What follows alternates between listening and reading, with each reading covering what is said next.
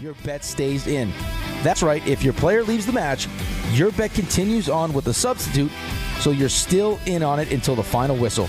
On the biggest stage in the world, FanDuel is changing the game. Must be 21 and older and physically present in New York. For help with a gambling problem, call 1-877-8-HOPE-NY or text HOPE-NY at 467369.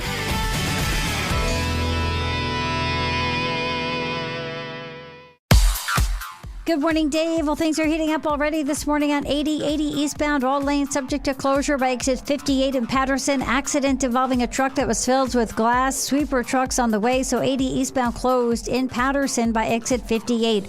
Watch for slowdowns on the LIE eastbound at 108th. It's a collision there. Traffic slowing down as you take a ride to the eastbound BQE getting up toward Atlantic Ave. And over on the New England Thruway northbound in New Rochelle, it's construction. Sponsored by RockAuto.com. A failed truck can turn any drive into a rough ride. When it's time for repairs, Rock Auto makes finding the right part easy. Shop name brands at lower prices and have parts shipped directly to your door. All the parts your car will ever need. Rock Auto. I'm Debbie Duhame, 880 ESPN, New York. Finish your high school diploma for you and your family. Visit finishyourdiploma.org to find free adult education centers near you. Brought to you by the Dollar General Literacy Foundation and the Ad Council. Every 40 seconds, a child is reported missing. That's 2,000 children every single day. It's a heart-wrenching reality that we can no longer ignore. Find the Children is a non-profit organization dedicated to helping find missing kids. You can be a part of their mission by donating your unwanted vehicle, running or not. Call 1-800-294-0222. We guarantee that you will receive the maximum tax deduction. We provide fast, free pickup with 24-hour response. Call 1-800-294-0222. Find the Children provides crucial resources to help find missing children and educational materials to teach kids how to recognize and avoid predators. Our recovery programs have a proven track record of reuniting kids with their families. It's time to act. Donate your unwanted or unused car. Help us build a world where every child is safe. Pick up the phone and call 1-800-294-0222. Together, we can bring these kids home safely. This advertisement was paid for in partnership with Cars R Us and Find the Children. ESPN New York, now streaming live on YouTube. Subscribe today and watch the show. WHSQ and WCBS FM HD2, New York.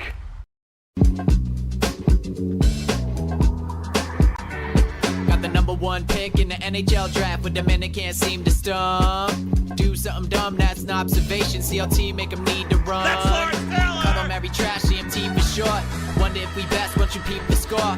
Up at the crack of dawn, top stories of the morning. While you're yawning, grab your coffee, rise and shine with 8:80 a.m. This is Drop Time. We provide highlights from your favorite teams. Got Dave and Rick making plenty of picks. It's Rule 76. All right, we have made it to Thursday, at least I think. I was just telling the guys, like this week with the holiday and all the moving parts, you don't know what day it is. But it's Thursday. We have confirmed 2nd day of July, 2026, and it is DNR here on ESPN New York. Grassa sitting in for the boys this morning, a big beach bash day, 2026 here for ESPN New York. We'll see everybody down there coming up a little bit later on today at Bar A in Lake Como. Looking forward to that, and bring your coolness because it's going to be a hot one. 85 degrees at 4 o'clock in the morning today. I would say that sets a tone for a little bit of a scorcher as we move forward through this Thursday. But Ray Santiago's here. He'll also be venturing down the shore a little bit later on. Joe Leo hanging out with us as well. Joe, will you be a Beach Bash attendee this year? I will not be bashing at the beach. No Beach Bash. So Joe is going to sit this one out. He said it's too hot. I'm not going. But it is going to be a party, a scene nonetheless. Hope everybody is having a good one. If you are coming out there, be safe. Get there in one piece. And we'll see everybody a little bit later on this afternoon. It is a Thursday, which means we have knobs. Did it happen in Florida? We will give you that a little bit later on. We've got the stuff you missed. We've got the 3 stars. We've got everything that you could possibly imagine here on ESPN New York on this DNR. And the other thing that we have is we have ourselves a national soccer team that is in the round of 16 in the FIFA World Cup. So a big shout out to Team USA and getting the job done last night, despite the fact, Raymond, despite the fact that the officiating crew decided to make it as difficult as possible for our boys out there in Santa Clara, issuing a fugazi red card to Flo Balogun, who might be our best striker. Not might be, probably is our best striker with all the goals he's putting up here in this tournament. And to say that that was worthy of a red card, and they go to video-assisted referee to make sure that it was indeed malicious, as they so said, I think is a joke.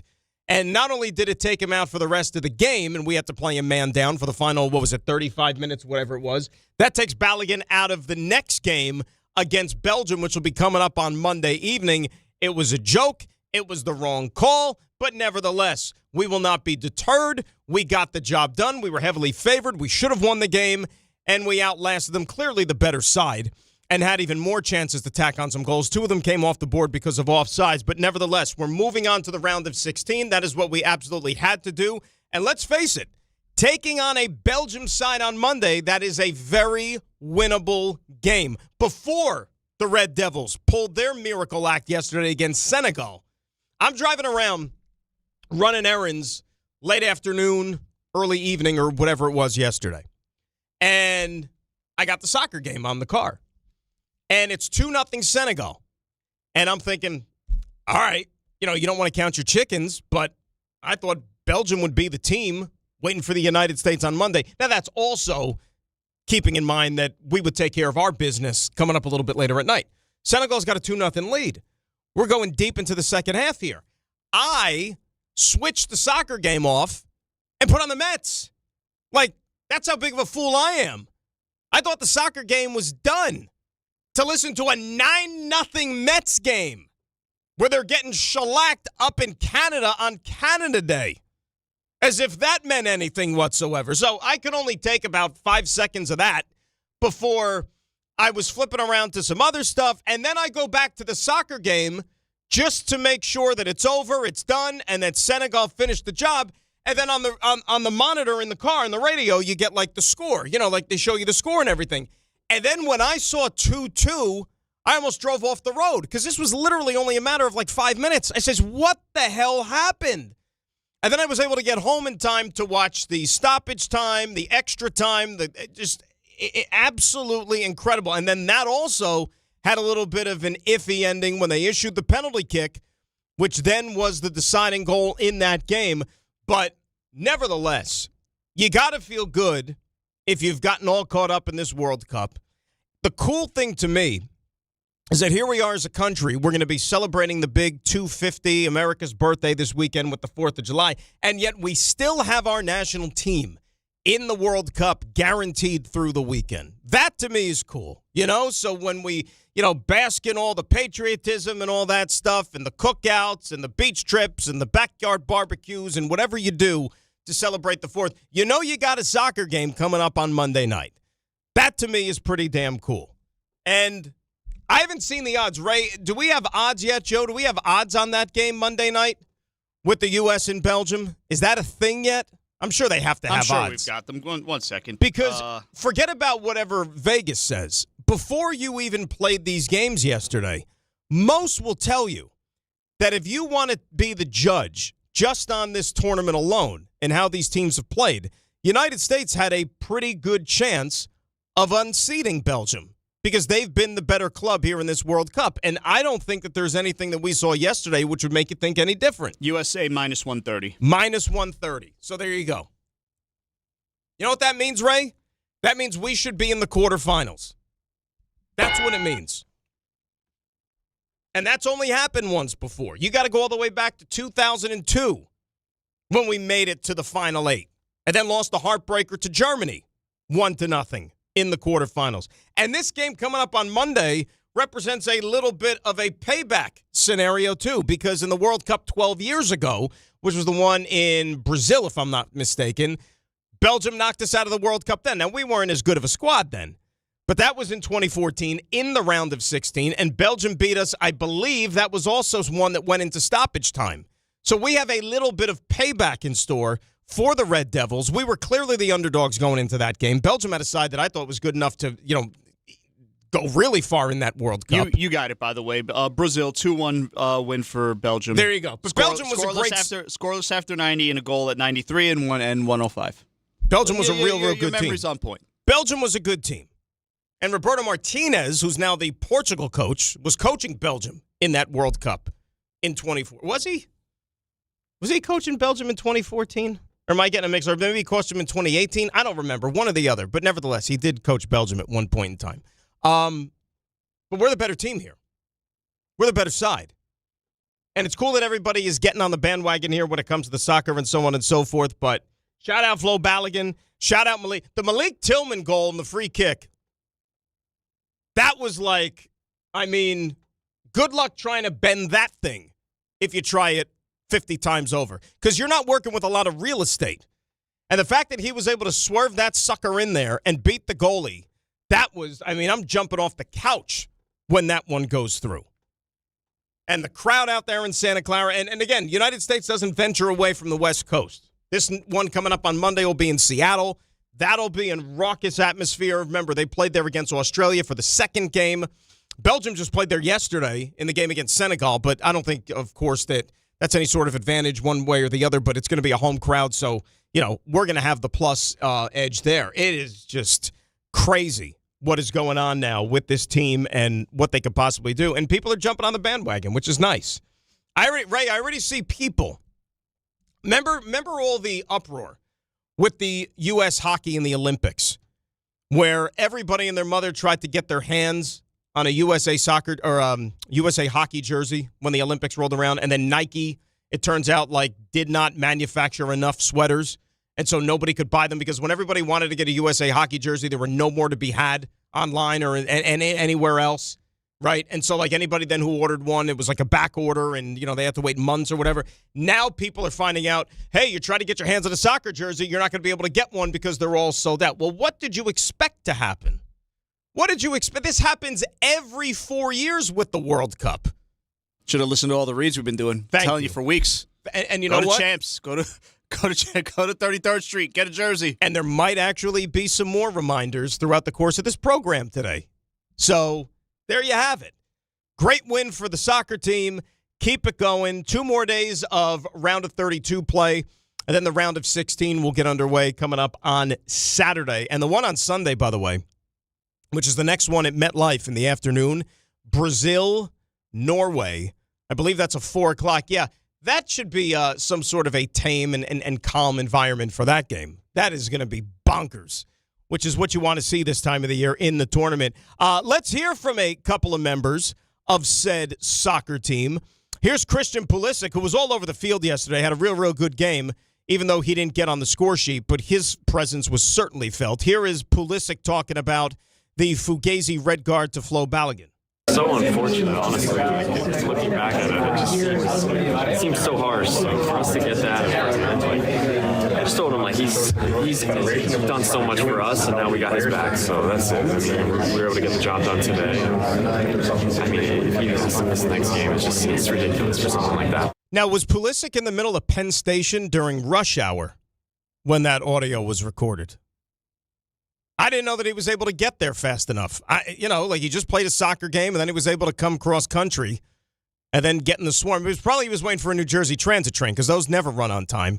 So there's probably a massive groundswell of people waiting to board the train, and then somebody stuck a microphone in Pulisic's face, and they said, hey, man, what'd you think about that red card? And then that's why you heard 800 different voices all in the near vicinity.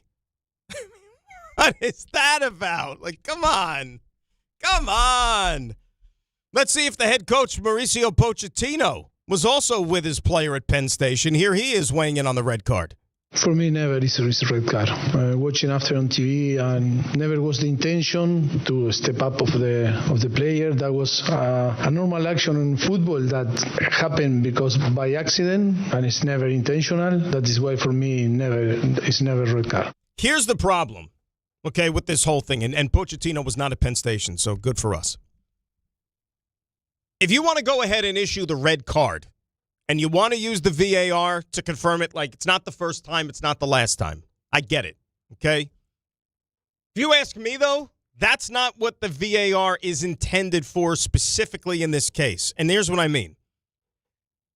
when the initial act happens, if you then go ahead and issue the player a yellow card that something quasi-egregious took place, fine, have no problem with it. And then if the referee wants to go and use the VAR to see if it should be upgraded to a red card, it's like, hey, did we miss something in real time? Was it a bit more malicious than we initially thought? Should we upgrade it to a red? Fine, I'm cool with that. Somebody's got to explain to me, and we have calls into FIFA, by the way, and they're very prompt, and I know that they're going to get back to us 2 days before the 4th of July at 6:15 in the morning, okay? But somebody's got to explain to me, if he was never issued a yellow card to begin with, how then do you go to VAR and it's a red card? Isn't that an indictment on the official, that nothing was given out even somewhat that it was egregious? See, and it's punitive enough to where, as we said, now he doesn't play the next game. And the folks on Fox, you know, they kind of like, oh, by the way, that you got a lot of people that are watching that game yesterday that don't necessarily know the ins and outs and are hardcore soccer people that thought, okay, red card, he doesn't play the rest of the game. Hell, they might have thought that we still carried on with 11 guys. You don't realize that you lose the player, and they sure as hell didn't know that he doesn't get to play the next round against Belgium, which really, really stinks. But there's no way that that thing is going to be minimized or dropped down to a yellow. And, like, you know, they're not going to – they can't do that. They can't do that. So, unfortunately, you're going to be without one of your best players taking on Belgium. And if you want to talk about the gross double standard of the whole thing, go back to earlier in this tournament. It's making its rounds on social media. You could check it out, okay? Messi, and I know we're talking about Messi, when they played, I think it was Algeria, if I'm not mistaken, almost the exact same thing happened. Not somebody clipping Messi, Messi being the perp. And he got nothing. No red, no yellow, no slap on the wrist, squat. Meantime, Flo Balogun, American, stars and stripes, red card. Out of the game, out in the round of 16, take a shower. But God forbid, they're never going to do that to Messi. God forbid, holy forbid. I mean, the World Cup is just going to completely go up in smoke if you issue any sort of penalty to the great Messi. My God. So we're pumped up about that. And like I said, we'll have some more thoughts a little bit later on. 3 games today in the round of 32. Spain, Austria at 3 o'clock. That is at SoFi. Portugal, Croatia at 7 up in Toronto. That one's going to be dicey.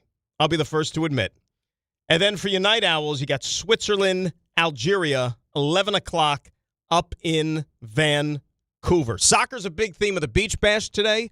Rick is going to be down there doing his best to try to stop penalty shots for the chance to win unbelievable prizes. He's going to have all the goalie equipment on. It is going to be a scene. Ray, do you think you're going to be taking a shot at Rick? Like not shots, but I mean, like, you know, soccer shots. Listen, I'm going down there to just take in the sights and have a good time. I don't need to kick anything. I don't need to take any shots at anything. I don't need to take any shots of anything. We're good. So Ray's just the mood guy today. I'm just going to sit back and, just enjoy myself. Watch the soccer. Ray's going to blend. You got a great game, too, with Spain and Austria. That'll be a fun one. So Ray's just going to blend in. How about Rick, right? I mean, Poor we have Rick. time. Yeah, he needs to be called out here for a second. And before we get into it. What happened? I don't know what happened. But why Bregman not back? Okay. That'll never go old, by the way. So yesterday, I got a little bit of sleep in the morning because I didn't have to do the show. And what do I see when I wake up? I see a picture making the rounds on the worldwide internet of one Rick DiPietro from last week when he was in St. Barth's and the head coach of the Philadelphia Eagles. You know what? Oh, my. That's. Did you? Yeah. That is.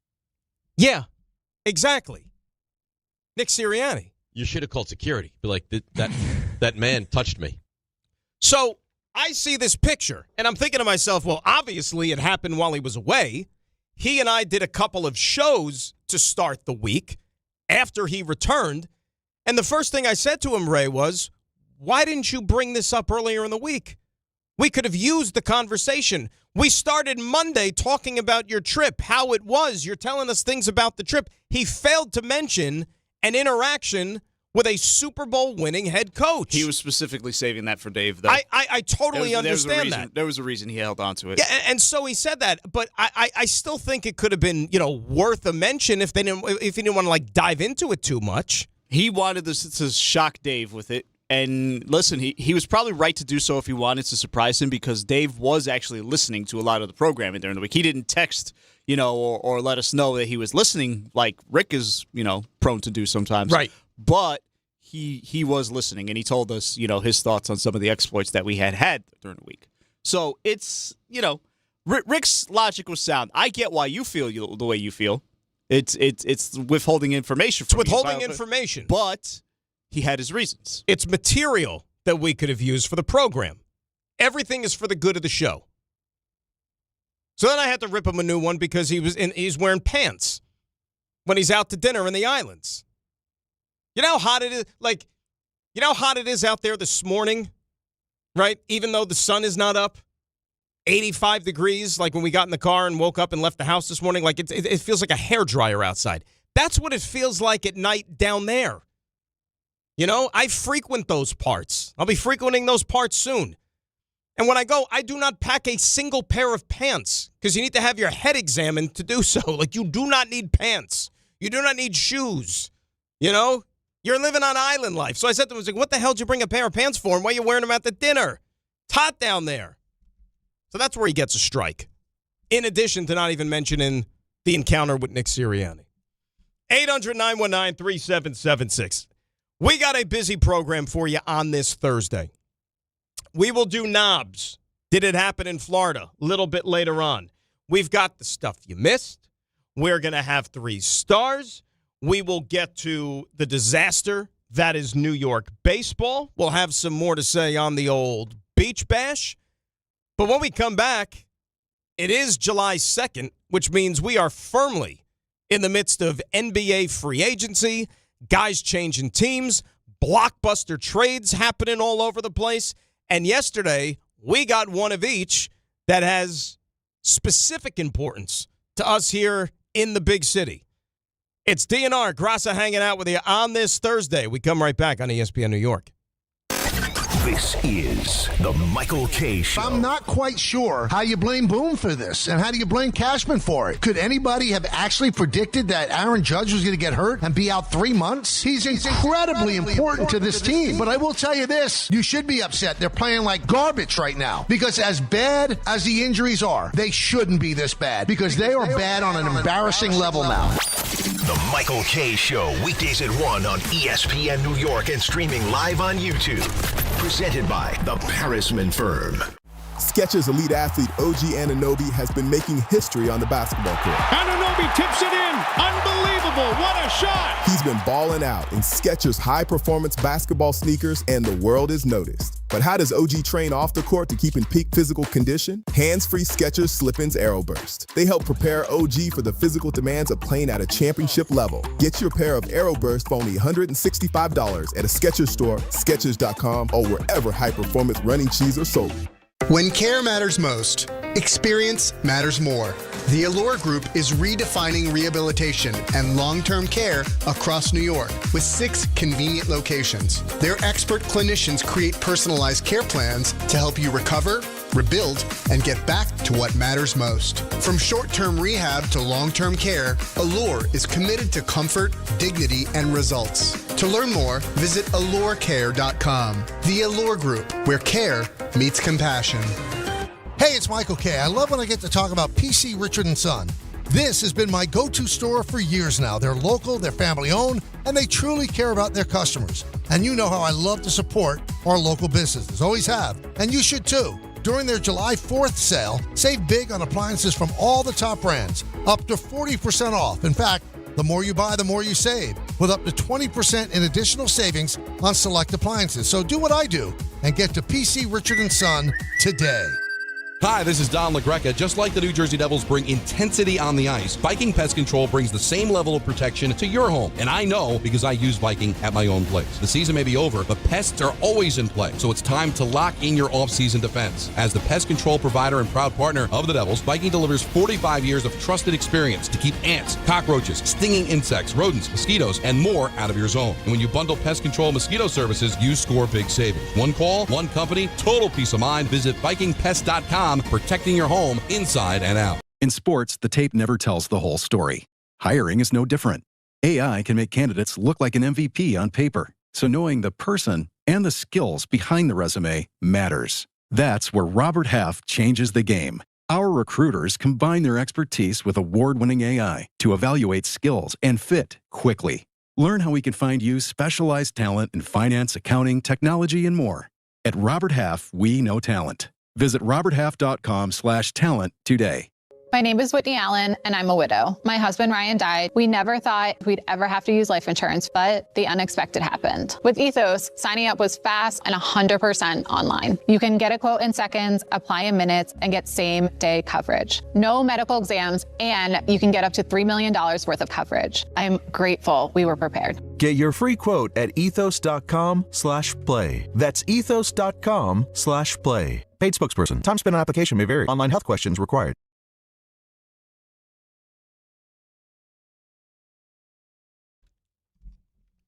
All right, DNR on this Thursday. ESPN New York. Grasso hanging out with you at 800-919-3776. Telephone number. USA marching on to the round of 16 in the World Cup. Belgium, the Red Devils, up next on a Monday evening. It's also NBA free agency time. And yesterday, we got the news late morning, I would say. I was out and about trying to get some things in before I had to pinch hit and do the K show. And I got a text from Ray with the news that Mitch Robinson is gone. And he's moving north to Boston to join the hated Celtics. And so we had a nice conversation about that yesterday afternoon. And look, I understand that it's, still fresh and people trying to process it. But you look at the dollars that were thrown Mitch's way, $47.5 million, 3 years. It's a nice payday. You know what I mean? That's a good payday for Mitchell Robinson. When you think about how his career began as a second-round pick, raw would be the best way to term, what he was as a basketball player coming into the league. A guy that didn't come from much, and Knicks decided to take a flyer on his tools, his size, and hope that they could develop him into something. Well, to say that they developed him into something would be putting it mildly. Because, look, he wasn't the perfect player. We know that. He had his shortcomings. But the bottom line is that for any player that you take in the second round and the proverbial lottery ticket, Mitchell Robinson was a success story, right? The fact that he got a couple of contracts as a member of the New York Knicks. He went through adversity. He had problems staying on the court. You didn't know what you were going to get from him from one season to the next. Hell, from 1 week to the next. We even found that out even in this postseason. But the fact that Mitchell Robinson persevered and that his career with the Knicks came full circle, where he became the longest tenured member of this basketball team and then capped it off with an NBA championship, what more is there to say, right? Like, we just got done with the draft. When you think about second-round picks and what they ultimately can become or what you hope they could become, like, there's really not much more you can do with what the Knicks were able to get out of Mitchell Robinson and what he meant to this team. And like I said, it wasn't linear. It wasn't perfect. But that's a home run pick. Not everybody's going to be Nikola Jokic, Not everybody's going to be Jalen Brunson when you're talking about second-round picks. But Mitchell Robinson, while not on that level, was a darn good New York Knick.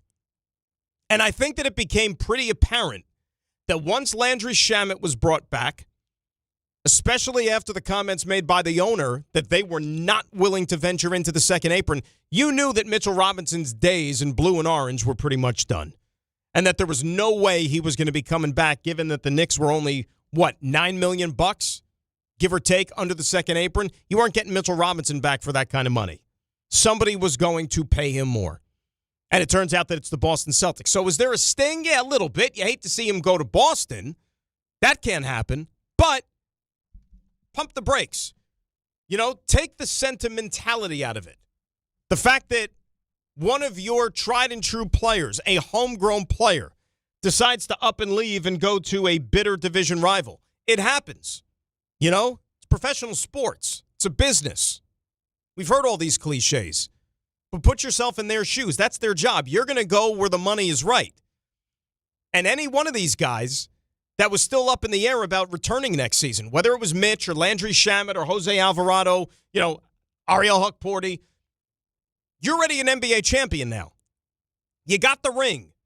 Everybody says, when they come into, professional sports, I want to win. I want to be a champion. Okay, they all accomplished that. They checked that box. So now if you have an opportunity to cash in and do what's best for yourself, maybe make a little bit more money, you do that. And that's what Mitchell Robinson did. And look, if it came down to a choice between Landry Shamet or Mitchell Robinson, I think that the Knicks made the right move in retaining Landry Shamet. Now, look, you got him a lot cheaper than what Mitchell Robinson ended up getting paid. I totally get that. But given where today's NBA is, and the fact that it's essentially a wing game, and it's all about spacing the floor and the three-point shot, Landry Shamet's more valuable than Mitchell Robinson. So does it stink a little bit? Yeah. That you're not able to run the band back completely? Of course. Did you want Mitchell Robinson to be a guy that maybe played the majority, if not all of his career at MSG? Yeah, it'd be nice. You saw him grow up here. You saw him experience the ups and the downs and all those things. But he goes to the Boston Celtics.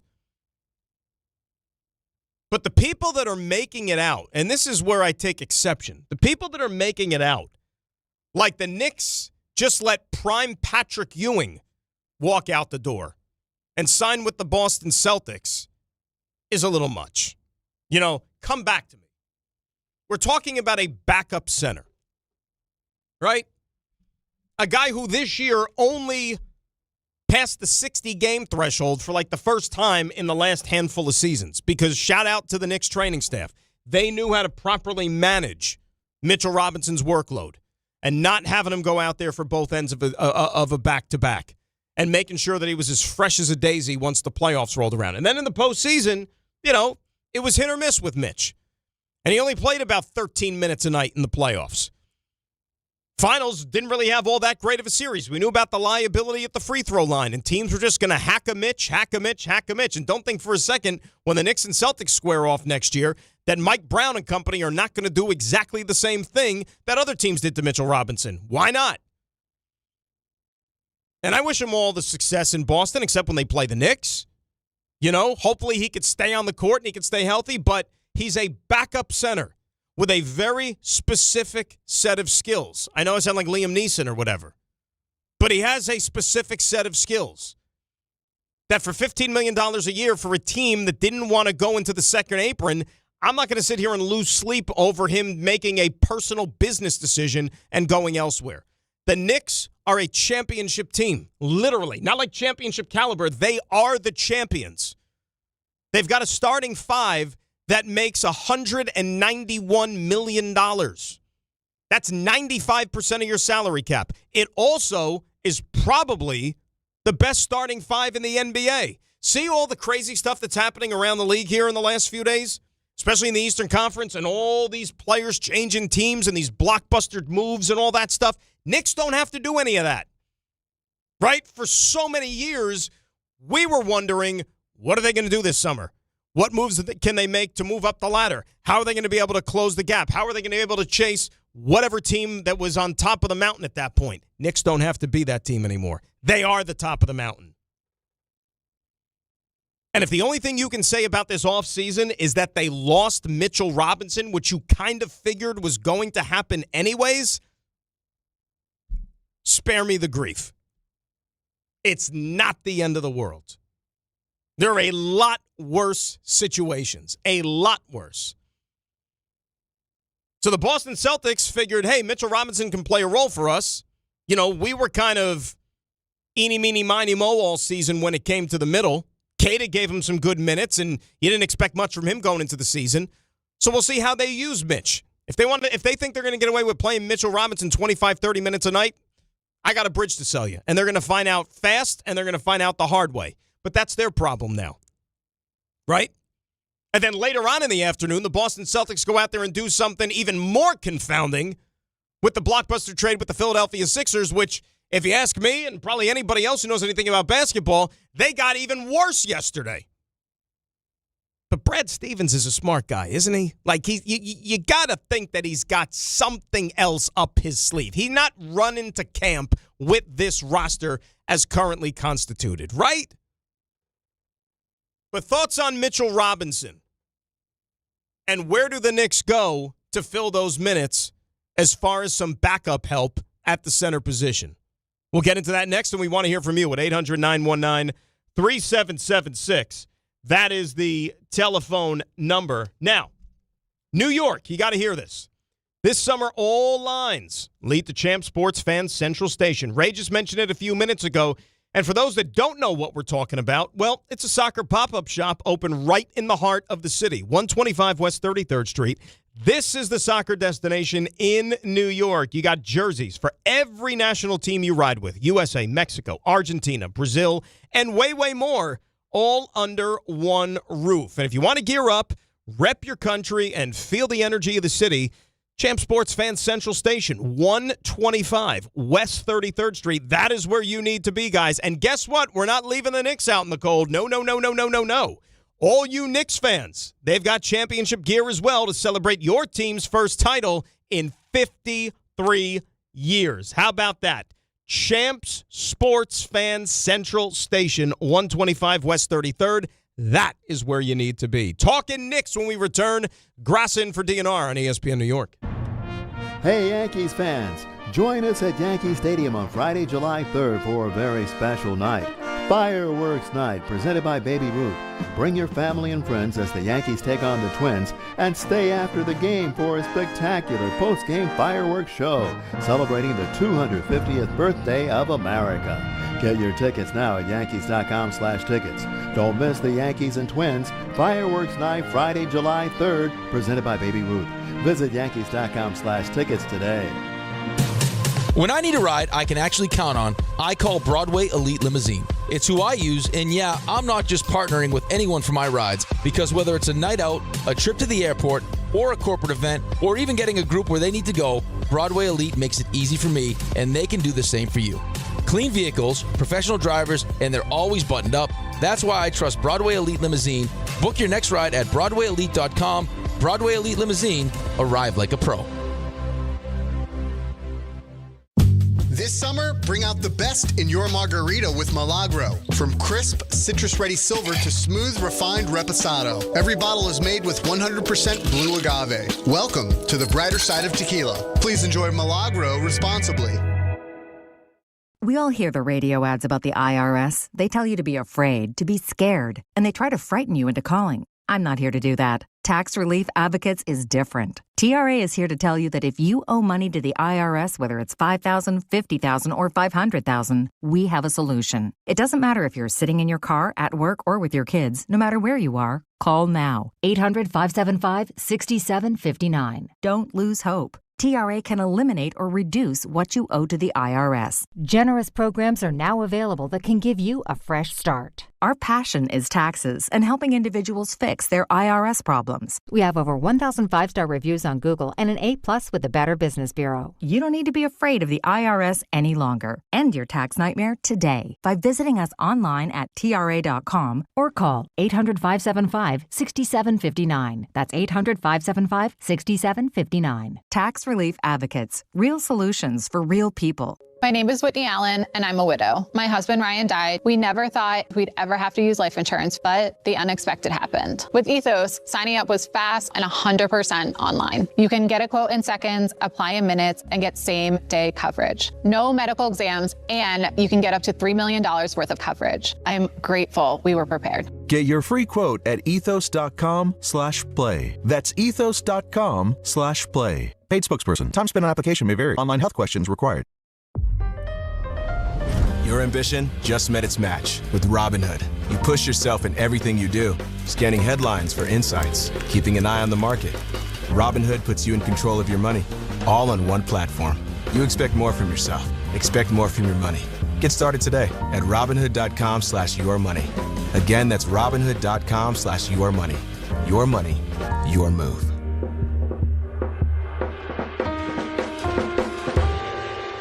The ESPN New York Beach Bash is back today at Bar A in Lake Como, New Jersey. Head down to the Jersey Shore and join the Michael K. Show and Don, Hahn, and Rosenberg live starting at 1 p.m. Plus, there'll be appearances from DiPietro and Rothenberg, as well as Bart and Carlin. We'll have plenty of giveaways for fans in attendance, a soccer watch party, and the chance to test your skills by trying to kick a soccer goal past Rick DiPietro. Save DiPietro! Plus, music from Surfing for Daisy. It's all brought to you by Spike Dave, Boost Mobile, Miller Lite, Fanatics Fest NYC, and New Jersey Lottery. You must be at least 21 years of age to enter.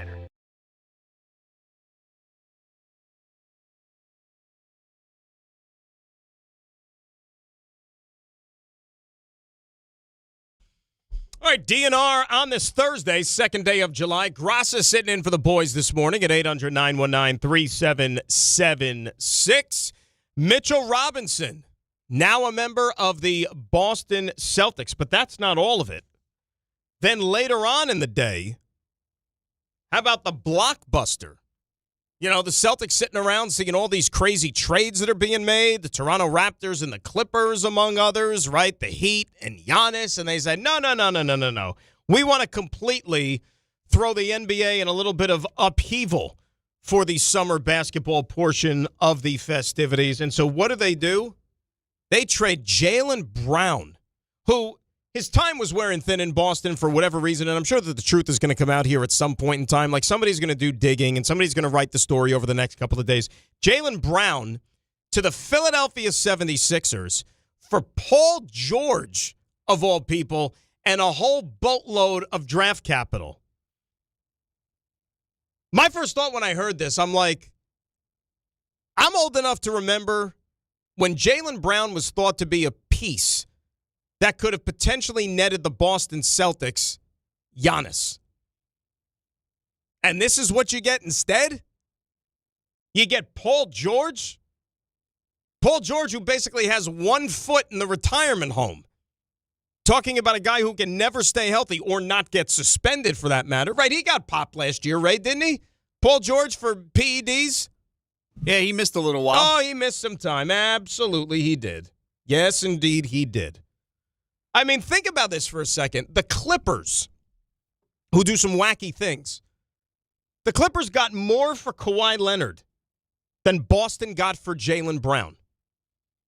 Jaylen Brown is 6 years younger than Kawhi Leonard. Think about that for a second. And the Clippers got more for a guy that, like, you know, depending on how the weather is from one day to the next, you don't even know if he's going to even play. So here's the Celtics. And it was funny because yesterday there was a caller who was trying to convince me that the Celtics had leapfrogged the Knicks because they took Mitchell Robinson from them. Well, what about this trade? Do you think they're better on paper? Celtics were worse by 5 o'clock than they were even at 12 o'clock in the afternoon. You're a Celtics team now that's going to be relying on Paul George, who's got a suspension on his resume and who can never stay healthy. Jason Tatum, who's a great player, but he's also not far removed from an Achilles injury. And now you throw in somebody like Mitchell Robinson, who we know is not exactly the epitome of durability. Brad Stevens isn't a dummy. You know, he kind of built this thing from scratch. He sold off all the old Celtics once upon a time when he took over, right? When they had Kevin Garnett and Paul Pierce, the old guys, and got rid of them and then stripped that thing bare and then slowly but surely, I know Danny Ainge was still part of the mix then too, but, you know, Brad Stevens helped also build a championship team. You got to figure there's got to be another move here somewhere. There's got to be. There is no way they're going into the season with this current group. You have to. I remember once upon a time when there was this thought that, God forbid, you trade within your division, or it was like taboo, like you can't do that. But Boston and Philadelphia didn't really have any issues when it came to doing that because they go ahead and they talk turkey, they make a deal, and then let's move forward. Philadelphia is a better basketball team, even though you got Paul George again, who can't stay on the court, Joel Embiid, who can't stay on the court, right? But if they can, that's a dangerous team talent-wise. And the cool thing about it is, and I was saying this to the guys before the show, you look at the Eastern Conference right now, are we still going to have to hear all this garbage next year for whoever comes out of the East that they didn't earn it? Because remember, they said that about the Knicks. Knicks had the easiest path to the NBA Finals or the easiest path to a championship that they can remember in quite some time, right? The East wasn't very good. Look at the Eastern Conference now. If I asked you right now at this very minute, on the second day of July, who are the top 4 teams in the Eastern Conference? Who are the 4 teams that are going to be sitting there round 2 of the playoffs next spring? Who are the 4? I could ask 10 people, I get 10 different answers because you have no idea. You know the Knicks are going to be good, right? Philadelphia, if they could stay healthy, I mean, they've got an abundance of high-end talent. I know Tobias Harris signed with with San Antonio, but so what? They still have dudes, right? VJ Edgecombe, year number 2, is going to be a lot better. More consistent. Cleveland, all right, they lose Dean Wade, but they're running it back, and they might even bring back an old friend like LeBron James. What about Toronto? What they just did, getting Kawhi Leonard, especially that value is going to play itself out come playoff time. You know, Indiana's getting Tyrese Halliburton back after what was a gap year for them. The Miami Heat just brought in Giannis Antetokounmpo. Are they done yet making moves? You know, the Celtics, I don't think they're going to disappear. You know, they may not be title contender anymore, but they're not just going to completely fade into oblivion. And then what do the Detroit Pistons do next season? A lot of it is going to hinge on whether or not Jalen Duren comes back, but still a good basketball team. You still have a primo all-NBA first-team player in Cade Cunningham. So how many names is that? That's like 8-9 teams? Like, the East is deep. It's going to be a lot of fun. And the best part about it is the Knicks are the team that's looking down on everybody else, which is fantastic. 800-919-3776. That is the telephone number. Let's get to the phones. And we are going to start it off with Joe in Ocean Gate, who bats leadoff here on DNR. What's up, Joey? How are you? Hey, what's going on, Dan? Yeah, listen, I've really become a fan of yours. You know, definitely filling in, and you guys, you're just really entertaining, and you know your stuff. So, well, Joe, I think personally, I was actually looking forward to. No, I was going to say, Joe, you have horrible taste, my friend. Horrible taste. Nah, we kind of grew up in the same. We're about the same age, so like I like a lot of the references you make with movies, and it's crazy your recall and memory and stuff. But I was just thinking, you know, since Balogun was red carded, which was crazy, that maybe because he got some free time, we can get him over to the beach bash today and shoot on Rick. You know, I think that's a possibility. Ray, can we make that happen? Can we put in a request to the U.S. men's national team? He can get on a plane. Probably in the next couple of hours. That's about a 5-hour cross-country flight. Put him on a direct. He can make it there for the beach bash. Beach bash isn't until 1 or 3 o'clock does it start? Technically 1 o'clock. Well, he'll be there. He could get there. You get him a car, and then he swings right over, and then he'll put a few past Rick. Hey, Joe, he doesn't have a red card at the beach bash, only in the World Cup. Yeah, exactly. I'm looking forward to meeting Championship Ray at the beach bash. I should hopefully be there by about 3 or so. But yeah. So will Ray, hopefully. So now, with the whole Mitchell Robinson. Well, actually, the Team US, the unbelievable gut check. I mean, just to play a whole second half of soccer with down a player is just, you know, a real testament to, you know, mind over matter and just really, you know, just buckling down and playing your damn hardest. But so the Mitchell Robinson, do we have, like, since he, you know, trades are obviously different than free agent signings, can we call Mitchell Robinson like a trader of the Knicks because he decided to play with the Celtics? No. Do you? Would you think that, Joe? Well, I'd just say, like, trades are different. You don't have really the ability to determine where you go, but, like, to actually decide, you know what, I just won with the Knicks, and now I'm going to go play against, you know, one of the rivals in the division. But I don't know. No, I think. I mean, I still love them, but. Yeah, I mean, Joe, I got to be honest with you, and thanks a lot for the phone call, my friend. We'll see you later on at the beach bash. Thanks for coming out. Like, if you want to go into the trader category for Mitchell Robinson, I'm not hearing it. I'm not. Ray, is that fair? I mean, first of all, seriously, like that thought never even entered my think space over the last 24 hours. No, because we said, we knew what the story was going to be when Mitch became a free agent, when Shamet was re-signed, when Alvarado was re-signed. It's like, okay, the writing was kind of on the wall. We knew where it was going to be. We knew that Mitch was most likely, unless there was a change of heart on both parties, he was not going to be here. And there's no problem with that. There's no problem. We're happy he got the bag. We're happy that he, it's his prime. It's his opportunity to do so. Yeah, it hurts that he ends up going to a hated rival, a really hated rival. But to call him a traitor is a bit much. And I had a tweet yesterday. Was kind of tongue in cheek. I said, well, I tweeted the mayor. I said, you got to take the sign on 23rd down now. The signs are only temporary. They're only up for the month anyway, so people can. Yeah, they're selling them off apparently. We're not going to boo Mitchell Robinson. We're not going to call him a traitor. We're not going to have him erased from the archives of Knick history. His role here can't be denied. He got the rebound that sealed the championship. Basically, we're not going. Mitchell Rob here. I'll put it this way. I don't know. I got nothing to base this on. I've got no inside track. I've got no communications with anyone in the league. I feel like opening night is going to be Knicks Celtics raising the banner that night, and it'll be a great night for everything.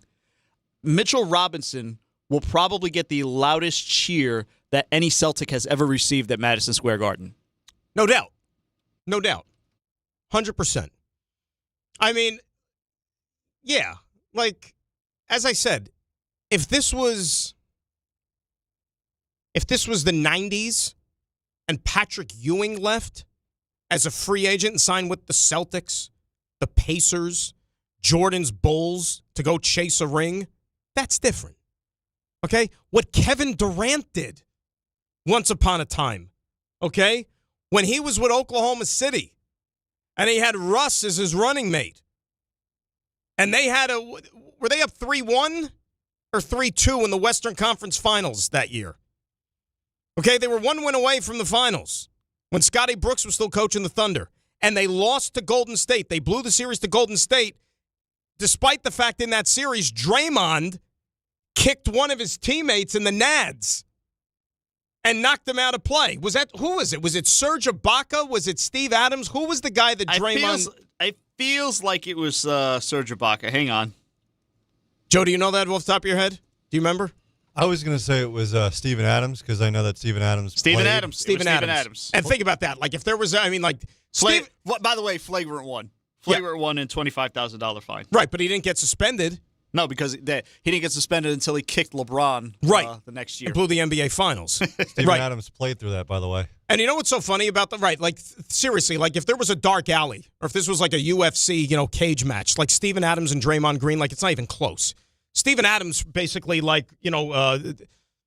fought kangaroos growing up in Australia. Not that you would fight a kangaroo, but I'm talking about what are some of those like crazy animals they have in the wildlife in Australia, like Tasmanian devils or whatever it is? Koalas, Tasmanian devils. No, but koalas aren't like dangerous. They're not going to kill dangerous. you. Are they? Oh, yeah. So like if a koala... Wait, I'm learning something. Koalas are dangerous? So wait a sec. They're not as cute and cuddly as you might think they are. So what you're telling me is if I encounter a koala, let's say like if I go out to the backyard and I'm having the morning coffee, like the birds are chirping and all of a sudden like a koala shows up. Let's say if I have like a timeshare in Melbourne or something like that. And you take his eucalyptus leaves away. Watch what will happen to you. And the koala shows up. And all of a sudden if he like freaks out and goes, and then like comes after you, like my life could be at risk. Oh, yeah. Like the chimp lady? Yes. When the chimp like destroyed her face and she needed a face transplant, like that could happen with a koala bear? They're, again, I'm not as cute and cuddly as you might think. No, don't they just like gnaw at your ankles or something like that? They're not going to like jump up and like disfigure you or maim you. They could. Is this? I need proof on this. I never once heard that a koala bear was that dangerous. I mean, you're making it like it's a velociraptor. Not quite that it's a dangerous. Cute and cuddly koala bear. By the way, I've got a great, disgusting, racial, like kind of what's the word I can use? Not for air joke involving a koala bear, which I'll tell you guys during the break. Yeah. Look at Ray's like interesting. Where could this possibly go? Not for families. Let's put it that way. Not for families. But I won't. How do we get on the subject, by the way? Oh, Steven Adams. So rewind back to that time with Kevin Durant. Okay? Kevin Durant was on an Oklahoma City team that was still trying to work their way up, get to the championship level. They had Golden State basically down for the count, couldn't finish them off. Draymond Green kicks one of Kevin Durant's teammates in the you-know-what, and then what does Kevin Durant turn around and do a month later? He joins the enemy to go chase a championship. Like, that's traitorish. That's bad form, even in today's world where it's a business, right? But no, I don't look at Mitchell Robinson as a traitor. He's a backup center. I mean, do you know how many guys that the Knicks have had over the years, like former Celtics, that they've brought into their organization? Like, you know how many like Knicks coaches over the years are former? Like Don Nelson's a former Celtic. Don Chaney was a former Celtic. Am I forgetting any others? And like people were cool with that, even though those guys didn't like win. I mean, Pat Riley, like some don't even remember how big of a story that was. You recall that, Ray, when Pat Riley just up and left the Knicks after they lost fax machine. With the fax machine, right? After they lost to Indiana in 95, and you thought the dream was done, the Ewing finger roll, which didn't roll, right? Pat Riley just up and leaves. I've essentially gotten everything I could out of this team. The run is over with. And he faxed in his resignation, and he goes and joins the Miami Heat. That was huge news. You want to talk about traitor, Benedict Arnold, all that stuff like that. That's traitorish. I'm not going to sit here and talk about a guy who spent 8 years with the franchise, had ups and downs to no end, ultimately helped you win a championship, and he got a nice little contract from a team that was certainly going to spend more than the New York Knicks were able to do. Like, that's fine. I got no issue. Here's our buddy Ian Begley from SNY talking about the dilemma that the club faced involving the second apron and whether or not to veer into those waters in terms of matching what the Celtics offered Mitchell Robinson. Knicks could have, in theory, signed Mitchell Robinson to the deal the Celtics signed him to if they were willing to go above that second apron. They choose not to. Now they have to fill some holes at center. Ariel Hukporti also leaving New York for the Philadelphia 76ers. If they're trying to stay under the second apron, it would seem that they would have to go the trade route to acquire a center that's anywhere near the competency of a Mitchell Robinson. People are looking at Diabate down in Charlotte as a potential tradable center because Charlotte has that glut of bigs post-draft. Glut of bigs is not putting it mild, or is putting it mildly with Charlotte, what they have down there now. Diabate could be a target. Now, here's the question. What are you willing to give up to make that move? I got to see his contract situation here real quick. But Ray, let me ask you a question, because I read somewhere that you're a Knicks supporter. You can correct me if I'm wrong. Moussa Diabate, okay? Would you, if I can find the darn contract, he has, what year are we going to, 26? All right, he's got one more year left on his contract, $2.4 million. You're talking about minutes per game. Last year he played about 26 minutes a game, started almost 50. Would you give up Deuce McBride for Moussa Diabate? Probably not Deuce McBride straight up. I'm sure you can finagle some of those picks that you have, those extra picks that you picked up this past week. $2.4 million is nothing. You'll take that in a heartbeat. Exactly. Listen, I've learned to trust what Leon Rose is doing. And whatever is going on there, he's got a plan. I'm sure he had a contingency for this and also for the Hukporti situation. They're not going to go into October without a backup center. They're going to have one. So maybe this Diabate thing, maybe there's legs to that. I don't know if that's it, but they'll have something. Diabate, Kevon Looney still out there. Jock Landale, who was with the Atlanta Hawks, didn't play in that series. He was injured against the Knicks in the first round. There are options. Anybody that's losing sleep over the fact that the Knicks don't have a backup center right now, 3 months, 3.5 months, or whatever before the season starts, relax. Enjoy the championship. Enjoy it. 800-919-3776. More of your calls. We'll dive a little bit further into these NBA offseason waters, and we'll get some confirmation on just how deadly these koala bears are, allegedly. It's Graca sitting in for the boys on DNR right here on ESPN New York. And it's 6:57. We got to get a check of the roads on this busy Thursday and say good morning to Debbie Duhame.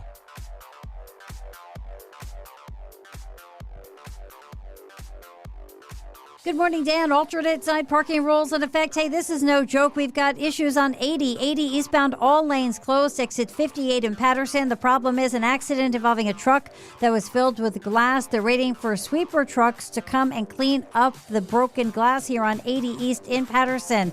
Watch for slowdowns on the Cross Bronx West, bumper to bumper, White Plains Road into the outbound George Washington Bridge with an accident on the lower level. Sponsored by RockAuto.com. Event Tyrod can quickly bring a drive to a halt. For the parts needed to get back on the road, visit rockauto.com. Find a wide selection of quality parts at reliably low prices, delivered right to your door. All the parts your car will ever need. Rock Auto. I'm Debbie Duhame, 880 ESPN New York. Prizes, flyaways, even cash money. You want it? We've got it. Find a list of all contests and official rules by visiting ESPNNewYorkContests.com. That's ESPNNewYorkContests.com. Hey, New York and New Jersey. Commitment issues? No problem. Now you can get unlimited talk, text, and data for $25 a month forever, as in for life. Switch now at BoostMobile.com. After 30 gigabytes, you may experience slower speeds. Pay $25 a month as long as you stay on the Boost Mobile Unlimited plan. Hey, Yankees fans. Join us at Yankee Stadium on Friday, July 3rd for a very special night. Fireworks Night, presented by Baby Ruth. Bring your family and friends as the Yankees take on the Twins, and stay after the game for a spectacular post-game fireworks show celebrating the 250th birthday of America. Get your tickets now at Yankees.com/tickets. Don't miss the Yankees and Twins Fireworks Night, Friday, July 3rd, presented by Baby Ruth. Visit Yankees.com/tickets today. If you're heading into summer without a medical emergency kit, you're taking a risk most people don't think about until it's too late. Summer colds linger and can turn into sinus infections that last for weeks. Getting sick right now before vacation can derail everything. And when you're traveling, finding a doctor and pharmacy is stressful. That's why I ordered a medical emergency kit. It's like having urgent care and a pharmacy right at home. It includes essential prescriptions like amoxicillin and generic Z-Pak to treat a wide range of common and serious illnesses. So if you wake up sick at home or on the road, you already have what you need. No waiting for your doctor, no hours at urgent care, no pharmacy lines, no copays. Just match your symptoms to the right prescription in your guidebook or call their telemedicine doctor standing by. Start on your meds sooner and feel better faster. Every home needs at least one medical emergency kit. Order yours online in minutes and it's shipped to your door. And save $45 with my promo code 880 at urgentcarekit.com/880. That's promo code 880 at urgentcarekit.com/880. Everyone needs to take care of their mental health, even running back Bijan Robinson. When I'm on the field and feeling the pressure, I usually just take a deep breath. When I'm just breathing and seeing what's in front of me, everything just slows down. It just makes me feel great before I run the play. Just like Bijan, we all need a strong mental game on and off the field. Make a game plan for your mental health at loveyourmindplaybook.org. Love your mind. Brought to you by the Huntsman Mental Health Foundation, the Arthur M. Blank Family Foundation, and the Ad Council. Every 40 seconds, a child is reported missing. Find the Children is a nonprofit organization dedicated to helping find missing kids. You can be a part of their mission by donating your unwanted car. Call 1-800-294-0222. You'll receive the maximum tax deduction, and we provide fast, free pickup. Call 1-800-294-0222. Donate your unwanted or unused car. Call 1-800-294-0222. This advertisement was paid for in partnership with Cars R Us and Find the Children. Congratulations to the New York Knicks. They are the 2026 NBA champions. WHSQ and WCBS-FM HD2, New York. This is DiPietro and Rothenberg. When you think about second-round picks and what they ultimately can become or what you hope they could become, there's really not much more you can do. with what the Knicks were able to get out of Mitchell Robinson and what he meant to this team. Fadeaway jumper, in and out, tipped in by Robinson. Big tip from Big Mitch with 4.1 to go. That's a home run pick. Alley-oop off the inbound, throws it down. Mitchell Robinson over the top of Joel Embiid. Not everybody's going to be Nikola Jokic. Not everybody's going to be Jalen Brunson. But Mitchell Robinson, while not on that level, was a darn good New York Knick. This is DiPietro and Rothenberg on ESPN New York and streaming live on YouTube. All right, hour number 2 on this Thursday. Graca sitting in for the boys here on DNR Beach Bash Day 2026 here for ESPN New York. Going to be hot, going to be toasty. Where else would you rather be than down at the Jersey Shore? So come on out. We'll see everybody a little bit later on at 800-919-3776. I got some information, and for those that are just joining us, apparently Joe Leo dropped a bomb in the last hour, late in the last hour. We got on the subject of koala bears. I still don't know. Oh, yeah, because of Steven Adams. We were talking about him. And Joe said that koalas are, like, very, very dangerous animals. They're not just these cute and cuddly, fuzzy things. So, of course, we have to do our research. And on the subject of whether or not, koala bears are aggressive towards humans, they're not naturally aggressive, but they have, if they feel threatened or if they feel like they are cornered in any way, they will vigorously defend themselves. And they have, sharp claws and teeth. But so essentially, unless you poke and prod and really instigate, they're not going to do anything. But why would one do such a thing anyways? Well, because somebody wants to hug a koala bear. They're cute and cuddly, and if you corner a koala bear, don't poke the bear. Yeah, but do you? Like, seriously, I'm a big proponent of, keep your space, with anything. And you said, people want to hug a koala bear. Like, if you saw a koala bear out in the open, out in the wild, if you were going in to get, some coffee or something, you see a koala bear coming out, you're not going to sit there and give it a hug, are you? Not that you would see a koala bear getting coffee wherever you get coffee, but you get my point. There are some interesting people in this world. Ray, you come across a koala bear, you giving it a hug? Probably not, given what I learned about it in the last commercial break. Mm-hmm. Yep. Yeah, and there's other things about koala bears, too, we can't even mention on the air. Who would have thought koala bears carried STDs? But apparently it's true. We're not making it up. They get around. They do. They get around. 100%. Let's say hi to Edgar in Bloomingdale, who is up next here on ESPN New York. Good morning, Edgar. How are you? I'm very good because I'm going to the beach bash. There you go. I'm very upset. I'm very upset at the Belugan. Very upset. Balogun. Come on, man. Our best goal scorer? Yeah, but that's terrible. Yeah, but come on. I call him Belugan because of Dave. Falarin Belugan. Well, I mean, Dave doesn't know what he's talking about with soccer. That's why. But nevertheless, that shouldn't have been a red card.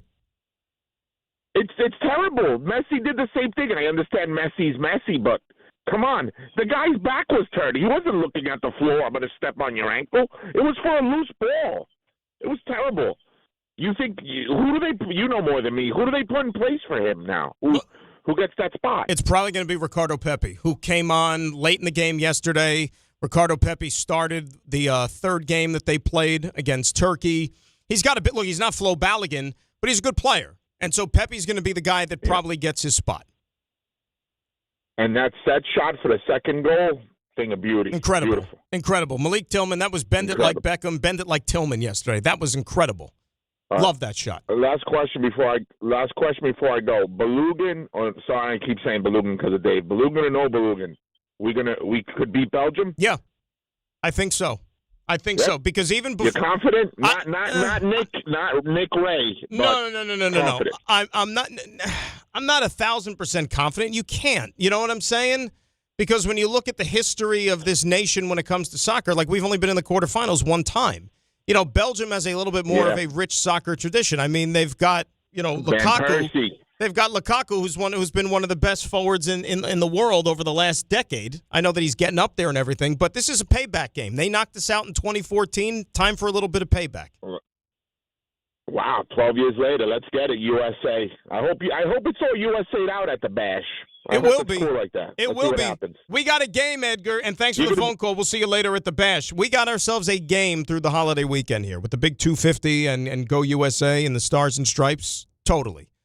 No, but before we even played the two games yesterday, I say the two games, Belgium, Senegal, and then the United States game, I had my buddy Sebastian Salazar on the show over the weekend, and astute soccer observer.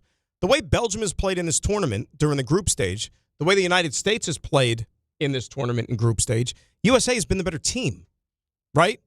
So even when you got a little greedy and looked ahead past the round of 32 to a possible second-round matchup or a round of 16 matchup against Belgium, you said, you know what, they can win that game. And then yesterday, with the Belgium-Senegal game, 80 minutes, Senegal was up 2-0. And you thought that, at least my mind went to, all right, we're going to be playing Senegal in the next round. That's maybe a little bit trickier. And then Belgium comes all the way back, ties the game, gets it to extra time, the penalty call, penalty kick, they win the game. I think the U.S. has been the better side. They've got the crowd behind them. Seattle's going to be an absolute freaking buzz. You think it's loud for Seahawks games? Like when they're going good? This place is going to be on steroids on Monday night. Go back and watch the second game against Australia on that Friday afternoon. That was also played in Seattle, and how riled up that place was. It's going to be even more so, I think, on Monday night. Let's say hi to Omar. He's in Brooklyn here on ESPN New York. Good morning, Omar. How are you? Yeah, good morning. How are you? First, we are the champion, and everybody is claiming that we, as a New York Knicks, are a champion up to the next year when the playoffs happen and somebody beat us. We are still the champion. Okay. First thing first. That's where we stand right now. And all these trading and off-season acquisition, trying to get themselves better to match up with the New York Knicks. So my philosophy, I always tell you about that Julius Randle trade, that he was injured, and you never should repeat itself, and never give a chance for that team when they were 35 or something, 25 and 6 in the from February, March, when everybody was healthy. And then Julius Randle got injured. Everybody got injured, and they traded Julius Randle and got Carl Anthony Towns. I was in for that they should repeat itself. Now we won a championship. The guy who secured a championship rebound, that we can say and sigh of relief that we are winning that game and the championship, is going to, as Ray said it, that's going to be hands out as you follow NBA. The first game of the season is defending champion New York Knicks getting the Rays at Madison Square Garden, and Mitchell Robinson is playing at Boston Celtics uniform while he is getting the ring. He will be appreciated by the Knicks fans, as you have heard in last 24 hours, what is the reaction of the fans are. My point to you is, as a fan, I say, I always admired James Dolan from my 17 wins, 13 wins teams. Isaiah Thomas, he brought in Larry Brown. They paid him to almost $10 to $12 million, and they fired him after 1 year because there was a tussle, and they paid him for next 4 years. He always plays players, try to become better. It never works out. And here the fan base was crushing James Dolan, that he's the reason. Now we won the championship. I always admire James Dolan. I don't think that he ever he hesitates to spend money on their players, on their coaches, and he want to bring the best possible scenario that he can win a championship. He wanted to win the championship, and he finally won it. But as a fan, I can appreciate the team that we finally won the championship on somebody else's soil. That team stays the same for 1 year, and 1 year apron, $15 million or $20 million extra. I know it's not because of money. I know it's because of a trade that he wants to do. But why not the 7 years? Why not for the fan? That all this team comebacks, all that give that player after 53 years of all those players that have not seen and touched the championship. I wanted to see the same players, Sherman, Robinson, everybody that contributed in that championship dilemma, that when the season starts next year, that we have that same mojo, that I wanted this. the part. That's what I want. I understand Mitch Robinson. Now he's going to the team. You know what their offense is going to be now. Whatever in the cards, another trade in the Boston Celtics. But offensive rebound from Mitch Robinson, put it back, and there is 4 shooters. Paul George, Jason Tatum, what's his name? White and that guy, and then there's a Bosse coming from the bench. They have shooters, and the head coach mentality is shoot. You will even see these 2 years as a Mitch Robinson, as he has complained, literally sometimes small, very, very small complaints, that I cannot become a better free throw shooter if I don't attempt a shot. Okay. And then he told about he went with Brown that they told me to take threes, but they never give me a shot. You will see. You will see Mitch Robinson shooting threes in Boston Celtics. I don't think that's going to happen. And thank you for the phone call. So Omar's fired up. Omar, I mean, he made it clear he wants to run it back. He wants the Knicks to go into the second apron, I think, to bring back Mitchell Robinson. I was thinking about that, guys, yesterday, too. Like, 2 years ago, let's think for a second, okay? Let's think. Let's go back in time. 2 years ago when the Knicks beat the Celtics and knocked them out of the playoffs, were the Celtics not their own worst enemy in that series, blowing 20-plus point leads? Right, we agree? Right, the Celtics shot themselves in the foot, no pun intended, because that's what they can't help themselves.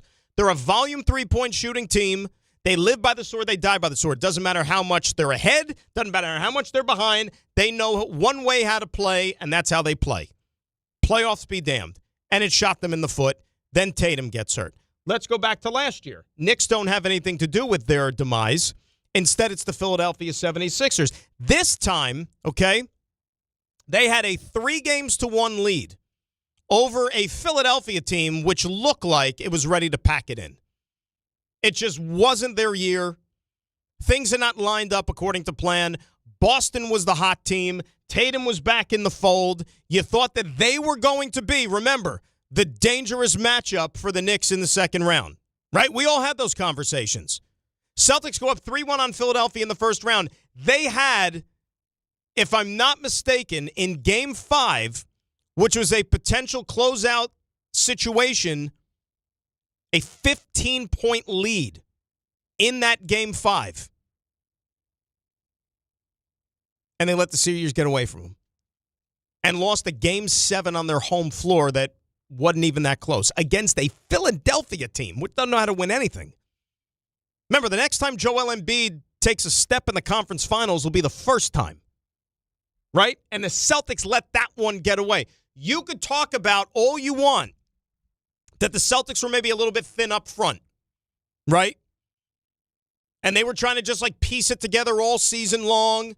So if you're going to tell me now that by giving Mitchell Robinson $47 million in change, it's going to cure what ailed the Boston Celtics, and that's going to be the tipping point, I didn't believe it yesterday afternoon when the deal was first announced. Because remember, the Celtics could have prime Bill Russell manning the middle again next year. As long as Joe Mazzulla is still in charge, they're still going to chuck up about 53s a game. And that's even if they had Russell down in the low blocks.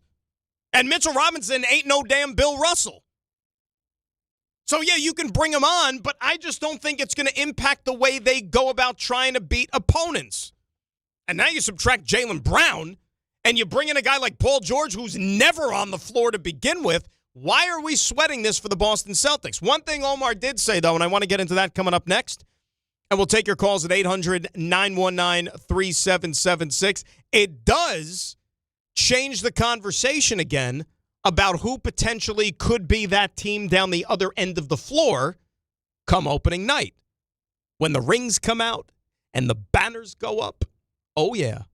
Because Ray and I were having a good conversation about that just last week when we did breakfast, and now I think the conversation changes a little bit. We'll get into that. Plus, a little bit later on this hour, we have Knobs and Did It Happen in Florida? Because, after all, it is a Thursday. It's Grassa hanging out with you here for DNR and ESPN New York. At Uline, they know going the extra mile takes hard work. For companies pushing to go further, Uline will go the distance with you. 24/7, they answer the phone to get you the shipping and industrial supplies you need. Business can move fast. Unexpected large orders, adverse weather, new safety guidelines, and changing economic trends. Uline works hard keeping 41,000 items ready to ship, minimizing detours on your way to the extra mile. Visit uline.com. Hosting this summer? Reach for Milagro, made with 100% blue agave and designed to bring out the freshest margaritas. It's the easy upgrade your guests will taste. Welcome to the brighter side of tequila. Please enjoy Milagro responsibly. Michelle here. Look, in sports, the best teams know when to make their move. Sherwin-Williams is making theirs with their 4th of July sale. We're talking 30% off paints and stains June 26th through July 6th. You know, I'm looking at these studio walls. They're a bit gray. I'm thinking I wouldn't mind a little more red in here. Get that Cardinal spirit going. Yeah, I like that. Order online and get everything delivered right to your door or swing by your neighborhood Sherwin-Williams store. Retail sales only. Some exclusions apply. See source for details. Delivery available on qualifying orders. In my world, you're always sorting through information, trying to find what matters most fast. Well, if you're hiring, you can now review all these resumes and applications faster thanks to ZipRecruiter. ZipRecruiter has a new feature that instantly shows you the most interested, qualified candidates first. ZipRecruiter's matching technology finds qualified candidates quickly. And with ZipRecruiter's new feature, qualified candidates show up at the top of your list. Try it for free at ZipRecruiter.com/sports. Meet your match on ZipRecruiter. Skechers elite athlete OG Anunoby has been making history on the basketball court. Anunoby tips it in. Unbelievable. What a shot. He's been balling out in Skechers high-performance basketball sneakers, and the world is noticed. But how does OG train off the court to keep in peak physical condition? Hands-free Skechers Slip-ins Aeroburst. They help prepare OG for the physical demands of playing at a championship level. Get your pair of Aeroburst for only $165 at a Skechers store, Skechers.com, or wherever high-performance running shoes are sold. When we started Oakland Roots Sports Club, we needed a strong foundation.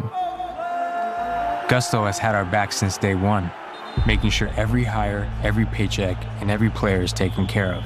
They're the team behind our team. With Gusto, we stay rooted and give Oakland the love it deserves. I'm Idris Argandawal, co-founder of Oakland Roots and Gusto customer since 2018. See why 500,000 businesses trust Gusto for payroll, HR, and more. Get started for free at gusto.com/roots.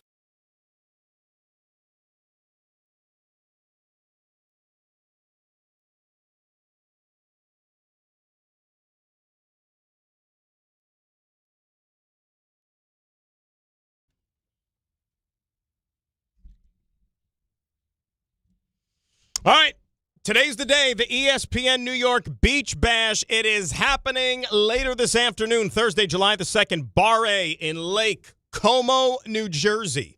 Head down to the Jersey Shore, pack your patience, join the Michael K. Show and Don Hahn and Rosenberg live starting at 1 p.m. and an appearance by Rick and Dave, Bart Carlin, and so many more. You're going to be tripping over yourselves or tripping over all the people that are going to be making appearances. We're going to have plenty of giveaways for fans in attendance. There's going to be a soccer watch party. You can watch the Spain game this afternoon. You can really get crazy and hang around for the Portugal game tonight. Plus, you get the chance to test your skills by trying to kick a soccer goal past Rick DiPietro. Yeah. Plus, you get music from Surfing for Daisy. They're going to be playing an hour before and an hour after the shows. It's all brought to you by Spike Dade, Boost Mobile, Miller Lite, Fanatics Fest NYC, and the New Jersey Lottery. You got to be at least 21 years of age to enter. DNR, Grassa hanging out with you here on this Thursday. We'll have a little knobs and did it happen in Florida later on in the program. As far as this Jaylen Brown, Paul George, Sixers, Celtics blockbuster was concerned, here was our good buddy Brian Windhorst on the Hoop Collective podcast talking about the Celtics and what their true feelings were about Jaylen Brown. Look, I just know that the Celtics felt that even though Jaylen Brown was talking about himself for MVP, or there was this MVP campaign for Jaylen Brown, the Celtics did not feel that Jaylen had the best season on their team. And I don't mean Jason Tatum. I'm talking about they felt that Derek White had a better season. Despite the fact he had a poor shooting season. I agree. But they felt he impacted winning the most. And the statistics that people use to analyze. Yeah, on, off, and whatnot. Said that. Okay, so that's Windy. Here's Shams on how there was a dissolution between the Celtics and Jaylen Brown.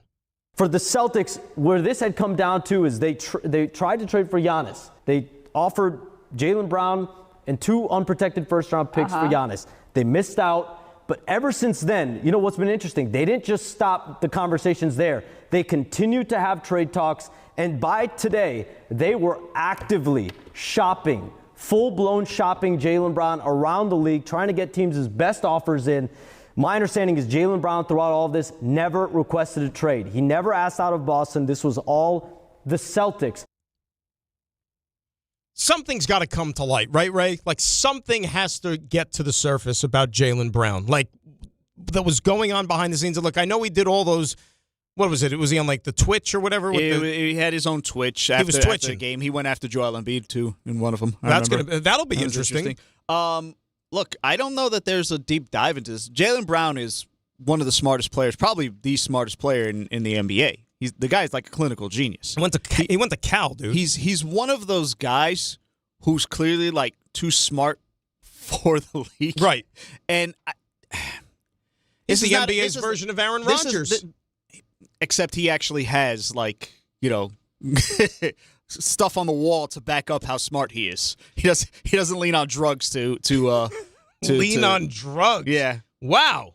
You don't disagree with me. No, I don't. You had a front row seat. But I thought Aaron was cool, by the way. We got along great. Similar to like Aaron Rodgers, though, in that, like, when a guy is too smart for the room, it can rub people the wrong way. I'm sure there's a little bit of that going on in Boston. I'm sure there was. Absolutely. And you know, I could see a little bit of, you know, maybe entitlement isn't the right word, but a guy who accomplished as much as he did and finals MVP and this and that, and you thought, okay, well, maybe.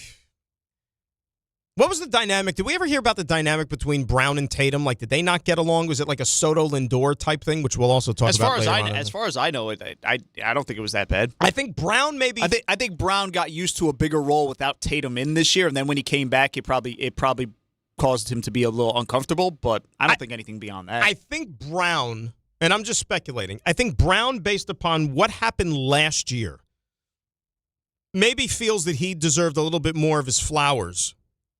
The fact that Tatum was not around much of the season. Celtics performed better than a lot of us thought they would. And Jaylen Brown was in the MVP conversation for a lot of that season. You know, so I think that he probably feels a little slighted, like, hey, let's not forget what I did, right? He did say that last year was his favorite year as a member of the Celtics. Yes, and remember he got crushed for that, right? He got crushed for that because people are like, well, wait a sec, what about the time when you won a championship and you were the finals MVP? Like, shouldn't that be considered greater than everything else? So maybe that's where the animosity is coming from. But again, you know, it's hard to sit here and try to get in the mind of guys who've won championships and played a central role in helping a team do so. Because I believe that when you become a pro, there's two things that you set out to do. One is you want to be a champion. Right? I mean, it's not just cliche. I think deep down, no matter who you ask, everybody wants to be a part of a winner. And then the other is, you know, nobody's going to maybe come out and admit it as much, but they want to go get the bag. Right? They want to get a payday or 2 or 3 and make, like, riches beyond their wildest imaginations. Once you got the championship, and Jaylen Brown, by the way, Jaylen Brown's got money. This isn't like the Mitchell Robinson situation, Jaylen Brown, even, you know, Landry Shamet when he was a free agent. I'm not talking about, like, role players versus superstars. But Jaylen Brown's got money. He's got a championship. Now maybe he just wants to go out and get other things that he can achieve, meaning, like, step away from the Boston Celtics kind of lore and maybe go and prove, whether it's to himself, to other people, that he can then make another franchise a winner. Or there was just a lot of bad blood that was simmering behind the scenes between the two sides. I don't know the answer to that question. But Knicks are the ones that benefit right now, and that's all you should concern yourself with as a fan. Because you can't sit here and tell me the Boston Celtics are a better team today than they were 24 hours ago. It's not even close. 800-919-3776. So last week, we went out for breakfast after one of the shows. And we were having this very, very in-depth conversation about opening night and who the Knicks' opponent is going to be when they get the rings and they raise the banners, and we were kicking around a few possibilities. But now with Mitchell Robinson, and I know that Mitchell Robinson, again, he's not like a superstar, but still, the fact that Mitchell Robinson is wearing a Celtics uniform, the natural rivalry it's that not going to look right, by the way. No, it's not going to look right. It's going to take some time. I mean, just it takes some. Remember when Shaquille O'Neal put on a Celtics uniform? That didn't look right either. But Shaq put on a lot of uniforms. That was late stage Shaq. No, it was retirement home Shaq, but it still didn't look right. But like I could see the Celtics now being like Patrick Ewing in a Sonics uniform. Oh my God, exactly. Hakeem Olajuwon in a Raptors outfit. Remember that? That happened. That was a thing. There were some doozies. But Celtics now, I think, have a good shot to be the opening night opponent. Right? I mean, you kill two birds with one stone. If you're giving out rings, Mitch is there already. You don't have to wait for the Celtics to come into town. He's there. Give him his ring. I'm sure the guys would like it. Because we were talking about other possibilities like I don't think that they would run it back with a finals rematch with San Antonio. Like San Antonio to me sounds like it's maybe like a Christmas Day type thing. Give it its own kind of platform later in the season when people, are starting to maybe pay a little bit more attention to the NBA. Although you never know. What about if LeBron ends up in the Eastern Conference? He could literally go anywhere. Anywhere. Could LeBron. If he goes back to Cleveland, are we looking at a Cleveland Knicks opening night? Rematch of the conference finals. Now you throw in LeBron. I still think Boston's a bigger draw. I guess if it's LeBron, maybe. I can't see Miami and Giannis now. I can't see Philly. Jaylen Brown is in Philly. You're going to put him as the opening night game against the Knicks. Remember, the Knicks are the card now. They are the draw. Thunder, maybe? No, I don't think they're going to do Western Conference on opening night. They usually don't do that. Because they only play twice a year. Teams in the, opposite conference. So they probably want to, like a Knicks Thunder type thing is probably going to be like a Saturday night ABC thing in February, like after football's over, something like that. They want to give it its own stage, its own platform. Right now, like based upon what I might think Celtics. It's either Celtics or Cleveland, with or without LeBron. Weren't the Knicks? Were they the opening night opponent when the Celtics raised the banner 2 years ago? Yep, they absolutely were. There you go. That's a big part of why I came to that reasoning. I strongly believe, even before Mitch, I strongly believed it was going to be Boston. I really did. And again, I've got nothing to base that on. I've got no connection. No. Nobody's telling me anything. I just feel the league. And again, remember, it's a doubleheader. So you'll have the Knicks in the East. The Knicks are going to be the opener. Yeah. But so you'll have the Knicks in the East, and you'll probably have most likely San Antonio, OKC in the West. If I had to guess, because who else in the West? The Lakers aren't going to be that type of draw. So it's going to be San Antonio, OKC, if you ask me. What if LeBron goes to Golden State? Well, then I guess he would play San Antonio. But either way, that's where I'm leaning. You know what the best part about this whole thing is? All this craziness in and around the NBA, all these moves. Every summer is nuts in one way, shape, or form with the NBA. But you know what the best part about this specific example is? The Knicks are making teams crazy. It's the best part. You saw the windy thing Knicks from a few days ago. making teams the Knicks crazy. The Knicks broke the Eastern Conference. They broke the entire Eastern Conference. I love it. I can't believe this is my life. It's your life. It's your life. By the way, I've got some information. We'll go back to the soccer game from yesterday and a little bit more of a fact-finding mission on the official who incorrectly went ahead and issued a red card to Flo Balogun, impacting our chances of maybe advancing on. Oh, we've got some information, kids. We've got some info. We'll share that with you next. It's Grassin for DNR right here on ESPN New York. Hey, Yankees fans, come out to Yankee Stadium on Monday, July 20th, when the Yankees host the Pittsburgh Pirates, and be ready to receive a traditional Yankees giveaway. It's Yankees T-shirt night, presented by Sato. The first 15,000 guests will receive a Yankees T-shirt. For tickets, log on to Yankees.com/tickets. Again, don't miss the Yankees and Pirates for Yankees T-shirt night presented by Sato on Monday, July 20th. Visit Yankees.com/tickets today. Hey, it's Michael Kay. I love when I get to talk about PC Richard & Son. This has been my go-to store for years now. They're local, they're family-owned, and they truly care about their customers. And you know how I love to support our local businesses. Always have. And you should too. During their July 4th sale, save big on appliances from all the top brands, up to 40% off. In fact, the more you buy, the more you save, with up to 20% in additional savings on select appliances. So do what I do and get to PC Richard & Son today.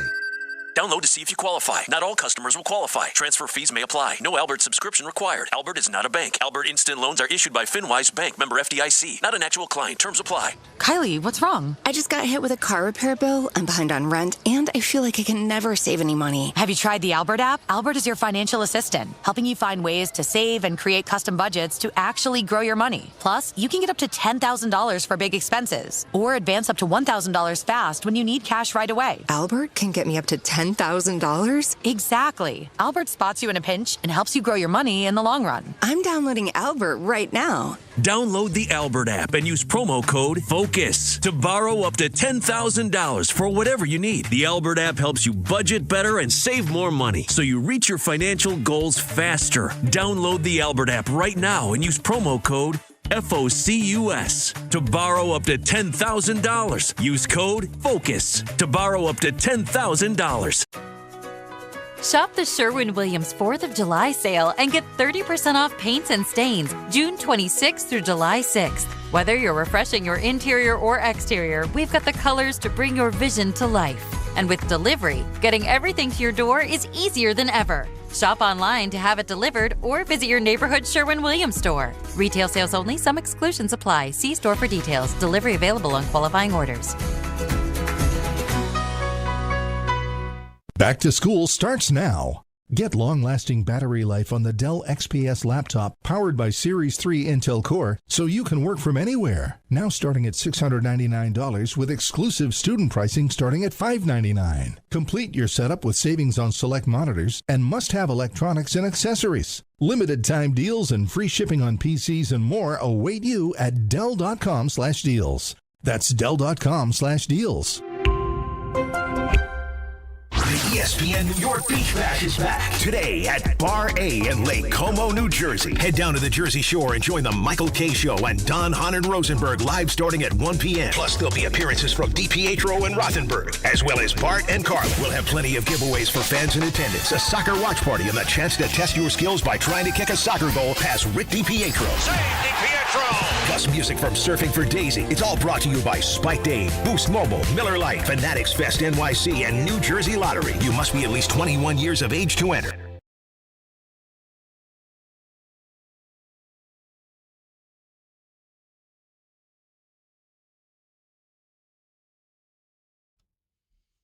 All right, DNR on this Thursday. Grassa sitting in for the boys here on ESPN New York. Beach Bash 2026 happening today. Bar A, Lake Como, New Jersey. Head on down to the Jersey Shore later this afternoon. We'll see everybody starting at 1 p.m. We'll also do a little knobs and Did It Happen in Florida coming up here in just a little bit. You got some good knobs there, Raymond, today? I would hope so. A lot of knob-worthy things? I would hope so. You know what? In all honesty, I feel like this week was kind of lacking in a lot of the knob-worthy things, but I think we've got enough, and I've got some good ones. Well, see, here's the thing. Can't you bring something into the mix that maybe did not necessarily happen this week, maybe late last week, that maybe folks aren't necessarily all aware about? That's usually the gist of what we look for. You could do that. There's no definite time frame for this stuff. I mean, we got to, share the wealth. Sometimes there's so much good stuff one week that you have to carry over other things to the following week. But I trust you. I know that you're going to make this happen. Oh, so how about this? We talked about the soccer earlier and the bogus red card that Flo Balogun was issued. And for those that have followed the World Cup, Lionel Messi, back when Argentina played Algeria earlier in this tournament, did exactly the same thing pretty much that Flo Balogun did last night. Did not even get a slap on the wrist. Nothing. No card, no nothing, no talking to. They didn't send him to bed without dinner. Nothing. Balogun, with the assistance of VAR, gets issued a red card, and he can't play against Belgium in the round of 16. So how about this? The referee yesterday A Brazilian ref goes by the name of Rafael Klaus. Okay? You know what happened to Mr. Klaus a few years back? He was accused of match fixing. Uh-oh. Yep. In Brazil's Serie A, or their, best soccer league in Brazil. Irregular red cards. Arbitrary, so they say. He had to testify, but he was able to skip the charges because they couldn't come up with any sort of direct evidence. How about that? What was the over-under yesterday? The over-under in the game? Good question. Yes. Don't have that. And they were saying that his testimony should take place back when the investigation was going on in some sort of a secret meeting. So there you go. You have an official that was investigated for being corrupt in Brazil, and you allow him to officiate games on the biggest stage. Interesting. So there you have it. U.S. was -1.5 yesterday. And what did they end up with? 2. And, oh, by the way, that second goal came with 10 men. Coincidence? I mean, what are we doing? See, not saying. I'm just saying. No, that's an observation story right there. I mean, we're not just making this up for our health. Nice little coinky dink we got there. And I mean, you would think we would sit there and bellyache over something like this. Now, if we had lost, you know the rules better than I do. Can they appeal this red card? No, you can't. It's not like the what sports do that? NBA. NBA, yeah, like the flagrant one thing. No, they can't, unfortunately. Well, that's a problem. Because people were sitting there immediately after. It's like, oh, appeal. You can't. Don't work that way. Be nice. So there's no recourse here. No recourse. But do you understand what I'm saying, though? And I don't want to just keep, belaboring this. In real time, if you didn't think it was egregious enough to even issue a yellow, how do you then go to VAR and you go from nothing issued at all to the death penalty, essentially, with the red card?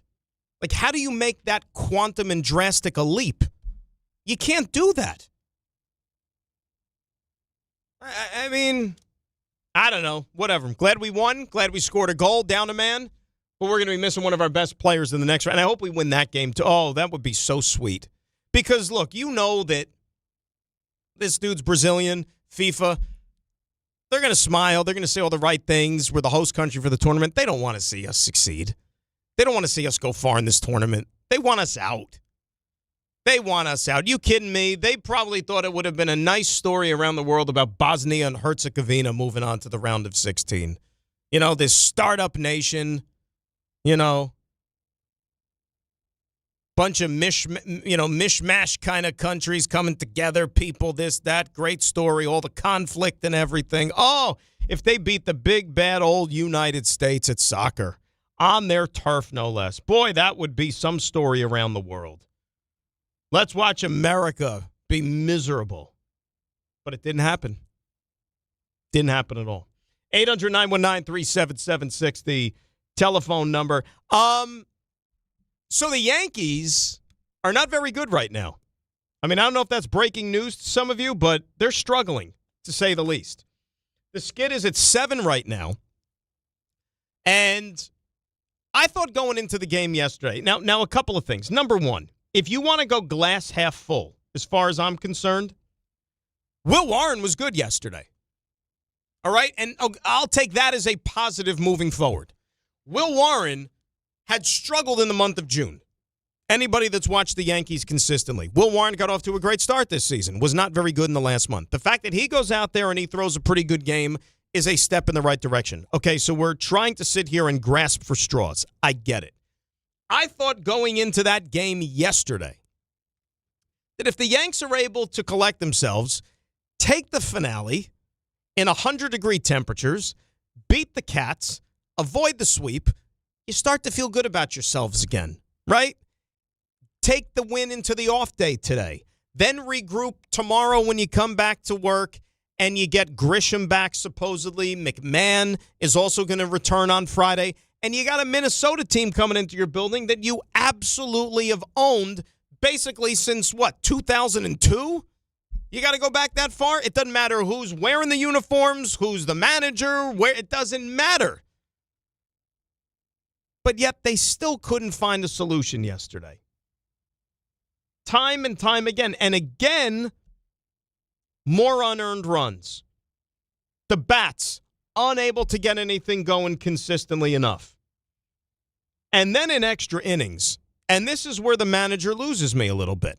And I'm sure you guys who are both diehard Yankee fans will probably think the same thing. 10th inning. He got the winning run at third base. Why isn't Paul Goldschmidt pinch hitting for Oswaldo Cabrera in that situation? Why? Why? Well, you know what? Far from me to judge. Let's ask the guy who ultimately made the decision. Why not Goldschmidt?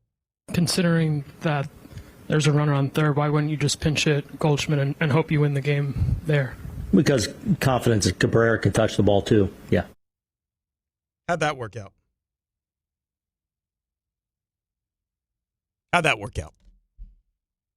I mean, what do you do? Like, I'm not sitting here trying to tell you that it's Game 7 of the World Series, right? But you got a 6-game losing streak. It's 1,000 degrees in the building. Place is half empty. Nobody wants to sit out there and watch that garbage, right? You got an off day today. You're one base hit away from stopping the bleeding. You take the win with you into the off day. Feel good about yourself, right? The hamburgers and hot dogs, the swimming pool, all that stuff on the day off is going to feel great coming off of a win. And you put it in the hands of Oswaldo Cabrera? I mean, all we've heard all season long is how great Paul Goldschmidt is, how valuable he is for this team, on the field, off the field, in the clubhouse, everything. Steady Eddie, where would the Yankees be without Paul Goldschmidt? Well, guess where they were yesterday in the 10th inning?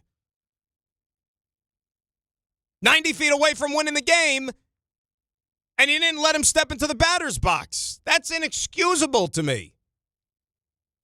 Ray, I don't know if you know this, but Oswaldo Cabrera and I, we go back a ways, the two of us. I think I was here for that. Yep. So was I. That's right. So we have a great relationship. There's nobody that I want to succeed more, that I want to see succeed more in a Yankee uniform than Oswaldo Cabrera. Nobody. Nobody at all. And for those that don't know what I'm talking about, let's go back in time. They're going to go hit up Little Caesars in Detroit or something. See that? We have that. It was natural. We have a natural rapport. We kind of finish each other's sentences, Oswaldo and I. So like yesterday, for example, if he began the sentence, I'm going to step into the batter's box with the winning run on third base, I would finish the sentence by saying, no, you're not, because I would pinch hit Paul Goldschmidt for you. And I don't think he would take it personally. He wants to win just as much as anybody else does. What about this losing streak, Booney, which has now reached 7? It's been a terrible week for us. There's no way of sugarcoating it, and we're capable of way more, obviously. So, look, you're going to have stretches where it's tough, where you're missing some guys, but this was a really difficult week for us offensively, and coupled with, with that not playing clean enough and taking care of the ball well enough, that's what you get. You get an awful week. And as I said before, there's no waiting to get back and we got to go. And, hopefully we regroup on this off day and start playing better baseball this weekend. And the fact that it's like, there's something really, really wrong when it's Detroit that comes in and just continues to extend the misery, right? Because Detroit's not any good. A.J. Hinch, people want him gone yesterday over in Detroit. Tigers' offense is awful. Save for Riley Green and, McGonigal, that's it. They were the worst road team. They're still, I think, the worst road team in baseball, even after sweeping the Yankees. I know every team goes through this. The Yankees go through it every single month of June for whatever reason it happens, but, enough is enough here, right? Even you gave the ball to your ace a couple of nights ago. Now you're going to say that they got canceled out because Skubal was the guy on the other end of the stick with the pitching matchup on whatever night that was, Tuesday night. But also when you give up 3 home runs in the first inning, it doesn't matter who's on the other side of things. You're facing an uphill battle.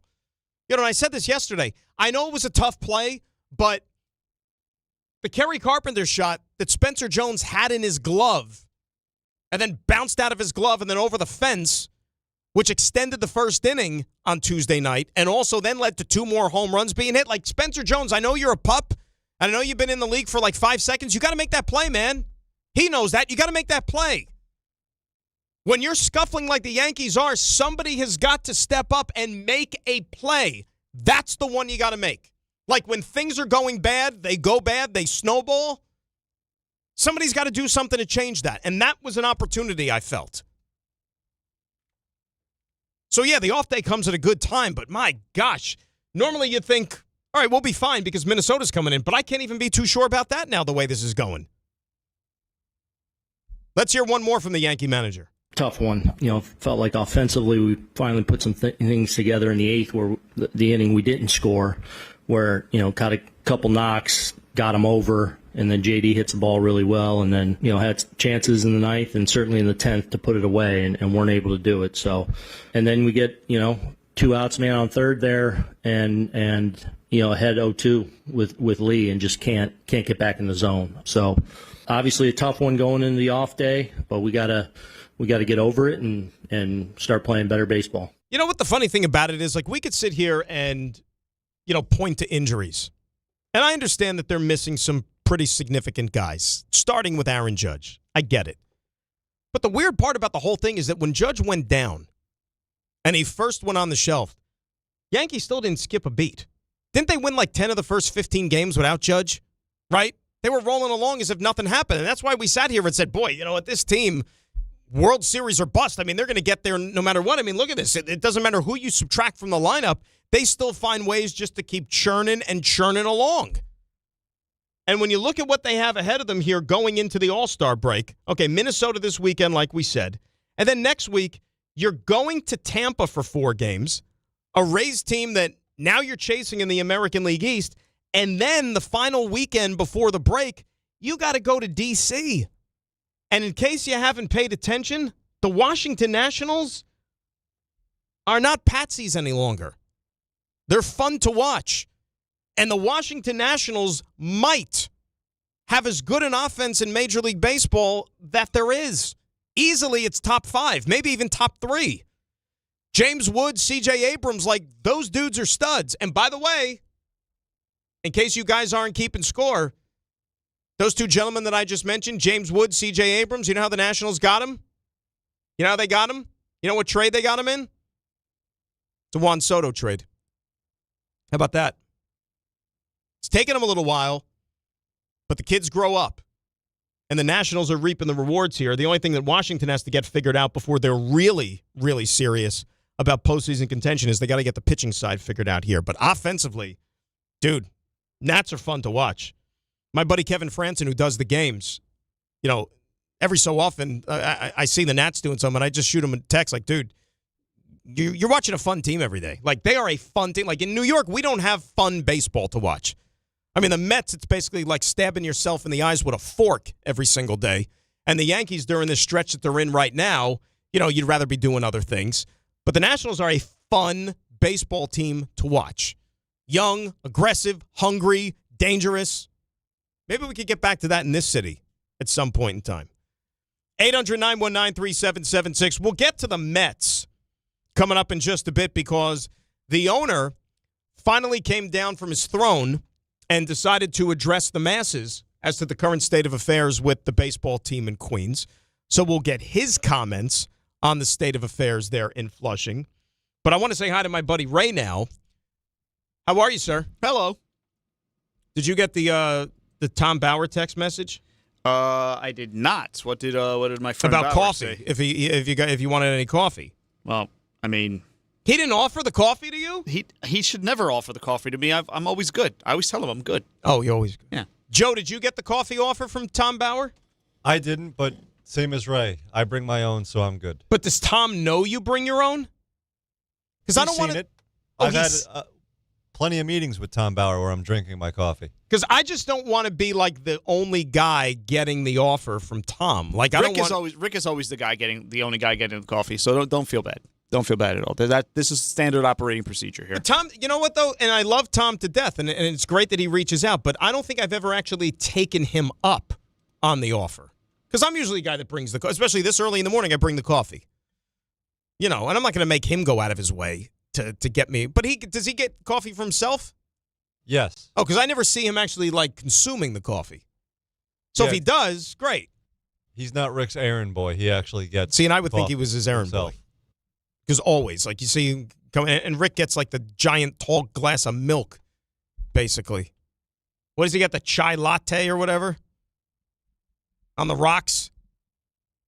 Super grande or whatever it is? It's, like, completely white he's drinking. I tease him. I say, it's like he's drinking a glass of milk. Not for me. It's not my jam. That Bauer's a nice guy.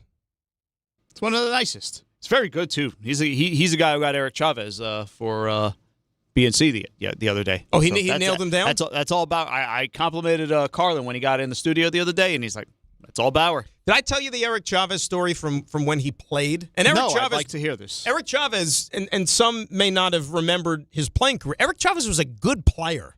Like, when he was with the Oakland A's back in the early 2000s, like, he was a good player. All-star third baseman. Good player. He was another one of those guys on those teams that was completely left out of the Moneyball movie. Or like you see, like actually, I thought he was like the most prominent guy who was left out of the Moneyball movie. The pitchers were all left out too. Well, they were important. Zito, Mulder, and Hudson, all those guys were. It's like rumors, But Chavez was also. They might have mentioned it. Like Brad Pitt might have said Chavi like once, like as he was like walking through the clubhouse. He might have said Chavi. But I mean, Eric Chavez was a good player. Anyway, so back in those days when the Yanks and A's would even like meet in the playoffs on occasion in the early 2000s. When I was producing at the time, like when I was just still kind of, cutting my teeth for the K show, and this might have even been, I think we'd moved to the afternoon at that point. So whatever, like, you get a hold of a phone number and so on and so forth, you're trying to book guests, get guys on the show, whatever. So like somehow, some way, like somebody got a hold of Eric Chavez's cell. And and the protocol is normally you go through the PR, team's PR, if you want to get a player on. But then you also, like, if you have a direct line, you go direct. So we got a hold of Chavez. I can't remember who reached out to him, if it was me first, or if it was Hurley at the time, or whatever it was. But he corresponded. He was great. He said, yeah, I'll come on. So basically, every time for a couple of years when Oakland would come into New York and play the Yankees, like, we'd hit up Chavez, and he would, like, answer his phone. He'd go out to the hallway, like, leave the clubhouse, just go out to the hallway at Yankee Stadium at, before batting practice at, 4:30 in the afternoon. And he'd come on with us, and he was great. And he was like a legit, like, star player. I mean, he was an all-star player. He could not have been a nicer guy. Could not have been a nicer guy. And then ultimately he put on the pinstripes, before his career was over. But yeah, let's just say he's got the gift of gab, and he's not one to shy away from a microphone, as we know. And we'll hear some of those Eric Chavez cuts, too, and he was on B&C yesterday as well. Anyway, Ray, it's Thursday, so you know what that means, don't you?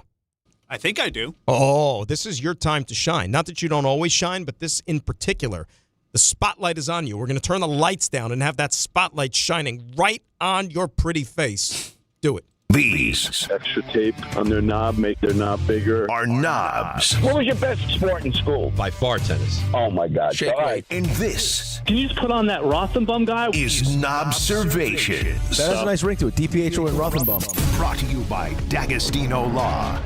And, for my sake, we won't turn the lights down in here because we kind of need the light. You got a video element going on. You need to see everything. Well, I could use, like, my cell phone light. That's a good point. No? Or get a ring light. Those are still big sellers, right? The ring light? Oh, yeah. I think I have two of those at home. See? You know what it's all about. Well, that was a big, like, COVID thing. What's that? So why do you need two of those?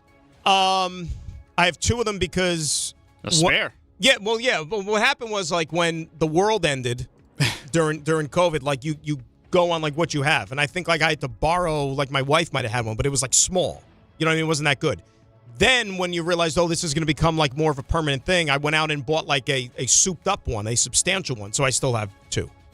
Nice. Can't tell you the last time I've used it, though. That you wanted front and back illumination there. Front and back illumination? No, I don't think we need the all side. No. So I'm going to start with a story today that's actually not a sports story, but it was Really? captivating yesterday. Is this I think you know what I'm talking about. Is this the Taylor Swift Madison Square Garden? No, the other thing that happened in the city yesterday. The other thing that was all over the networks Wait, yesterday. let me think about it. Oh, come on. Let me think. And I'm surprised you haven't brought it up there in the show. I was leaving it for you. You're talking about our friends who climbed the Needle. Yes, our friends who climbed the Empire State Building. By yesterday. the way, yes, and I don't know if you were going to mention this or not. And if you are, I apologize. Okay, but those were the 2 that were part of that Netflix skyscraper thing a couple of years ago. The people who apparently they're big time daredevils and they climb skyscrapers all the time. Yes, they've made a living of this. Imagine that being a hobby you take up. I mean, it's definitely a hobby for them. How do you find out you have that type of talent? You know what and I don't want to get trial and error. I don't want to get too sidetracked here, but the thing that annoyed me yesterday was that I had to go through several sources to try to figure out what the flag said. It's like, what's the flag say? What's the message? They're trying to spread a message. What did the flag say? Nixon 5? I wish it did. Actually, I put that on my Instagram story. It was edited to say Nixon 5. But I believe that it said, when the power of love beats the love of power, the world knows peace, which was a preeminent message. And then also, there was a proposal, the whole thing. So the couple who are together, there was a proposal and everything, but they climbed the top of the Empire State Building. They're going to appear in court today after spending their first night as Did they go up there to join the Mile High Club? I don't know. I'll tell you what, I saw their Instagram. There's a couple provocative photos on skyscrapers, so I don't know. Interesting. But anyway, Angelina Nicolau. At least it's another thing to hold on to in case you fall. Angelina Nicolau and Ivan Kuznetsov, who are Russians, but they have an address in East Orange. They were held overnight. They're from Jersey? They're from Jersey. They're from Jersey? They were held overnight at 100 Center Street, where the Manhattan Criminal Court is located. So police in the Empire State Building, security personnel, they're reviewing the video, trying to determine how the 2 entered and evaded screening at the observation deck. Because, usually to get up there, you got to get to the observation deck. How did they surpass all that? I would love to know.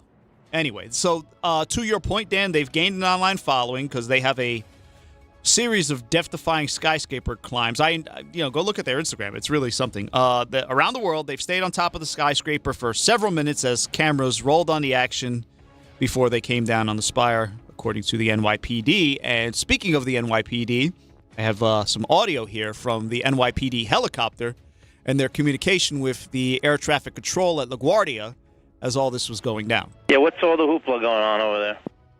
2 geniuses climbed to the top of the Empire State Building, the top of the spire. Oh, that's awesome. It's not some worker changing a light, is it? Nah, it's a male, female, dressed in black. They had some flag they were waving when they were up at the top.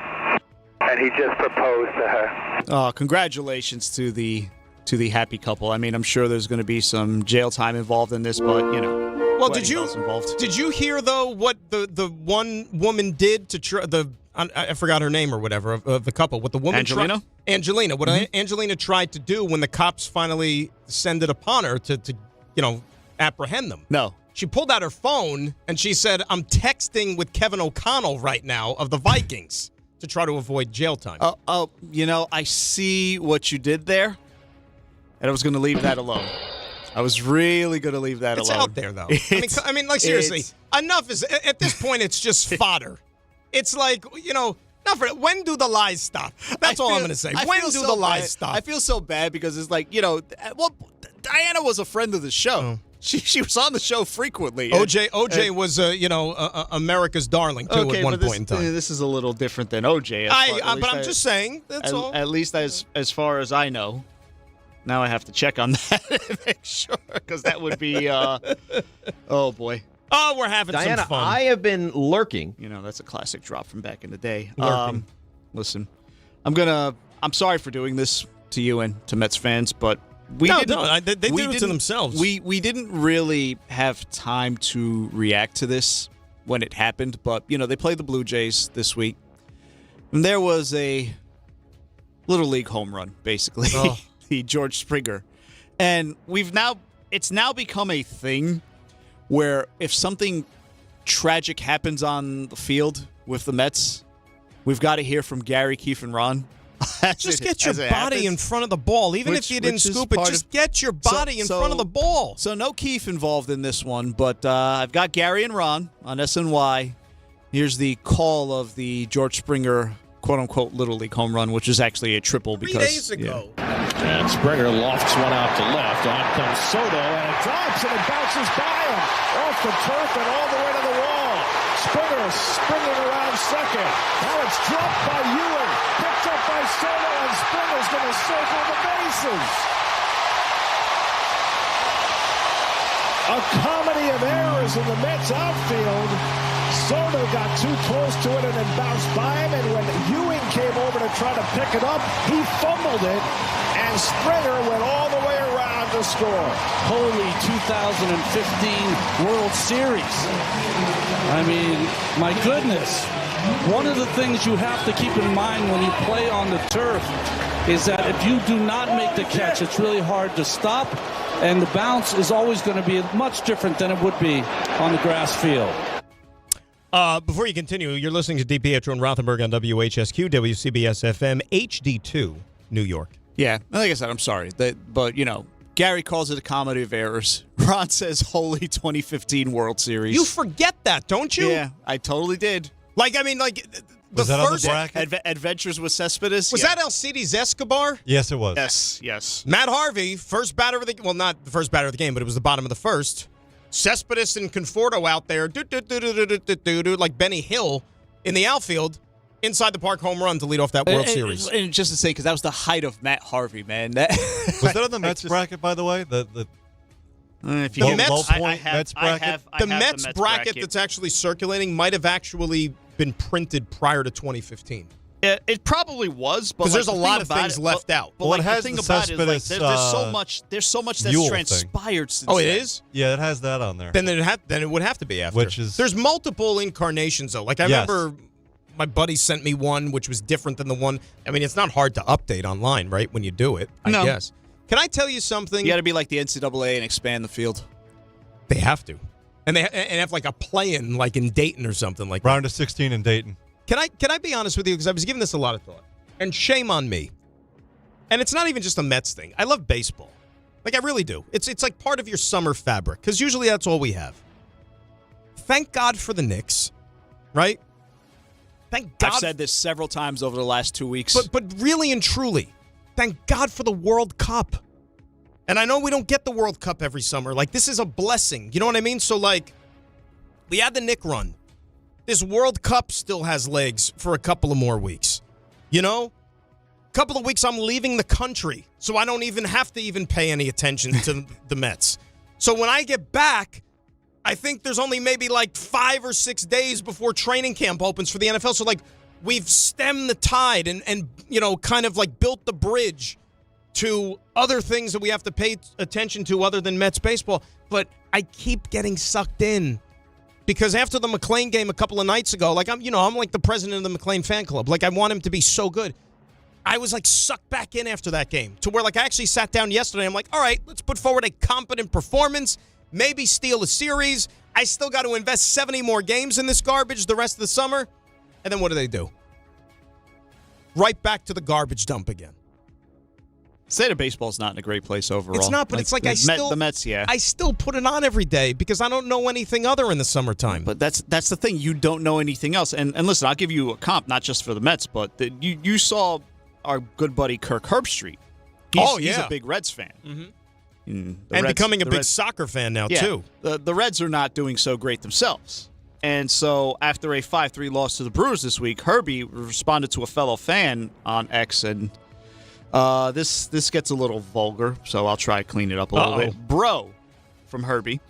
After 13 straight, in all caps, years of this bleep, you need to realize you're pissing into the wind. It will not change. The Reds baseball season is mid-February to early mid-May. That's it. The season was over weeks ago. I feel bad for you with all these tweets. Go watch some soccer. Get some preseason football magazines. Go on a summer trip. Anything but deal with this nonsense on a daily basis. It's over. Time to move on. Yeah. So baseball is, But the problem is because I'm so invested in the World Cup. I mean, literally, like I've had eyeballs probably, I don't know how many games there's been. I've probably had eyeballs on, if not every game, all but like one. And I try like hell, even with this like crazy schedule, waking up early, like even the late games. I can't make it all the way through, but I try to at least get half. Tonight will be cool because we're off tomorrow, so or at least I'm off tomorrow. That even though there's an 11 o'clock game, try to watch as much of that as I can. But I'm so invested in the World Cup and these late games that I don't even have time to watch out of town baseball, which I would usually do. Like when the Mets and the Yankees aren't playing. Well, that's why it was kind of a blessing, and I know you've said this already, but it was a blessing not to have to watch Mets and Yankees last night. You could just kind of focus on the soccer. And today. And today as well. Right? So. Today's, and it's good spacing with the soccer too. What is it, 3, 7, and 11? That's perfect. It really. Hey, you see, check out TMZ. A-Rod staying busy off the field at the Michael Rubin White party. Oh, boy. Yeah, there you go. A-Rod playing the field there. Again? That's what he does. Okay. Somebody has some help from Anthony Edwards. He's got some lawyers he's got to figure out first. It's good to be A-Rod. So, what's the biggest unanswered question right now in NBA free agency? LeBron, right? Oh yeah, I would say so. Where? I thought this was going to be like an existential life question. No. What's one of the biggest unanswered questions of life? It was basically rhetorical. Yeah. But so one of the people, like everybody else, trying to find the answers is Kendrick Perkins. So what does he do? Well, he's got connections. Why not just go right to the source? If not LeBron himself, why don't you go to Rich Paul, who, if people don't know, he's the founder and CEO of Clutch Sports. Or in other circles, he's Mr. Adele. Also Mr. Adele. That is a very good point. Never saw that pairing coming. Are they officially married? No, there's rumors that maybe they are, but it was hush-hush or they're engaged or something. But that was a union that you probably never in a million years could have seen. It's lasted some time now, so oh yeah, good for them. But so Perk, he's had a couple days of silence, and he's not happy with Rich Paul, and he made that very clear on NBA Today. Rich Paul, little turtle head, snotty nose ass, called me all throughout the season. Every time I'm on TV, I get a text message from him. I've been calling him for 2 days now, and he's been ignoring me. We got a problem. Sounds like they got a problem. What did he call? He called him a turtle? Rich Paul, little turtle head, snotty nose ass, called me all throughout the turtle head, snotty nose ass. Turtle head, snotty nose. Yeah, right. Snotty nose ass. Do they have a history? He says he says that he was communicating with him throughout the season. Anytime he was on TV, he'd get a text from Rich Paul. Now he's trying to text Rich Paul himself and getting nothing. So as was said at the double standard, in case you're not picking that up. Interesting. Rich Paul, little turtle head, snotty nose ass, called me all. We got to save that as a drop. You could just take out the Rich Paul part and then the turtle head, snotty nose ass thing. I like that. You can make that happen. Yeah. Let's go back to the state of Ohio. You remember Johnny Manziel? Of course. So apparently, Ray texted me something with Johnny Manziel yesterday, which I got a big chuckle over. Yeah, this is all of that. Yeah. So apparently, Johnny Football was on an episode of the Nightcap with Shannon Sharp and Chad Ochocinco a while back. Now, I don't know how far back. We'll have more on this from Johnny Football in a bit. Yeah. But for whatever reason, they came back to light, and it was basically his thoughts on his old team, the Cleveland Browns. I sit here today and I go back and forth with, am I going to let Cleveland off the hook and just let it go? Or am I going to sit here with hate and animosity in my heart for the rest of my life? And I finally sit here today and I'm like, I think I'm going to be pissed at them and hate them forever. So it is what it is, man. No love for the Browns. I'm rooting for 0-16 seasons every season. Real growth right there. Can you read the tweet at the cleaned up version? Oh no. This is a multi-parter. That's okay. Part one. That's okay. Part one. Okay. So obviously that gets out there. Yes. Then our friends at ESPN Cleveland. So they react to it. Tony Rizzo, and he asks the real question, which is, what did Cleveland ever do to you, Johnny? Bro, what did anyone do for you except root for you to win? And when it went south, okay, that's how it goes. As Baker. But what did someone hurt him? Is he a jilted lover? Is there did I miss? Was there an incident where somebody attacked him? Did he what went so why the hate? Why the hate for the team that drafted you? Why? I can't answer that for him. I don't know. I mean, maybe he thinks they didn't put him in a good position to win or build the team around him, but also he's the guy who didn't put in any work while he was here. He was the guy that would leave after a Monday practice to go party. And that's well established that he is the guy who would go party. Show up back to practice clearly hungover. He did not necessarily put the football first. That is a safe way to put it. Or third even. On and on we go. I'll tell you, back in the... Yeah, go ahead. Finish the... No, go ahead. No, I was just going to say, like, back in the day, I'll never forget, like, doing national shows at the time, how polarizing a figure he was coming into the league.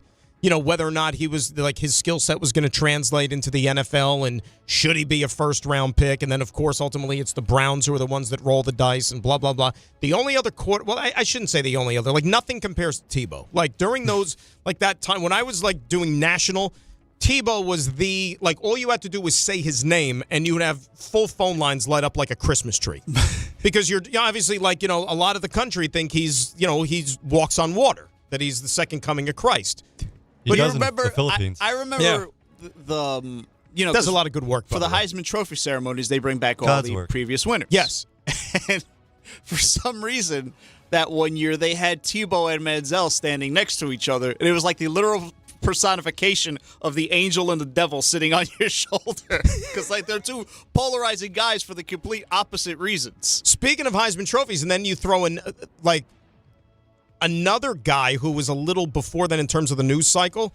Cam Newton's year at Auburn was pretty polarizing, if you remember. Well, there was a lot of adventures going on with Cam Newton in college that people have forgotten about, but that they did happen. And they were well publicized. The play on the field was so damn brilliant. You know what I mean? That that season. So that was Cam that year. Jameis to a certain extent. Because then you want to go ahead and look back on that draft class. By the way, that 11 draft class, which is Cam Newton was number one. Yes. But just go down that list of guys that were drafted that were not quarterbacks in the top 15. All studs. But then remember the quarterbacks. Alden Smith, one of them, who passed away a few weeks ago. Crazy.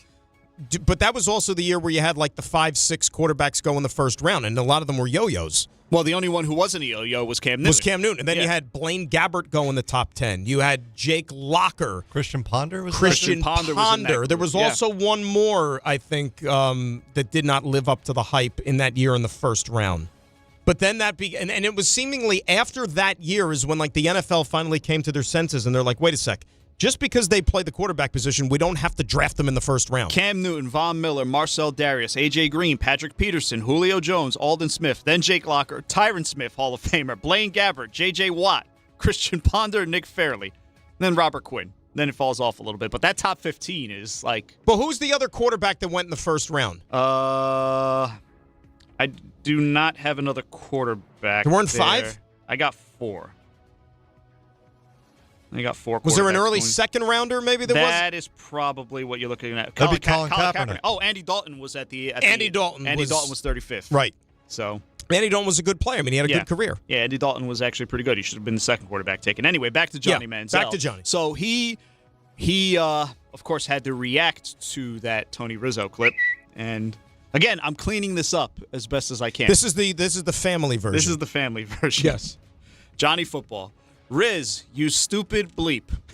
These comments were made in October of last year, but of course you bored bleeps in Cleveland media have nothing to speak about because your quarterback stopped bleeping massage therapists, and you can only speak about losing so much to all of the people that listen to this trash bleep show.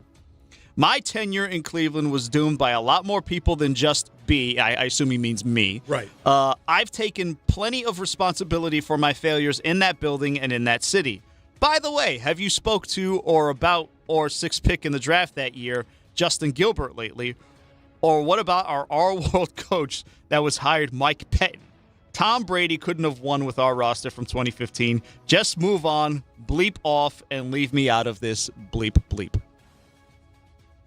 Johnny Football, folks. That sounds like a guy who's accepted responsibility and matured. And the bleeps are not nice words, by the way. They are very not nice words. So that's why we said bleep, yeah. Yeah, I've got nothing else to say about that. That was observations. Go ahead. I'll tell you, I'm looking forward to the Todd Monken experience this year with the Cleveland Browns because it's already been a doozy so far in the offseason. Poor Browns. Todd Monken took that job. That was a choice. Hey, at his age, if you want to become an NFL head coach, the opportunities certainly we're not going to be there forever. Why the heck not? That was an Observations brought to you by D'Agostino Law. 35 years of getting accident victims and Social Security disability clients every dollar they deserve. Offices in New York and New Jersey. 1-800-BITE-BACK. 1-800-248-3222. D'Agostino Law Bite Back. The investigation found he was viewing pornographic material on his personal phone just before the vehicle crash. Did it happen What in your mind makes you think that you should get into the back of a cop car? Because we wanted to ride to the next bar. in Florida? Do I look like a taxi? No. RJ and several other people sent me this one. So Really? Yeah. So RJ, even though he's on vacation. RJ's never really on vacation. He's on vacation, but he's never really on vacation. I mean, we know that he's watching every soccer game. Mm-hmm. He's doing all that stuff, and he's sending stories. All right. So a woman was arrested after allegedly paying a professional clown to attend every single one of her ex-boyfriend's recreational softball games and provide what police described as aggressively sarcastic emotional support. According to authorities, Brittany Keller hired local entertainer Bobo the Magnificent just 3 days after a breakup with her former boyfriend. Bobo the Magnificent? With former boyfriend He's Tyler still out and Dawson. about? Still out and about. Witnesses say the clown appeared at 14 consecutive games wearing full makeup, rainbow suspenders, and carrying a folding chair positioned directly behind the dugout. Players reported the clown never spoke to Dawson directly but applauded every mistake. According to police reports, strikeouts were met with standing ovations. Routine groundouts received slow clapping. Drop fly balls and earned confetti throws. One missed catch triggered a kazoo rendition of Nearer My God to Thee, which is the song that the violinist played on the Titanic as it was sinking, if you didn't know that. Teammates initially thought it was a joke until the clown appeared week after week. League officials say matters escalated when Bobo began keeping detailed statistics labeled career highlights since the breakups. The final straw reportedly came when Dawson struck out looking and the clown unveiled a handmade banner reading, "We all have off seasons." This is all-star work from that clown. I ask you, Dan, did this happen in Florida? I just like the Bobo the Magnificent. Bobo the Magnificent. Like, I didn't know that he was still, like, a thing. Clowns. Do clowns ever go out of existence? The mantle gets passed down, I assume. I have no basis to speak from on this. And I'm going to base it on one thing and one thing only.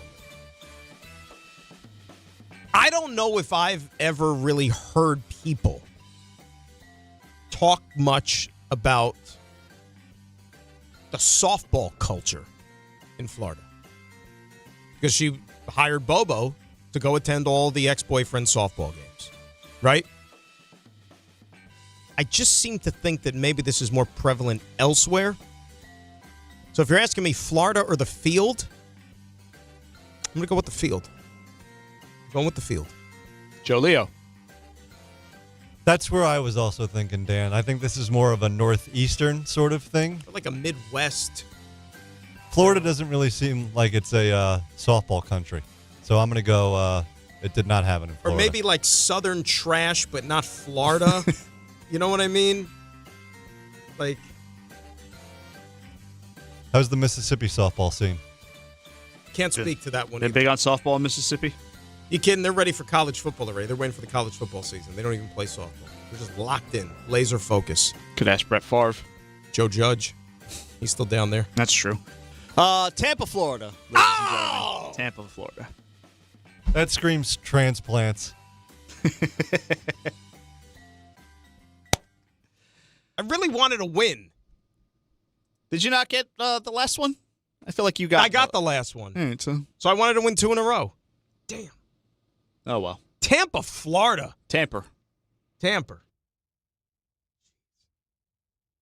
Yeah, I got nothing else for you. That's terrible. I felt good about one of the 49 other states. Hell, it could have been Alaska for all I know. But Tampa, Florida. All right. It happens. Good job, Raymond. Good job, RJ. You said he sent it to you? Yep. So that was RJ. Good job, Arj, sending that along. And I mean, like with the psychology, too, you probably figure, right? Like, you know, why am I sending this along if it doesn't have some ties to Florida? You know, it's a wild story. Like, if you, like, remove the Empire State Building portion of the story, like the 2 yo-yos yesterday who climbed to the top, like, you could have thrown that one in there and just replaced it with, like, another building.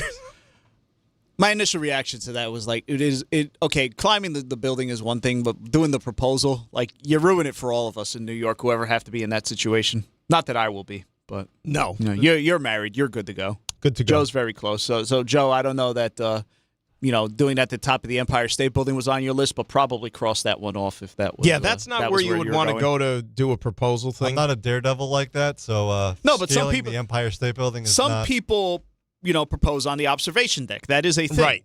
I think, did Cat do that? I think Cat did. Yes. On the top of Christmas Eve. Yes. So, who was the tight end that played for the Giants? Waller? Not for the not for the Giants, for the Colts. Eric Ebron. I think he did. I think he did as well. Well, that's a pull. Eric Ebron. Yeah, North he was Carolina. He's just one that stood out. Great fantasy So tight end. it does happen. Yeah. It does happen. But I feel like now, like anybody who's trying to do a proposal at the observation deck, just cross that. Cross that one off. Don't do that now. Is a proposal in the offing, Joe? Is this like in the near future? In the near future. Really? Yeah. Like when we say near future, are we talking 6 months? Like sometime in the next 6 months? Don't have him put a tight time frame on this. No, I think there's got to be some element how about of this? surprise. 6 to 12 months? Yes. Wow. Like that is pretty close. Closer than 65 or sooner, let's put it that way. 65 or sooner, I don't know if we could necessarily put that one in stone either. Really, 6 to 12 months. So you've given this a lot of thought. Yeah, over the past, I would say, 6 months. Wow. And you've been with your girlfriend for how long now? Going on 8 years. 8 years? So it's about time. Like married already. Common law, yeah. What is common law? Break it down. No, I'm aware of what common law is, but like, when does that kick in? When does it kick in? Like, what's the threshold? I don't know. I think it's 6 years. It's 6 years. I So think. basically, you're already, like, in a sense, married. In some states. In some states. In 7 countries. Wow. Have you started to do, like, the research and all this other stuff and the scouting reports and things like that? The scouting reports are being built. I'll never forget that feeling, by the way. Not that it was a bad one, it was a unique one, in the sense that when it came time to actually, like, acquire the item, I'm like, boy, that's a lot of money. You know, at the time, you're like, I've never, like, went into a bank to withdraw, like, said amount of money before, like, that much. And I don't even remember how much it was, to be quite honest with you, but it was a long time ago. It's a pretty penny. Yeah, it's they haven't changed. Well, I'm sure. Well, and I guarantee it's probably only gone up too. Because mine, Jesus, I'm going on almost 20 years for crying out loud. Getting real familiar with clarity. Yeah. Right now. Oh yeah, the clarity. Oh my God. Tell me about it. Yeah, that's like you start to maybe like you have to check your breathing after a while when you're walking in there and walking out with that kind of cha-ching. You're like, boy, think about all the hours that I put in to earn this, save this, sacrifices along the way. Like, am I really sure? But you're really sure. Yes. I'm not really trying sure. to put any doubts in your head. I would hope not. No. Why would I do that? I wouldn't do that to him. You're not the guy on the show that would do that. No. No, I'm not the devil. There's other people for that. I mean, if you want advice, I give you advice. Trials and tribulations. plenty of scar tissue, but I'm not going to sit here and try to lead you astray. I think you're doing the right thing. So 6 to 12 months, that's good. We'll check back in 6 months, and then again in 12. Yeah, we'll check. We'll take the temperature at the end of the year and see where things are. Right, and then it might have to extend even into the next year, like Ray just said. New York, listen up.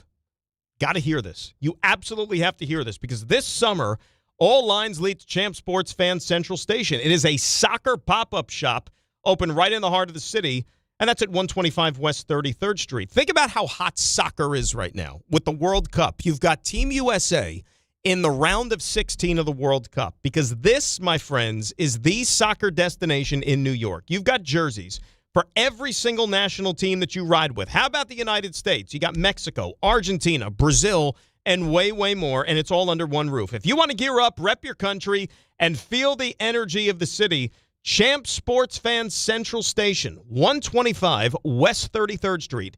That is where you need to be. And guess what? Not just you soccer fans, but how about Knicks fans? And I think there's more than a couple of you. They also have Knicks championship gear to celebrate your team's first title in 53 years. Awesome. Knicks, soccer, what more can you ask for? How about our friends at Champ Sports Fan Central Station, 125 West 33rd Street? I'll tell you about a team that is not going to be champs this year. That would be the New York Mets. Their owner finally spoke after all the upheaval that has taken place with the organization in the last week. That is coming up next. It is DNR Grasso with you here on ESPN New York. But first at 8:27, we're going to get a check of the roads and say good morning to Debbie Duhane. Hey, good morning, Dan. Hey, anybody heading to the Beach Bash early? Well, you're moving a little bit slowly on the Garden State Parkway northbound into exit 142 with an accident over in Union. Once you get past that, moving fine. Heading down toward the Shore Points this morning, getting down toward Bar A. 84 westbound slowing down at the Newburgh Beacon Bridge. It's a stalled tractor trailer.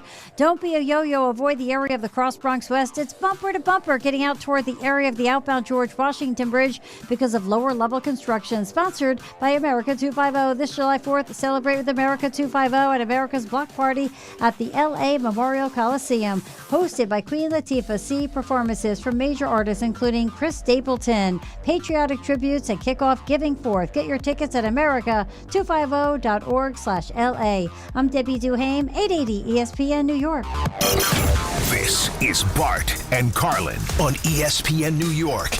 The Yankees are under pressure, and there's more pressure on Aaron Judge than it is any other athlete in this market because of what Brunson has done. He'll never be accepted as one of the greats until he wins a title. And this is the time because the American League stinks. Everybody just assumes, kind of like the Knicks, that the National League is that much better, like they did about the Western Conference. Take that easy path. Bart Scott, Chris Carlin, weekdays at 10 a.m. on ESPN New York and streaming live on YouTube.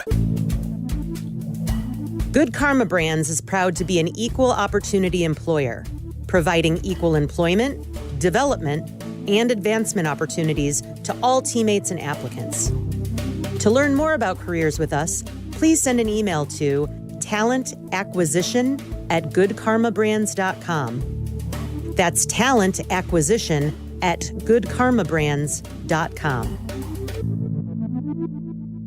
Tickets are on sale now at fanaticsfest.com as Fanatics Fest NYC returns to the Javits Center on Thursday, July 16th through the 19th. The world's #1 sports fan festival puts you where sports, collecting, culture, and entertainment collide. See stars like Tom Brady, Aaron Judge, Jalen Brunson, and hundreds more, including live panels and podcasts, exclusive merch, and Fanatics games with $2 million in prizes. Go to fanaticsfest.com to get your tickets today. This summer, bring out the best in your margarita with Milagro. From crisp, citrus-ready silver to smooth, refined reposado. Every bottle is made with 100% blue agave. Welcome to the brighter side of tequila. Please enjoy Milagro responsibly. Skechers elite athlete OG Anunoby has been making history on the basketball court. Anunoby tips it in. Unbelievable. What a shot. He's been balling out in Skechers high-performance basketball sneakers, and the world has noticed. But how does OG train off the court to keep in peak physical condition? Hands-free Skechers Slip-ins Aeroburst. They help prepare OG for the physical demands of playing at a championship level. Get your pair of Aeroburst for only $165 at a Skechers store, Skechers.com, or wherever high-performance running shoes are sold. When it comes to your yard, reliability matters. Shop with confidence at the Home Depot and get 4th of July savings on Ryobi, the #1 cordless outdoor power brand. It's time to choose your power. Both the Ryobi 18-volt and 40-volt self-propelled mower kits are on special buy for an even lower price of $429 each, was $479. Ryobi's battery platform delivers the power, runtime, and dependability you need to tackle yard work with ease. Shop 4th of July savings on Ryobi outdoor power only at the Home Depot. While supplies last, pricing valid June 25th through July 8th. U.S. only. See store online for details. Progressive presents ways to save money that aren't bundling your home and auto insurance with Progressive. I can't believe the deal we got on these seats for the game. Wow, they must be pretty high up here. I think my ears just popped. Yeah, here, put this on. Is that an oxygen mask? An official team oxygen mask. Well, I can kind of see the field. Good, your senses are still sharp. You're going to need them for phase 2 of the ascent. Don't save money by sitting in the nosebleeds. You could save hundreds by switching to Progressive. Get a quote at Progressive.com. Progressive Casualty Insurance Company, affiliates, and other insurers. Not available in all states or situations. Rich Eisen here with some advice. If high-interest credit card debt is grinding you down, it might be time to call an audible with a SoFi personal loan. It consolidates your debt into one low monthly payment with no fees required. And with as soon as the same-day funding, you can make the right play fast. Call an audible on your debt today at SoFi.com/debtplay. Loans originated by SoFi Bank N.A., member FDIC. Terms and conditions apply. NMLS 696891. Fast funds terms apply at SoFi.com/debtplay. Michelle here. Look, in sports, the best teams know when to make their move. Sherwin-Williams is making theirs with their 4th of July sale. We're talking 30% off paints and stains June 26th through July 6th. You know, I'm looking at these studio walls. They're a bit gray. I'm thinking I wouldn't mind a little more red in here. Get that Cardinal spirit going. Yeah, I like that. Order online and get everything delivered right to your door or swing by your neighborhood Sherwin-Williams store. Retail sales only. Some exclusions apply. See source for details. Delivery available on qualifying orders.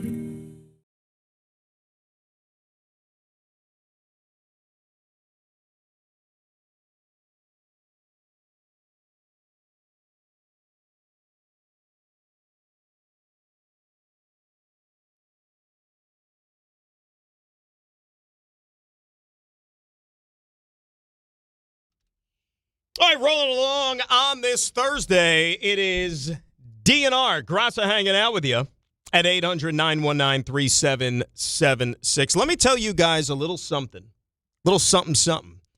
about Fanatics Fest, because it is coming up right before you know it. Like, I see the dates in front of me, Ray, and it just doesn't compute that we're in July.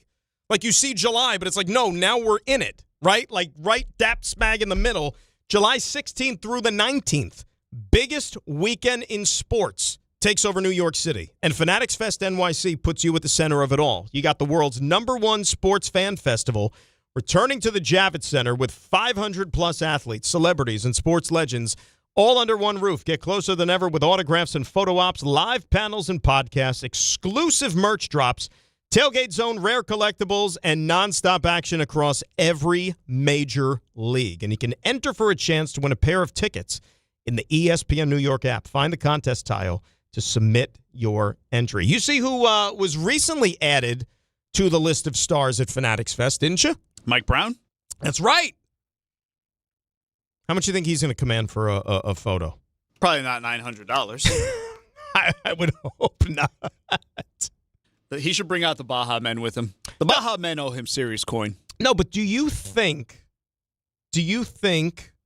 that it's... You think he's charging more than Deuce McBride for a photo? What's Deuce charging? I think it's 100-something. Oh, let me see if I can pop up that list. Who let the dogs out? Who let the dogs out? I'm saying half a Deuce. $50 a pop. Where's the... Is this it? Okay, here we go. Jalen's $935. That's not happening. Cat is $338. Josh is $283.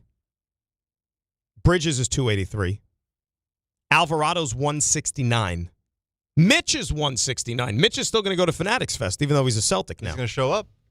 And Landry. Well, it's not New York centric. They got guys from all Oh over yeah, the yeah, place. yeah, yeah. So. But it's still going to be weird though because he's going to be lumped in with the Knicks, the champions. And Landry's 142. Mitch is a champion. Call this until October.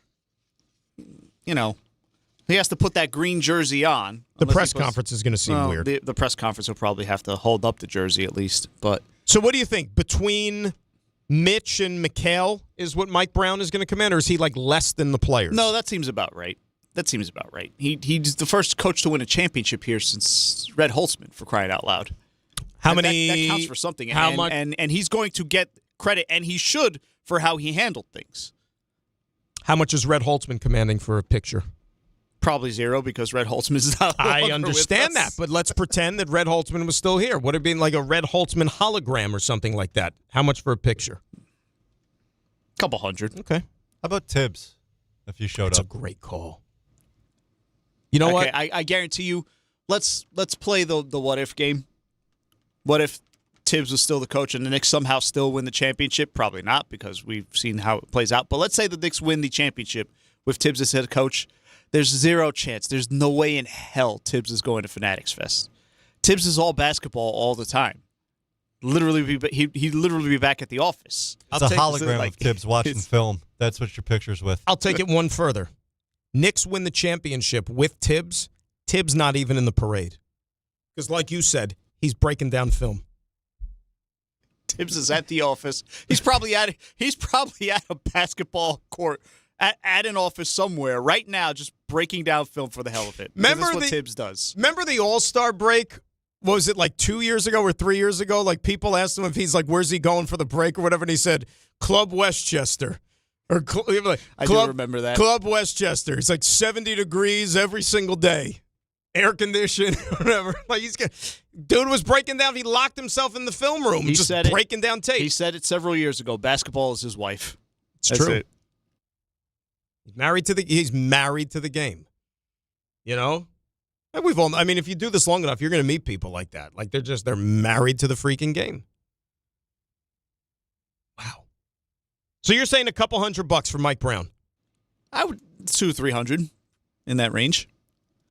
Seems about right. I would say probably around 2-ish, somewhere around there. More than Alvarado, more than Mitchell Robinson, more than Landry Shamet. How much is Alvarado? $169. That's low, actually. It's the same as Mitch.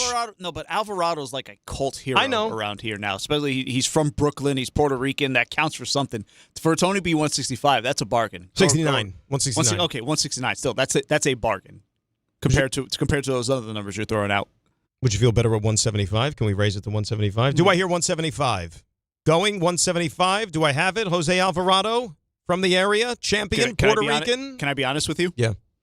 From a personal standpoint, I became very uncomfortable with asking people for autographs like somewhere around adulthood. Like I just stopped. I don't do it. Well, yeah. I don't do it. But who does now? People do it, man. But in our field, it's you can't do that. But even before I started working here, like it's just like we work with these people.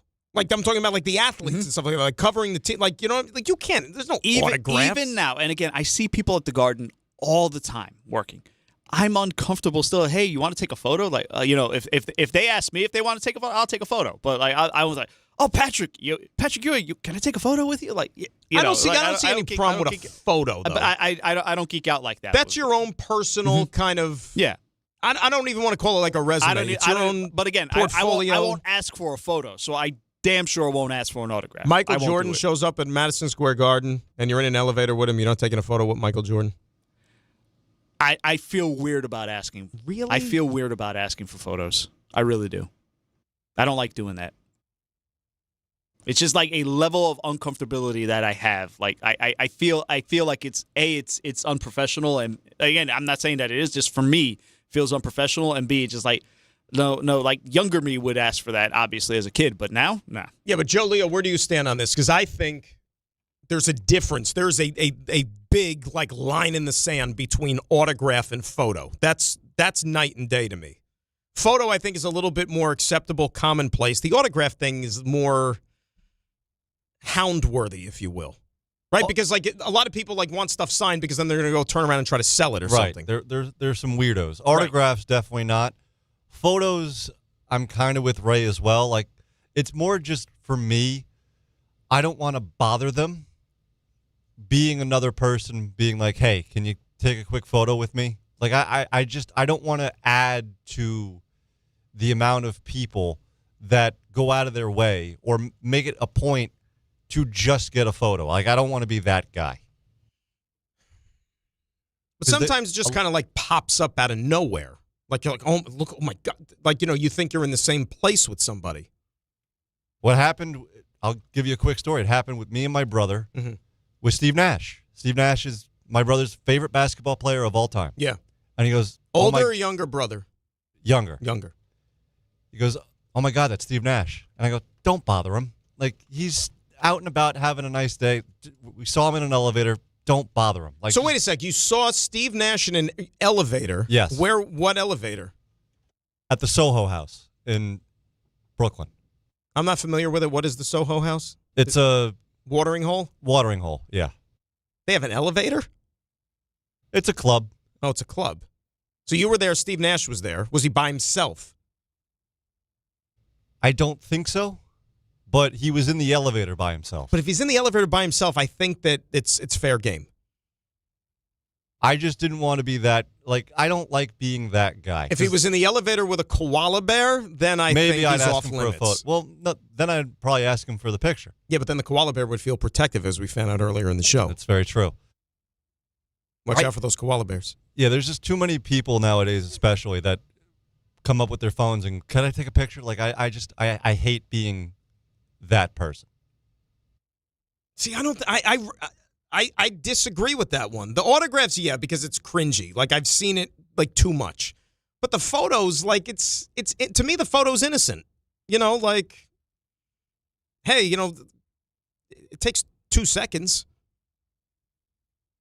To me, like, you're right. It does. It's not really like that big an inconvenience in the scheme of things. Like, if somebody asks me to do it, I'll do it all the time. But it just, for me as an adult and somebody who's usually I'm in a work environment, right? I don't feel comfortable doing it. I just don't. I think talking somebody's ear off would be worse. I'm also very cognizant of that. Like I don't I'd like rather have a conversation. I don't like feeling like the guy talking people's ears I off. know you would like what's your brother's name? Vinny. All right. You and Vinny are in the elevator. That's a great name, by the way, Vinny. Like, how you doing, Vinny Leo? So, if you and Vinny are in an elevator and you run into Steve Nash, if, like, you're talking his ear off and, Vinny's like, hey, Steve, big fan. You're my favorite ball player of all time. Hey, what was it like playing in the 7 seconds or less offense with Amari and then for D'Antoni out in Phoenix and blah, blah, blah, blah, blah. Then the elevator doors open. And if Nash wants to be like the guy to like make a beeline for the exit, and then like he's still talking his ear off about how come you guys never, won a championship and blah, blah, what was it like playing in L.A.? And then it gets a little like, okay, you know what I mean? Like, you just don't want to then it becomes like harassment almost. I'd still rather have the experience of talking to someone of that ilk than bothering them with a picture. Yeah. But you're right. There is a fine line between having a casual conversation and talking the guy's ear off. But like in a work environment, for instance, like Ray, we do the shows, we have guests on, like, if it's somebody like noteworthy or whatnot, like, yeah, we take a picture. I make sure I get a picture taken to chronicle, okay, like this was cool. We met this person. Yeah. Like we do it all the time, like, at Jet games, like when we have these like great people on before, the shows, the pre-games, whatever, like we take pictures. So I'm comfortable with it when it's in a setting like that, when we have a guest at halftime or something, right? For the Knicks. Yes. Or for instance, with the Rangers this year, Stephanie Vaquer from WWE, yes. She was the women's champion at the time. She came by the Rangers. And you got a picture with her. I got a picture with her, and she was awesome. And 9 times out of 10, these people, every time you meet them, they're all super cool. They chat with you. They talk about like their experience at the Garden for the first time, watching hockey or watching basketball for the first time. For a lot of them, they're all super cool. It's like, no, you know what? Hey, when we're done with this, let's take a photo. I'm totally cool with doing that. But I'm just talking about like seeing them in a setting where they're passing by. In the wild. Yeah, in the wild. I don't feel comfortable like Depends at all. who the person is. Depends. I mean, if it's like somebody you thought you would never meet in your life and you just happen to be like walking down the same like block, you're like, oh my God. You're like, that could be like a once in a lifetime chance. Like if you're walking down the street one day and then you see Sinbad coming in the other direction, like you like how do you not stop and get a picture? Like you probably never thought in a million years you'd ever cross paths with him. Yeah, it's like that or Madonna, fine, but that's a pull. What's Sinbad up to these days? I don't know.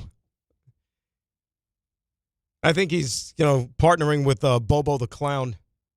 69 years old. God bless him. Yeah, showing up at softball games in Tampa, Florida. 800-919-3776. DNR, ESPN New York. Hey, New York, are you okay to drive? Did you know that driving under the influence isn't just limited to drinking alcohol? Cannabis, prescription drugs, and street drugs can all impair your ability to think and react behind the wheel. Drugs alone or combined with alcohol can cause poor coordination and lack of focus. Don't put your life on the line or take someone else's away. Cabs, rideshare, or public transportation are at your fingertips. The New York State Governor's Traffic Safety Committee is reminding you to make a safe choice. Always drive sober. Get in the zone, AutoZone. The sounds of summer. They're great until they're not. Luckily, AutoZone has free battery testing and charging Let me check that for you. to help make a rough moment smooth. Don't miss the Celebrate Free event at AutoZone. Free products with select deals until July 27th. And free services every day. Restrictions apply. Get in the zone, AutoZone. If the world were like a Sleep Number mattress, everything would adapt for your comfort. Because as your life changes and your body changes, Sleep Number mattresses adapt and shift to give you personalized comfort night after night. And right now, new mattresses start at $1,500 during our 4th of July sale. Plus, get a free base with select mattress purchases. To experience a whole new world of comfort, visit a Sleep Number store or go to sleepnumber.com. Sleep Number, to a good life sleep.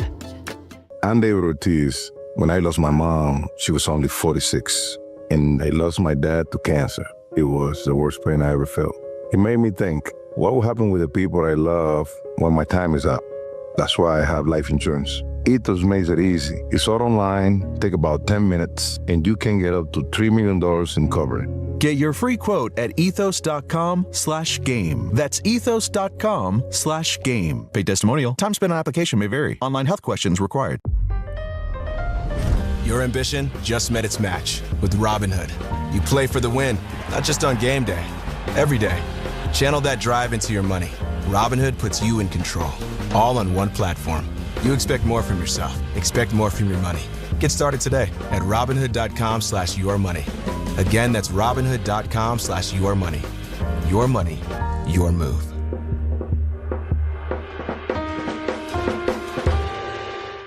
Rich Eisen here with some advice. If high-interest credit card debt is grinding you down, it might be time to call an audible with a SoFi personal loan. It consolidates your debt into one low monthly payment with no fees required. And with as soon as the same-day funding, you can make the right play fast. Call an audible on your debt today at SoFi.com/debtplay. Loans originated by SoFi Bank N.A., member FDIC. Terms and conditions apply. NMLS 696891. Fast funds terms apply at SoFi.com/debtplay. Michelle here. Look, in sports, the best teams know when to make their move. Sherwin-Williams is making theirs with their 4th of July sale. We're talking 30% off paints and stains June 26th through July 6th. You know, I'm looking at these studio walls. They're a bit gray. I'm thinking I wouldn't mind a little more red in here. Get that Cardinal spirit going. Yeah, I like that. Order online and get everything delivered right to your door or swing by your neighborhood Sherwin-Williams store. Retail sales only. Some exclusions apply. See source for details. Delivery available on qualifying orders.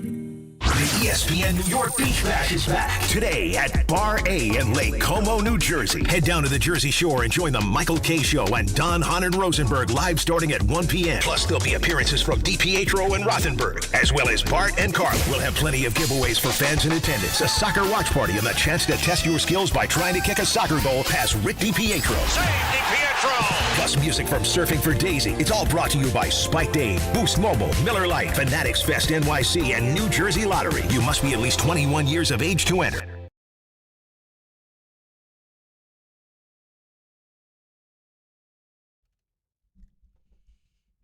All right, DNR on this Thursday, ESPN New York. Graza hanging out with you at 800-919-3776. 3776. That is the telephone number. Beach Bash Day coming up a little bit later on this afternoon down in Bar A and Lake Como, New Jersey. Hope to see everybody on out there this afternoon.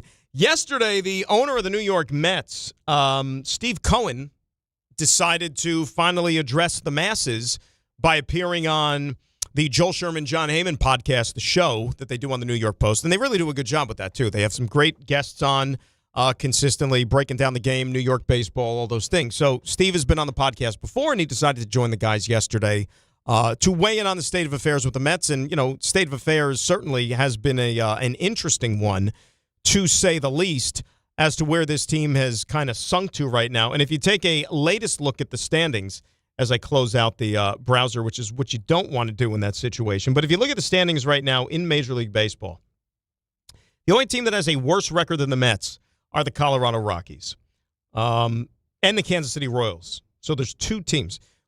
I never thought in a million years that we would be talking about the prospect of a club with a $380 million payroll, one of the highest in Major League Baseball, that has a legitimate chance to finish with the worst record in the entire sport. Because if you think about what lies ahead over the next month with this team, before the trade deadline, the roster on paper is only going to get worse. You know, and when you have a guy like Freddie Peralta go out there and spit the bit again yesterday in Toronto, I mean, I don't know what you're getting in exchange for Freddie Peralta. You're definitely going to be getting back less than what you gave up to get him, which was 2 top 100 prospects at the time. But that's not feasible any longer. I mean, right now the Mets are 2 games ahead of Colorado for the worst record in the entire sport. There's a chance they could have the worst record in the game. And I know that, like, they may not pick first with the draft because you have a lottery and all those different type of things. But it has sunk to levels that nobody in their wildest dreams would have thought possible. So David Stearns getting a lot of the blame, and rightfully so, for this Mets mess, right? He is the architect. The product that you see on the field is his doing. Here was the Met owner on the job status of one David Stearns. Listen, I'm in my conversations with him. He's incredibly thorough. You know, there aren't answers that I walk away and say, oh, you know, I don't agree with that, or being pretty buttoned down and knows what he's talking about, okay? We're 2.5 years into a contract. Everyone forgets, does he get any credit for 24? Does that not count? We almost made it to the World Series, and that was just 2 years ago. So it's a mixed record, okay? I mean, I'm not going to say it's going great, but it's too early to really make evaluations. And I feel really strongly that if we're going to burn and churn, that's a terrible place to be. And every time you burn and churn, that guess what? The next time, nobody wants to come. Is someone going to put their career in your hands if you're going to be, you know, short-term oriented? And yeah, I have a contract. It's a 5-year contract, and we're going to live that contract out. All right, so David Stearns not going anywhere, and I think that if you kind of followed the way the wind was blowing, you probably thought as much as well.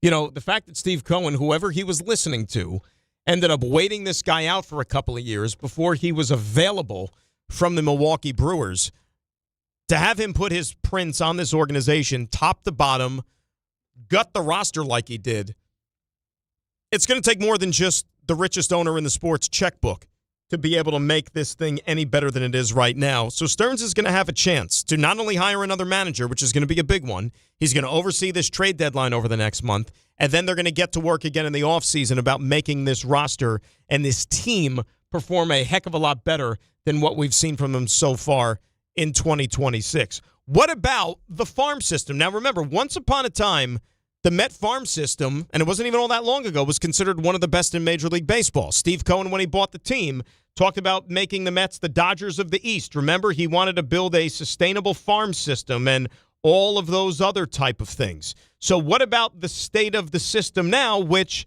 let's face it, is not exactly as highly regarded as it once was? I'm extremely worried. I think good teams develop players, have a pipeline of players.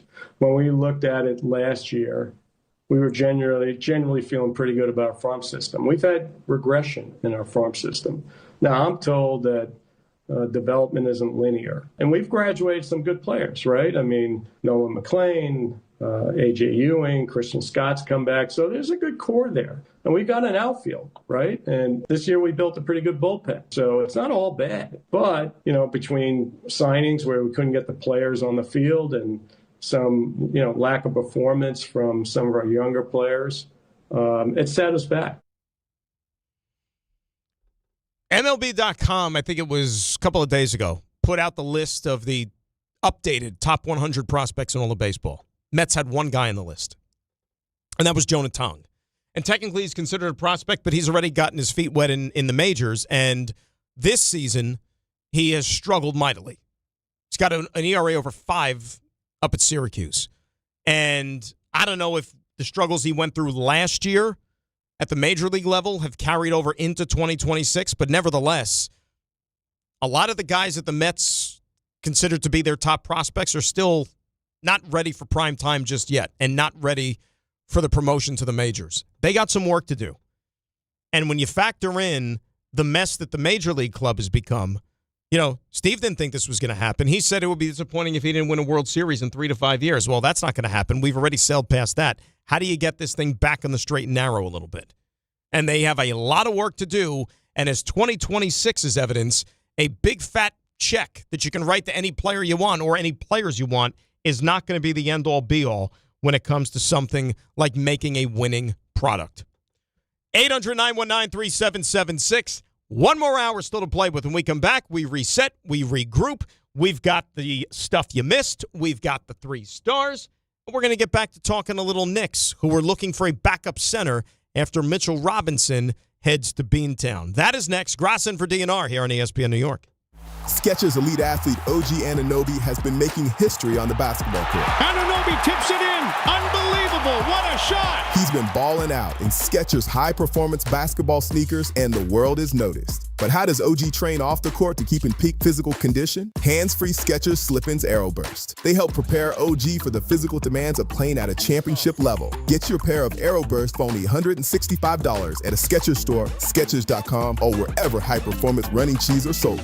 If you're heading into summer without a medical emergency kit, you're taking a risk most people don't think about until it's too late. Summer colds linger and can turn into sinus infections that last for weeks. Getting sick right now before vacation can derail everything. And when you're traveling, finding a doctor and pharmacy is stressful. That's why I ordered a medical emergency kit. It's like having urgent care and a pharmacy right at home. It includes essential prescriptions like amoxicillin and generic Z-Pak to treat a wide range of common and serious illnesses. So if you wake up sick at home or on the road, you already have what you need. No waiting for your doctor, no hours at urgent care, no pharmacy lines, no copays. Just match your symptoms to the right prescription in your guidebook or call their telemedicine doctor standing by. Start on your meds sooner and feel better faster. Every home needs at least one medical emergency kit. Order yours online in minutes and it's shipped to your door. And save $45 with my promo code 880 at urgentcarekit.com/880. That's promo code 880 at urgentcarekit.com/880. Long Island is more exciting than ever at Jake's 58 Casino Hotel. This July, join us for the Great American Giveaway and your chance to win your share of $175,000. Earn entries daily all month long. Then be here on July 31st from 3 till 6 p.m. when 2 lucky winners will be drawn every hour to win up to $20,000 cash. Then at 7 p.m., one grand prize winner will take home $75,000 cash at Jake's 58 Casino Hotel.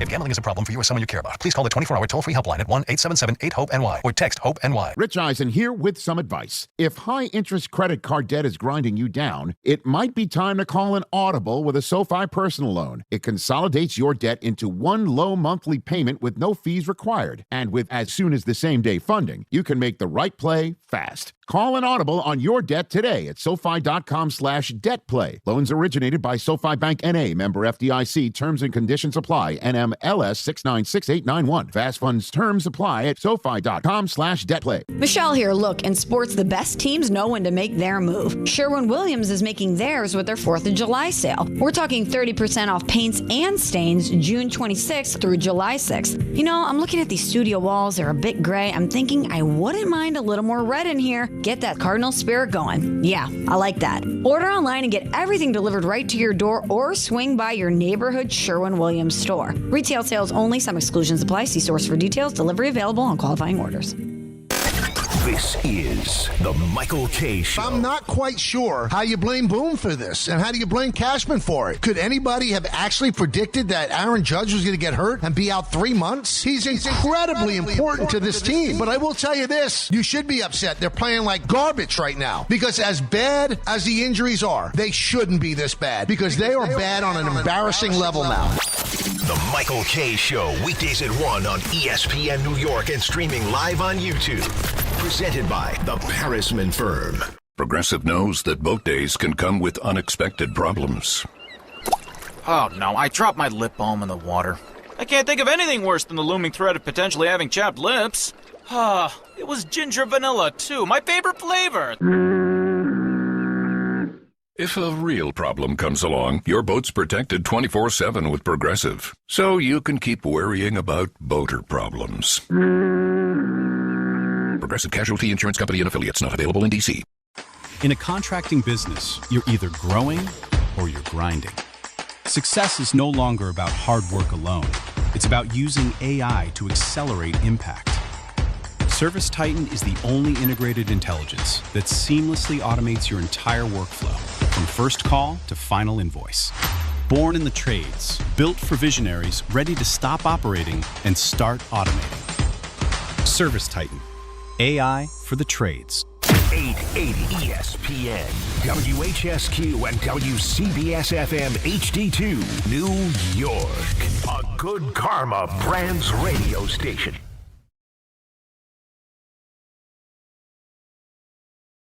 This is DiPietro and Rothenberg. Witnesses say the clown appeared at 14 consecutive games wearing full makeup, rainbow suspenders, and carrying a folding chair positioned directly behind the dugout. According to police reports, strikeouts were met with standing ovations. Routine groundouts received slow clapping. Drop fly balls and earned confetti throws. League officials say matters escalated when Bobo began keeping detailed statistics labeled career highlights since the breakups. Boo his sorry ass! I'm the king of the clown. This is DiPietro and Rothenberg on ESPN New York and streaming live on YouTube. Little Bobo the Clown earlier in the program as we welcome you back. 9 o'clock hour, kids. That's right. Grassa hanging out with you in for DNR Beach Bash Day 2026. We'll see everybody down at Bar A and Lake Como coming up this afternoon starting at 1 o'clock. Going to be hot, going to be steamy, but it's going to be fun. We got soccer games to be watching in the World Cup. We got Spain playing this afternoon, Portugal playing at 7, among others, as we kick off the 4th of July holiday weekend festivities. We know that Team USA is going to be playing after the weekend on Monday night, round of 16 against Belgium, despite the bogus red card that was given out to Flo Balogun last night, knocking him out of the next round. But nevertheless, Stars and Stripes still moving along. Great story here in the world of sports. And we were talking about it earlier in the show. I was saying it to Ray. You had the Knicks run that ate up pretty much the entire month of June. Now you got the World Cup, which is carrying over and is going to take us through the middle of July or just past that point. And then the following week, you got training camps opening for the Jets and the Giants and everybody else in the entire NFL. So it's like this. I guarantee you we're going to be sitting there at Labor Day and thinking, where the hell did the summer go? Because it just has that feel already because of the way the sports is kind of just taken over everything else. I mean, July already, 4th of July weekend here we're approaching in the big city. Speaking of big, the Knicks are going to have to find a way to go out there and get some minutes as far as their big men are concerned, because Mitchell Robinson is now a member of the Boston Celtics. 3 years, $47.4 million. You knew that the Knicks were not going to be able to swim in those waters, especially when you had the edict from the owner that they weren't going to swim in those second apron waters. You only had about $9 million or so to navigate through until they were going to infringe on that second apron. They did not think it was wise to want to have to deal with all those penalties that you're going to have to incur if you are going to hit that second apron. And I can't necessarily disagree with that decision. The state of the Knicks right now is, at least as far as July is concerned and the start of free agency, they're in a position right now that they haven't been in, well, forever. As long as we've been doing this. And that is the champions of the NBA. And it's never going to get old saying that. that they, are at the top of the mountain looking down on everybody else, and teams are now going crazy to try to make moves and to catch up to where the Knicks are right now because they've got some ground to make up. What did you say? What was the saying, Ray, about the Knicks and where they are right now? The Knicks have made everybody go crazy. They broke the Eastern Conference. They broke the Eastern Conference. It's as simple as that. And that is a great, great place to be in right now. So Mitch goes to the Celtics, and look, I understand that it stings a lot of fans. He was a homegrown player, right? Second-round draft choice. Came from nothing. You really didn't even know realistically what the expectations were going to be like when you drafted a Mitchell Robinson. But he developed into a player that saw a lot of bad earlier in his Knicks career and didn't win a lot of games and had to deal with injuries and trying to harness his game. And we all wondered, was this guy ever going to be able to develop some sort of an offensive game that would complement his other traits on the basketball court, the rim protection, the rebounding. I mean, you're talking about a guy that developed into, if not the best, one of the best offensive rebounders in all of the league, and there is a value to that, right? There is a skill set. And the Knicks would have loved to have retained Mitchell Robinson, but I'm, for one, not going to sit here and say that Mitch is wrong for signing with the Boston Celtics. He has every right to do that. If they were going to put a contract in front of him, by all means, it's a business. You got to do what's best for yourself.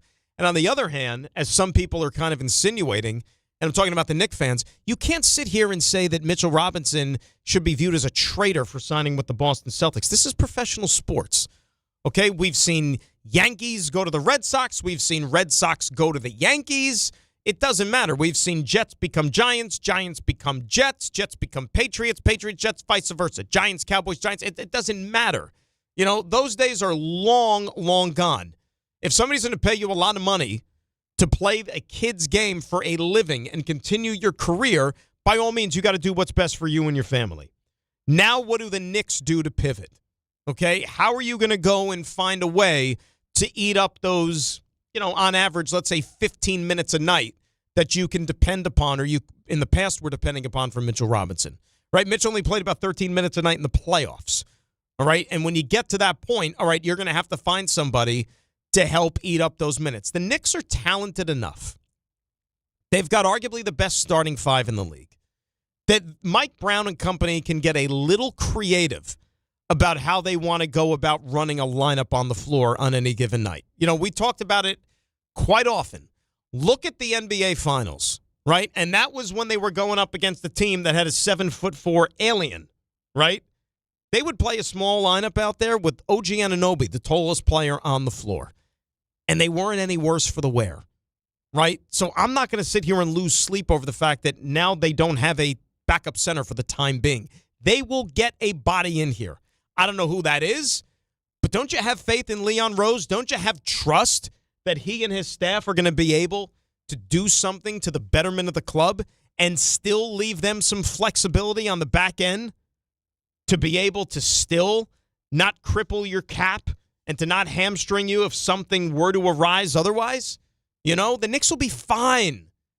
This is nothing. I mean, Ray, am I out of bounds for even suggesting that him going to Boston is not even really a speed bump on the road this team is on? It's less than some massive move. Like, it hurts more just because of what you're losing. But Mitchell Robinson on another roster, you've got to think that a team that hasn't figured out how to spread his minutes, how to handle the back-to-back situations, you can't rely on him to start 70 games and do back-to-backs and play 30 minutes a night. Like, you're not going to get the best of Mitchell Robinson if that's what you expect. The Knicks found what works for him, and that is coming off the bench, providing that defensive anchor. Yep. When Cat isn't out there, when Cat is in foul trouble, or you need to disrupt another team's attempts at making progress in the paint.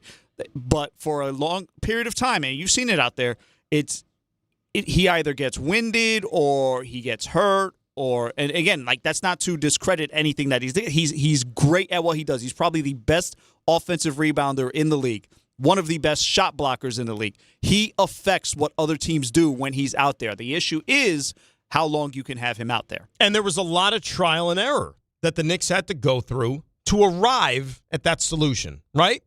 A lot of good, a lot of bad. Some injuries along the way.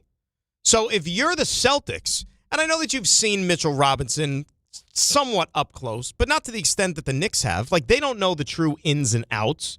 Having spent 8 years with this guy, they're going to have to figure this out. And they're going to have to do it on the fly. Because, look, I don't know what the Celtics' plans are. I really and truly don't. Remember, they have new ownership. So on a one-to-one level, okay, they signed Mitchell Robinson. He's going to provide some low-post presence for him because last year they kind of pieced this thing together as far as their bigs were concerned. Keita did a nice job, but he's far from a superstar. Maybe they wanted a little bit more of a sure presence. Fine. But then later in the afternoon when Boston goes out there and they make the trade with Philadelphia for Jaylen Brown, which I'm sorry, the final chapter of that trade is not going to be written for several more years as to what Boston is ultimately going to do with those draft choices. It still makes me scratch my head. And Brad Stevens is a smart enough guy to where I don't think that he looks at this as a one-for-one. I don't think that he says, yeah, I'd rather have Paul George on our team over Jaylen Brown because that makes us better. Nobody knows. I mean, everybody knows that that's not the case. Jaylen Brown's a better ball player than Paul George. He's younger. He's more dependable. He's more reliable. Everything under the sun. But I just think there is another move here for the Boston Celtics. They're not going to take the floor with this group going into the season. They're just not. Now, I don't know exactly what was going on with Jaylen Brown. If there was more behind the scenes than is being let on, you kind of get that sense that might be the case. But otherwise, Philadelphia comes out of this thing looking pretty good. Even though Joel Embiid is somebody who's injury-prone, Tyrese Maxey is a star. VJ Edgecombe in year number 2 figures to only get better. And then you have Jaylen Brown, who, you know what the other part about this is, Ray? Like when you look at Jaylen Brown going to Philadelphia, I think you're getting a guy with a chip on his shoulder. You're getting a motivated player, motivated than he would be normally, because something went on in Boston. And now he goes to a division rival, and he's going to stick it to the Celtics. And to everybody else who maybe counted him out, who maybe didn't give him the credit he felt that he deserved when he played such a huge role for this team all season long while Jason Tatum was healing. And he was in the MVP conversation. Those Celtics Sixer games next year are going to be must-watch TV. And you know as well as I do that probably one, if not more of them, will get the national TV primetime assignments with those two clubs because those are going to get interesting. But the other thing that you've had now with all this movement in the Eastern Conference is I think the conference as a whole has gotten a lot more interesting and a lot more watchable, and you have a lot more depth when talking about a bunch of teams that could be a thorn in the Knicks' side. Long gone are the days of where people said the Knicks had the easiest path to an NBA championship and an easiest path through the Eastern Conference. That's not going to be the case if they are going to run it back next year. You look at these teams now, what Philadelphia has done to get better. Cleveland might not be done if LeBron James decides to have another tour of duty in his hometown team. The Raptors brought on Kawhi Leonard. Indiana's getting Tyrese Halliburton back, right? Does Brad Stevens have another move for the Boston Celtics? Giannis is down in Miami. We haven't even talked about the Pistons yet, despite their premature ouster from the playoffs.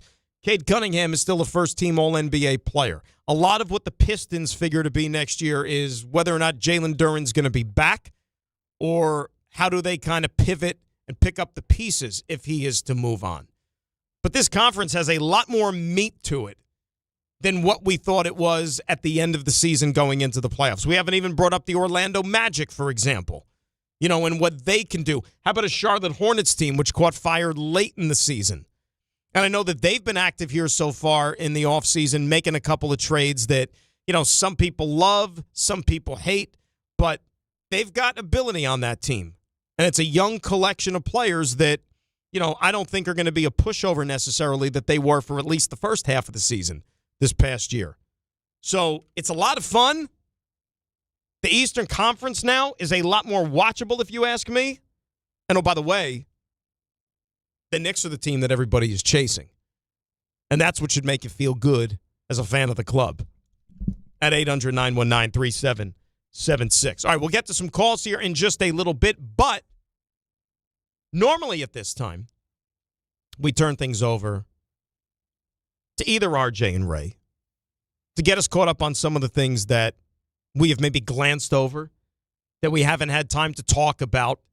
But on this day, we are calling an audible because for the second time this week, the stuff you missed will be delivered by none other than the great Joseph R. Leo. Now, Walk-up three-pointer. He got it! see ya! Put it in the box! The you missed. I don't know how you missed it, and if you did, we led the show with it. You could listen on the podcast. The U.S. men's national team is moving on to the round of 16 to face Belgium on Monday.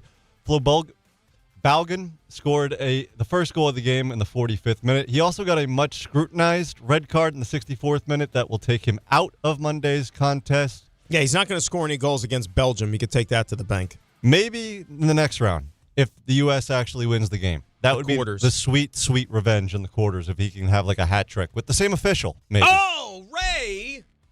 I just forgot. And if our buddy John Winthrop is listening to the show right now, which why the hell wouldn't he be?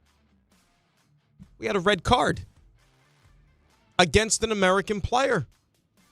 You know what that means, right? No. Did we talk about this? No. Free Domino's. What? Is that a thing? Yes. Because Domino's had a promotion. He's giving us free Domino's, or they're running a promotion? No, Domino's is giving free Domino's. Domino's had a promotion. I think it's too late. This isn't like, now like you try to sign up. If you signed up... Dial Domino's emergency pizza. The U.S. gets a red card that calls for a free emergency player pizza because losing a player hurts. Yep. So they were going to give away, I believe, 60,000 free pizzas, and you had to sign up prior to the start of the tournament. But if if the USA got a red card, which in this case they did, it's too late to go in now. I guess you can join now. Right, you can join, but they were going to give out 60,000 free medium pizzas if we got a red card. Flo Balogun's the guy. So bellies are going to be full. I wouldn't even say thanks to Flo Balogun. I would say thanks to the crooked official. Maybe he wanted from Brazil. Free Domino's. Maybe that was his angle at giving him the red card. And the reason I bring up John is because John is a big Domino's customer. If it's a big game, it's got to be Domino's. He rode Domino's and KFC and I did not. I knew about the KFC. I didn't know about the Domino's. Oh, absolutely. Remember the Domino's was like a 2-game carryover thing. He ate like some of it for the one game, leftovers for the next game. Because that's how good the deal was. Interesting. Yeah. Malik Tillman also scored in last night's contest on a free kick in the 82nd minute to give the U.S. some breathing room. Again, the round of 16 game will be played against Belgium in Seattle at 8 p.m. on Monday. The New York baseball teams, well, they're a heaping pile of dog-you-know-what right now. The Yankees are owners of the longest losing streak in Major League Baseball with 7 in a row. The Yankees, they have 12 straight games with 4 runs or fewer, which ties their longest streak since 1990. They are also the worst team in extra inning games this season with a clip of 1-5. How is that possible? It doesn't seem like they play a bunch of them, but the record checks out. They are not a good extra inning team. They're not a fan of the Manfred Man. Guess what? They could have won yesterday's game if Aaron Boone decided to send Paul Goldschmidt up to the plate in the 10th inning instead of Oswaldo Cabrera with the game winner standing at third base. But why send up a potential all-star when we could have a guy who's returning from an injury? Why? Taking at bat. What's the point? We got to play a bunch of more games anyway. The Mets aren't safe. The Mets gave the Canadians a very nice Canada Day present by rolling over and losing 9-3 to the Blue Jays. Freddie Peralta went 4 innings, giving up 7 hits, 5 earned runs. Yesterday was the 7th time in Peralta's short tenure in Flushing of recording 5 innings or fewer. The Mets have lost 10 of their last 12, which is tied with, you guessed it, the Yankees for the worst record during that span. Freddie Peralta. Let me tell you something about Freddie Peralta. I mean, he's earned the nickname 5-inning Freddie. What a disastrous pickup. And this is a guy that, they tried to have you believe that was ace material when the Mets acquired him from Milwaukee. Ace. Now they said, now they got their ace. Really? He was a good number 2 or a number 3 when Milwaukee had all that pitching. Real good team. I want him no more than a 3. This was before the season. Now I don't even want him, period. We talked about this as well. The Boston Celtics opened up the NBA offseason yesterday, and not just by signing old friend Mitchell Robinson to a 3-year, $47.4 million contract. No, they traded Jaylen Brown in a blockbuster trade to not Milwaukee for Giannis Antetokounmpo, for Paul George, a 2028 first that could become a swap, and an unprotected 2031 first-round pick. They also have second-round picks in 2028 and 2030. And, Dan, it's amazing that Philadelphia can turn Ben Simmons and Paul George into James Harden and Jaylen Brown. Don't do a deal with that front office. I know it's changed recently, but just don't do a deal with Philadelphia. But it's still just shocking to me, right? That Kawhi Leonard, for example, okay, the Clippers got more for him than Boston got for Jaylen Brown. Who would you rather have, Kawhi Leonard or Paul George? I would probably rather have Kawhi Leonard. I agree. Neither one of them plays, consistently throughout the season, but still, Kawhi Leonard is 6 years older than Jaylen Brown. And how the hell the Clippers pulled that off compared to what Boston just did? Remember, we were told that Jaylen Brown was going to be able to potentially land them Giannis before all this stuff got going. He was in the MVP conversation.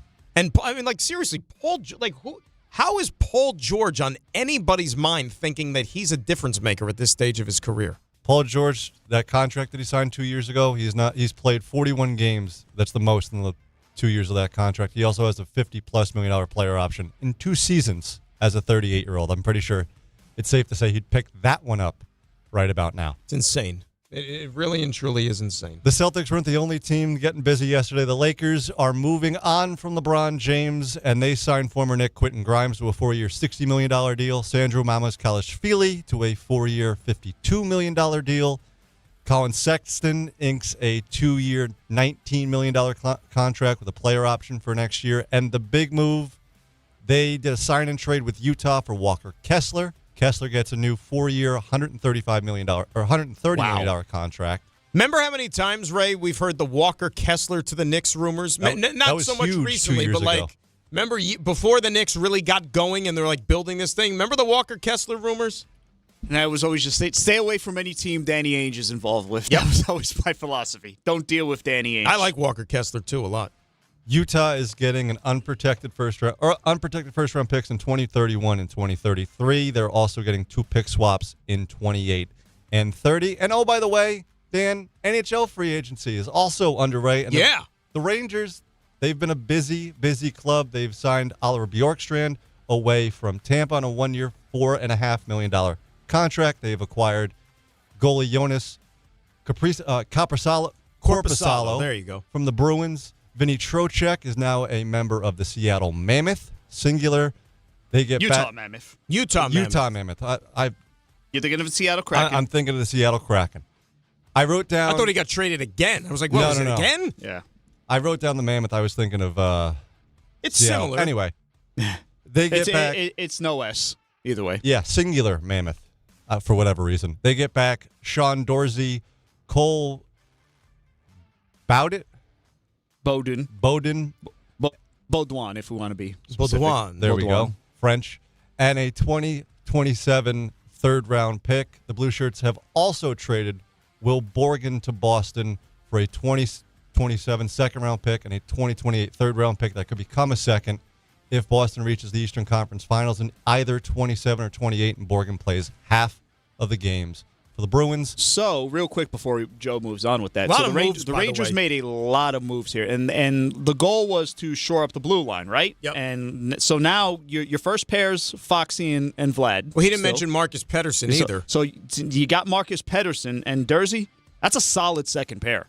You've upgraded there. And Pedersen is a guy who Sully had in Pittsburgh for a long time, so he's familiar with the player, which obviously, that was the driving force behind that. And then Denorfiev, which happened, over the weekend. Dude. So your first line projected to be Mika, Laff, and Denorfiev. Your second line, JT, Cooley, and Bjorkstrand. And then your third, Noah Laba, who had a great rookie year.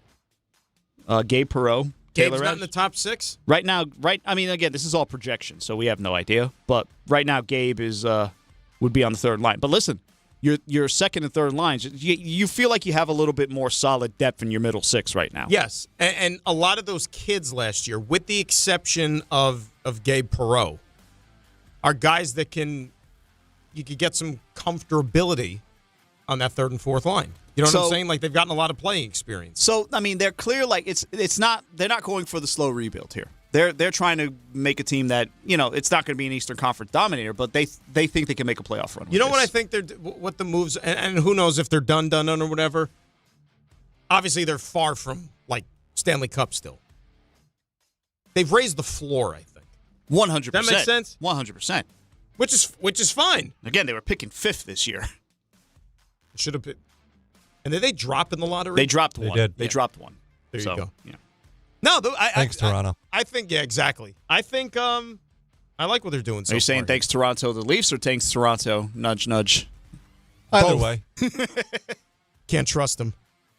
Across the pond right now with Wimbledon, just some Americans. Taylor Fritz advances in straight sets for on the men's side, and Emma Navarro in 3 sets on the women's side. And that, Dan, is a very short and sweet stuff you missed. Excellent job. Yeah, the tennis, by the way, I've had, and we talked about how much, like, with the World Cup, and it's hard to get into for me, like, the first few days. Not having Alcaraz is a big loss. It really and truly is. And now there's talk that he's targeting the U.S. Open for his return, which would be huge, obviously, to get him back out there, because it's losing a little bit of luster, when you're missing top players due to injury and stuff like that. But this tournament, hopefully by the time we, get to next week, the business part of the tournament, maybe it gets some legs a little bit, because I got to be honest with you, right now, like, the World Cup has precedence over Wimbledon as far as my viewing interest. And, I'm a tennis diehard, and Wimbledon's my favorite tournament, in the entire calendar. But just there's something not quite there so far. Maybe that changes here. All right, good job, Joseph. 800-919-3776. Remember, we are going till 10 o'clock today. Then it's going to be Bart and Carlin Beach Bash Day 2026 right here on ESPN New York. And at 9:28, we got to get a check of those roads. People trying to get out of the city early, maybe head down to the shore. A bit premature as well, but who better to give us the lowdown on the roads than the great Debbie Duhane? Good morning, Dan. Good morning, company. Everybody have a great 4th of July. Happy birthday, America. Hey, heading to the Beach Bash right now. The Parkway looks okay. Heading southbound, getting down toward Belmar. No problems on 16th Ave, out by Bar A. We are seeing some volume on 35 as you get out through Spring Lake. Watch for slowdowns at the Gotholz Bridge heading into Staten Island. Also, westbound side of the Staten Island Expressway building at 440. Cross Bronx West, heavy traffic into the outbound GWB with lower level construction. Sponsored by RockAuto.com. A failed truck can turn any drive into a rough ride. When it's time for repairs, Rock Auto makes finding the right part easy. Shop name brands at lower prices and have parts shipped directly to your door. All the parts your car will ever need. Rock Auto. I'm Debbie Duhane, 880 ESPN, New York.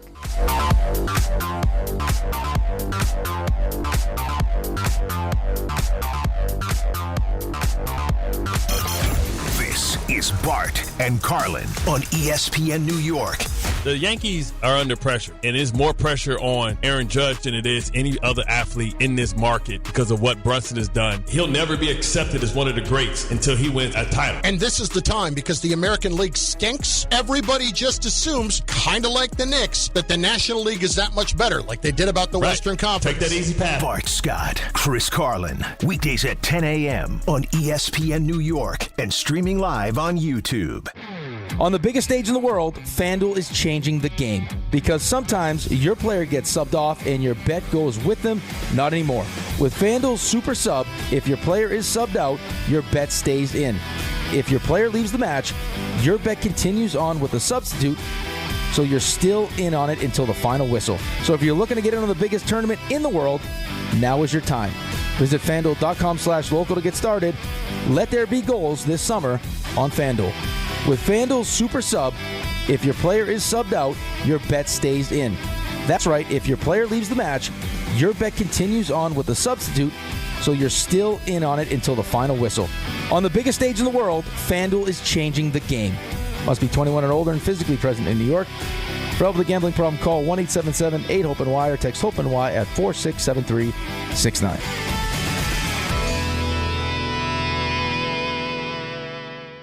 At Uline, they know firsthand the road to success is an uphill climb.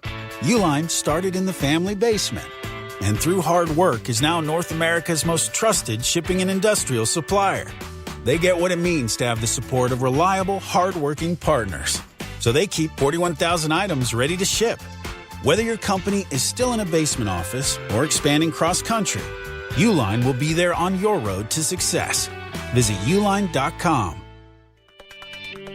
Tricon Construction is growing across New Jersey, delivering larger, more complex commercial projects with the precision today's developers expect. Because when the timelines, capital, and reputation are all on the line, you need more than a contractor. You need a true construction partner. Tricon brings experienced leadership, disciplined project management, and a team built around accountability and execution. From planning to completion, they build with purpose, professionalism, and pride. For serious commercial projects, build with Tricon. Visit TriconBuilds.com. That's TriconBuilds.com.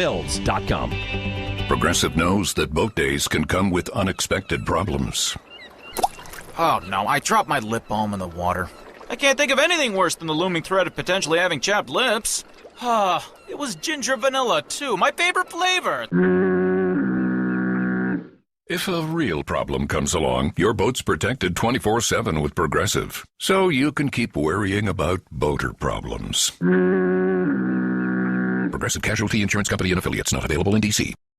In a contracting business, you're either growing or you're grinding. Success is no longer about hard work alone. It's about using AI to accelerate impact. Service Titan is the only integrated intelligence that seamlessly automates your entire workflow, from first call to final invoice.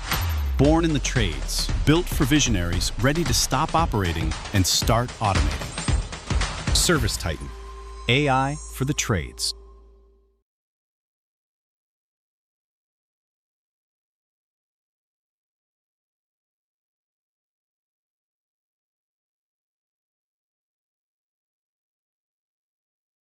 All right, DNR, Dan Grassa hanging out with you on this Thursday Beach Bash Day 2026. Everybody going to be heading on down to Bar A in Lake Como, New Jersey for all the festivities coming up a little bit later on this afternoon. We roll till 10 o'clock. Then it'll be Bart and Carlin. They're doing their little pre-show powwow right now, as a matter of fact, getting you ready for the program. It's unfortunate, where we are, because you think, 4th of July and baseball and summertime. And right now, still in the grand scheme of things, one of the two clubs in this city is in a lot better shape than the other, and that would be the Yankees, despite the fact that they've lost 7 in a row. And, they don't look like a coherent group right now. But you know that this is only a temporary thing, and they're going to start to get healthier in short order. Grisham, McMahon, supposedly going to slide back into the lineup tomorrow when the Twinkies are in town.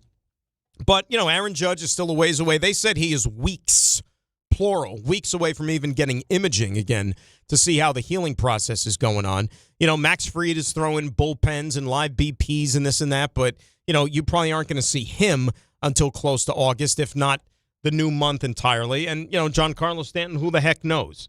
But the Yankees have a little bit of a leeway in the fact that the American League is quite forgiving.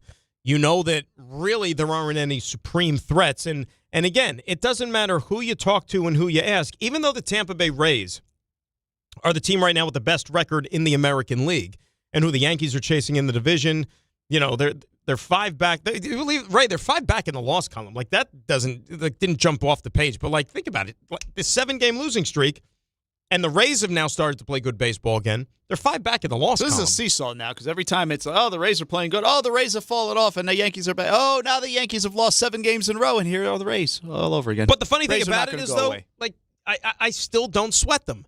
And I know the Yanks got 4 with them next week, and I'm sure those are going to be tough matchups given where the Yanks are right now and how they've been playing. But it's also, I see it as an opportunity, for them to kind of right the ship a little bit. And if somehow, some way they're able to gather themselves, what better team to do that against than the team now that you're chasing for first place? But, I mean, come on. Like, if you look at the rest of the American League, I still contend, and we had Jim Duquette on the show yesterday. He agrees with me as well. Buster Olney, the same thing when we've talked to him in the last couple of weeks. Seattle Mariners right now are still a team in the AL that you have to worry about because of their pitching. And even though it's been up and down this year, in a big spot, short series, they get it together. They could throw arms at you, which could cause problems. And I also think Seattle will be a little bit more aggressive come the trade deadline because of Jerry DiPietro, the general manager, who is never Jerry DiPietro would trade his mother if he could. If it meant getting even a prospect that's controllable for 4 to 5 years, he would love to do that. And I'm sure he's going to do what he can to make sure that Seattle team gets back to where they were last year, which was Game 7 of the ALCS, almost knocking on the door to get to a World Series, but they couldn't get past the Toronto Blue Jays. Mets, on the other hand, look, they're a lost cause. David Peterson already shuttered away last weekend, and now we wait and see who is next as we approach the August 3rd trade deadline. Whether it's going to be Freddie Peralta, Clay Holmes, or Brooks Raley, guys like that, so be it. But it's already about 2027 for the New York Mets after this season has gone off the rails slowly but surely, and culminating with the manager losing his job and moving on from him.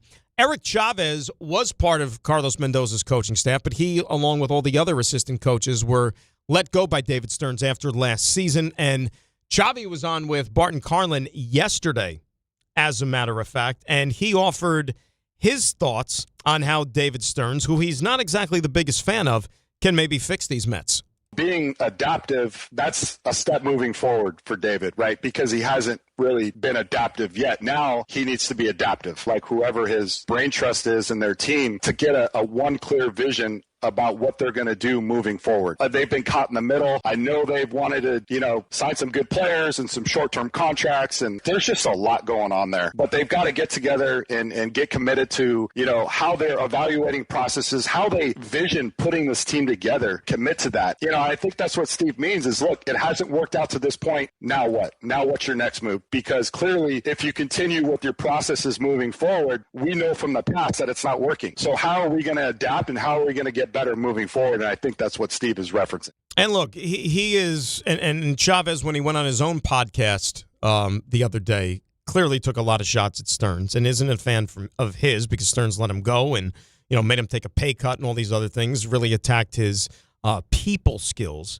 more than anything than that. And the other common trend with the Mets here has been the whole clubhouse dynamic. Soto and Lindor, those guys don't necessarily get along with each other. Cohen kind of put that to rest when he was on with the Sherman and Heyman pod on the New York Post yesterday, saying that maybe initially there was a little bit of friction, but that's all in the past and it's not an issue anymore. But Chavez was asked if, in the offseason when the Mets moved on from Alonso and Nimmo, was that something that could be attributed to clubhouse friction? No, completely wrong. Those guys, they went to bat for each other. I saw these guys in meetings on the road. There was team dinners. Nimmo organized, Pete organized, Lindor organized team dinners. The coaches were actually a part of that at times. The camaraderie was really good. When you lose, things leak out and things get overblown, especially in New York, but they had each other's backs. And behind closed doors and team meetings, like it was the same thing, everything I saw. So I think we can honestly move on from that. We can just sum it up that Juan and Lindor aren't going to be best friends. Who cares? Just be really good on the field and show out and do your thing, and you win ball games, and the narrative's going to change. Look, I know enough people, and I don't want to say close to the situation. I'll say familiar with the situation. These guys are not going to be out breaking bread with one another. They're just not. They're two different personalities, which is fine. Can they coexist in the same clubhouse on the same team and go out there and produce? Yeah. Absolutely, they can. They're professionals. They've been at this thing long enough. They're not rookies, right? But you don't have to get along with everybody. There's people, I'm sure, where you work, where I work, that, you're not going to be social with everybody, but you try to have a respect of one another when you're there doing the job, and, you're trying to, in our case, put a good product out on the air every single day. Those guys, their job is to go out there and play baseball. But It's not all warm and fuzzy, let's put it that way. But it doesn't have to be when you're talking about that sort of dynamic. And the unfortunate part about it is for the Mets, as to how soon and how bad this thing has gotten, is that you still have essentially 3 more months of baseball that the fans are basically going to be indifferent towards, right? You're going to have a 40th anniversary of your 86 World Championship team coming up in August. Are people even still going to be paying attention? That's like the only thing that I'm looking forward to for the rest of the year, like the only date I have circled. Carlos Beltran's going to have his number retired in September, mid-September. How bad do you think things are going to be by that point? That, Met fans are going to want to flock to the ballpark to do something celebratory like that? Which, for the life of me, I don't understand why they waited so late in the season to do it. If you want to do something with the pomp and the circumstance, you kind of schedule that for the summer. Why like, with 2 weeks left in the year, do you go ahead and schedule an occasion like that? Pete Alonso's coming back to Citi Field for the first time in mid-September. It's like a weeknight. School's back in. How many people are going to be there to give him a standing ovation? Not many.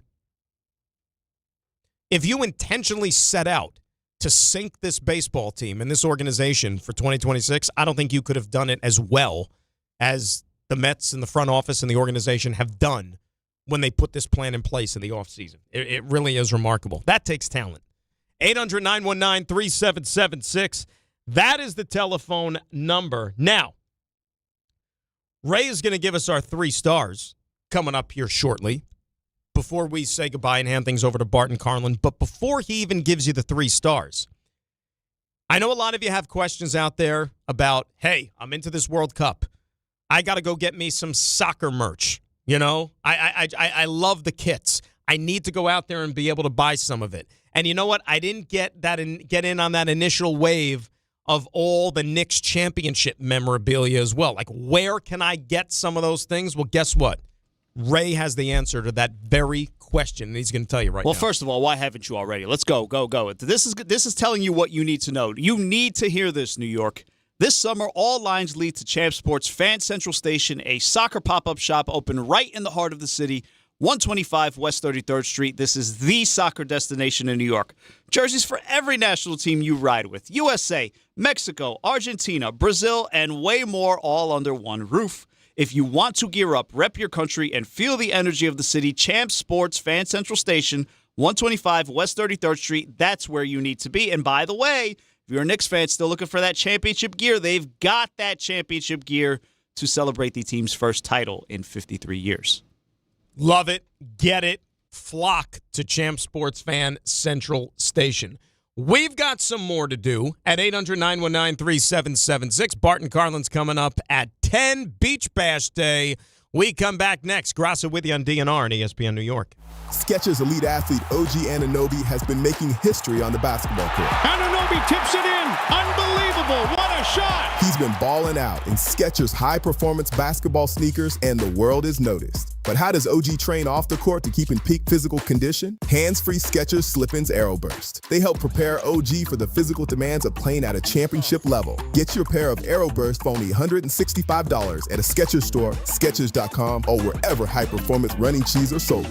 If you're heading into summer without a medical emergency kit, you're taking a risk most people don't think about until it's too late. Summer colds linger and can turn into sinus infections that last for weeks. Getting sick right now before vacation can derail everything. And when you're traveling, finding a doctor and pharmacy is stressful. That's why I ordered a medical emergency kit. It's like having urgent care and a pharmacy right at home. It includes essential prescriptions like amoxicillin and generic Z-Pak to treat a wide range of common and serious illnesses. So if you wake up sick at home or on the road, you already have what you need. No waiting for your doctor, no hours at urgent care, no pharmacy lines, no copays. Just match your symptoms to the right prescription in your guidebook or call their telemedicine doctor standing by. Start on your meds sooner and feel better faster. Every home needs at least one medical emergency kit. Order yours online in minutes and it's shipped to your door. And save $45 with my promo code 880 at urgentcarekit.com/880. That's promo code 880 at urgentcarekit.com/880. AlbertInstant.com/880. Download to see if you qualify. Not all customers will qualify. Transfer fees may apply. No Albert subscription required. Albert is not a bank. Albert Instant loans are issued by FinWise Bank, member FDIC. Not an actual client. Terms apply. Kylie, what's wrong? I just got hit with a car repair bill. I'm behind on rent, and I feel like I can never save any money. Have you tried the Albert app? Albert is your financial assistant, helping you find ways to save and create custom budgets to actually grow your money. Plus, you can get up to $10,000 for big expenses, or advance up to $1,000 fast when you need cash right away. Albert can get me up to $10,000? Exactly. Albert spots you in a pinch and helps you grow your money in the long run. I'm downloading Albert right now. Download the Albert app and use promo code FOCUS to borrow up to $10,000 for whatever you need. The Albert app helps you budget better and save more money so you reach your financial goals faster. Download the Albert app right now and use promo code FOCUS to borrow up to $10,000. Use code FOCUS to borrow up to $10,000. This July 16th through 19th, the biggest weekend in sports takes over New York City, and Fanatics Fest puts you at the center of it all. The world's #1 sports fan festival returns to the Javits Center with 500-plus athletes, celebrities, and sports legends all under one roof. Get closer than ever with autographs and photo ops, live panels and podcasts, exclusive merch drops, the tailgate zone, rare collectibles, and nonstop action across every major league. Enter for a chance to win a pair of tickets in the ESPN New York app. Find the contest tile to submit your entry.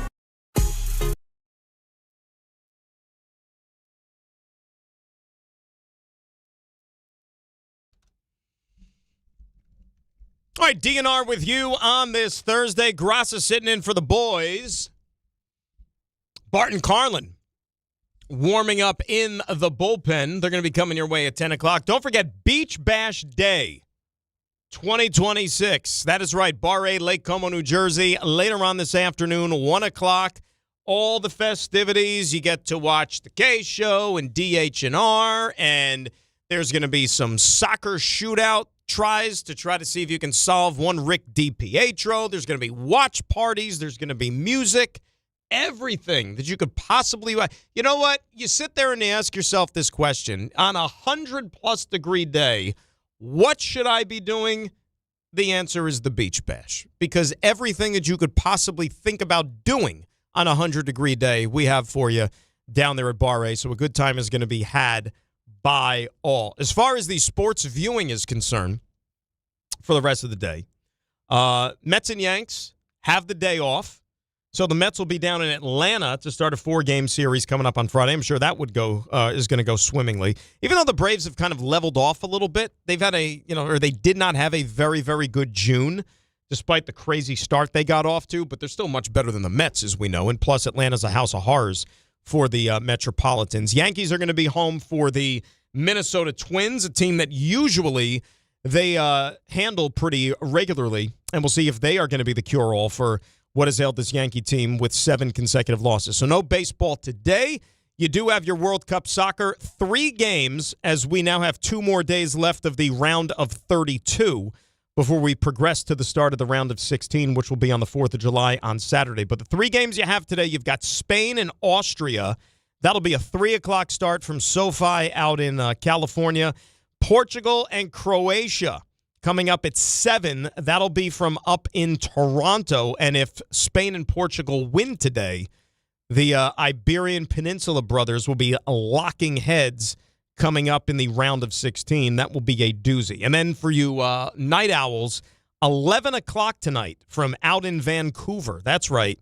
You got Switzerland and Algeria, the 3rd and final game of the day. And hopefully I will be able to watch all 3 of them, even the late one, because we are now winding down to a select few amount of games in this World Cup as the field starts to dwindle and dwindle. We know the United States moving on. They're going to play Belgium coming up on Monday evening in the round of 16. So a good job by then.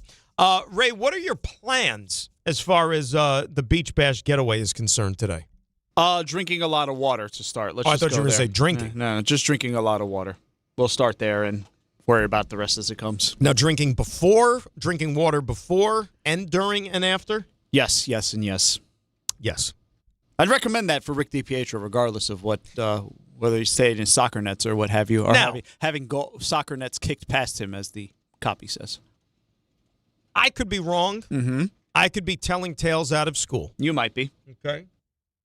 but I don't think it's wrong if I do. Just share with the world that what I've heard potentially. And you might be able to confirm or deny. Did I hear a rumor? Because the office is buzzing. Even on this office does. Even on this Thursday, it's buzzing. You know what I mean? Like I gotta watch with every turn that I take because I might get buzzed. But there's a buzz that Rick might have injured himself? Yeah, there's no might have. He definitely injured himself. This is a thing. So people have they known about this? Has this been brought up or no? This was brought up on yesterday's show. So you're not talking out of school in terms of that. So I mean, not that I would feel bad anyways, but so he's got a back issue. A little back issue. You have to hope he's okay. I haven't received an update today, but the hope was that he's going to deal with it now, and be out there. Does it have anything to do with him wearing pants on a tropical island where it's 90-plus degrees every I don't single see day? how pants wearing pants with Nick Sirianni would cause this issue. You never know. Remember, he's had a lot of work done to put that body back together again. He's had a lot of surgeries, a lot of procedures from his playing days. Listen, I don't want to talk out of school now, but allegedly may have pushed himself a little too much on Tuesday. I want to say Tuesday. Yeah. What was he doing on Tuesday? You know, he works out. Oh, it was a workout thing. Yeah. So, again, don't want to speak too much. But. Probably getting ready for the soccer competition today. And he might have pushed it. Yeah, I mean, look at the guy. He keeps himself in immaculate shape. I know. So it's but not out of the realm. But it's like these pitchers. You know what I mean? Like the pitchers that spend all this time in the weight room and then they go and they throw their arms out. It's about pliability, right? Flexibility. Yeah, the older you get, you have to be mindful of that, sure. But, listen, again, this is not – I was not there. I only can go by what he's told me and what he said publicly, and we'll – I mean, I want him to be okay.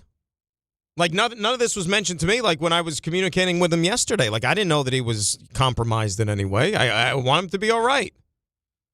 We all want him to be all right. Because let me ask you a question right now. Who's the backup goalie? There is no backup goalie. We don't even have a backup. I'm not volunteering. Can Jefferson do it? What's Jefferson's soccer tall. background? He's just long. That's it. He's tall. I think I mean, if I had to vote for somebody, I would cast a vote for Jefferson. Why not?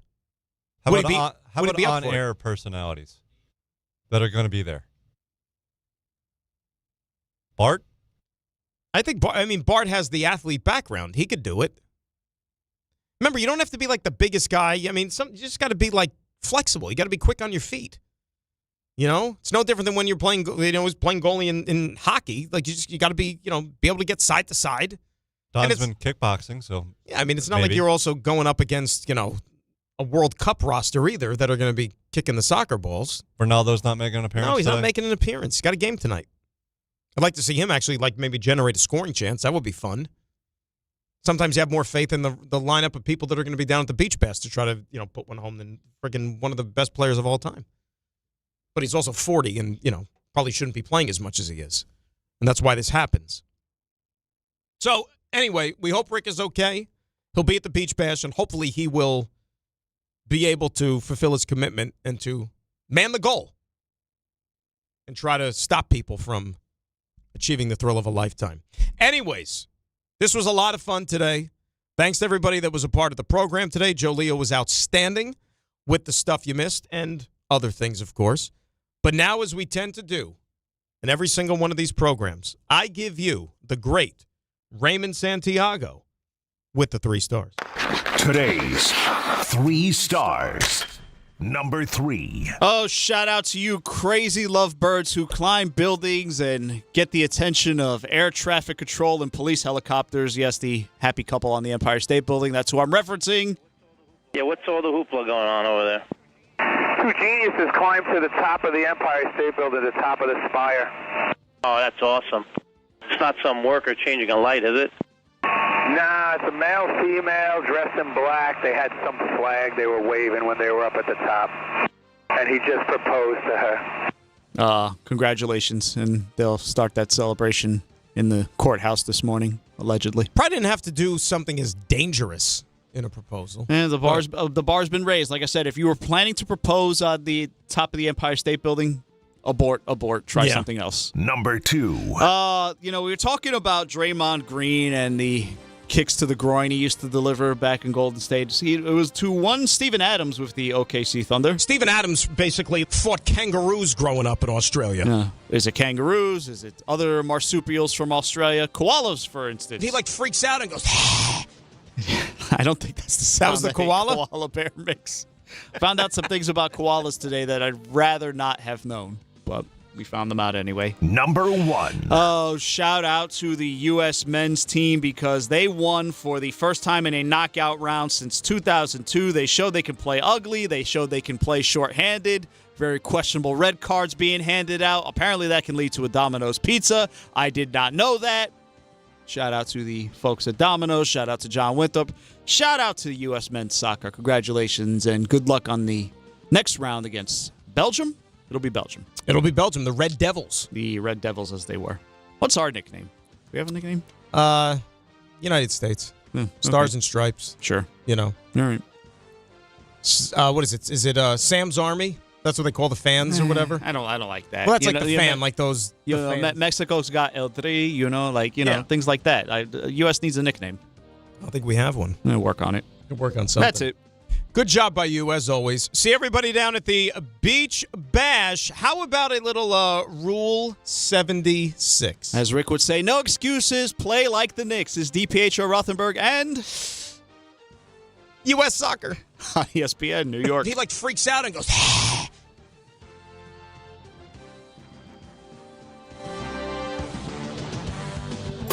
This is Don, Hahn, and Rosenberg. David Stearns won't say it, but this is his fault. This is all on him. This is all about the roster. You have the president of player personnel now leading the show to evaluate what the heck's wrong with this roster. Right now, with the target directly at his chest, is David Stearns. And what happens moving forward is all about whether he stays or goes. Don, Hahn, and Rosenberg. Weekdays at 3 on ESPN New York. And streaming live on YouTube. Hey, New York and New Jersey. Boost Mobile has an unlimited talk, text, and data plan that's only $25 a month forever. Meaning you'll only ever pay $25 a month for the rest of your life. Who wouldn't want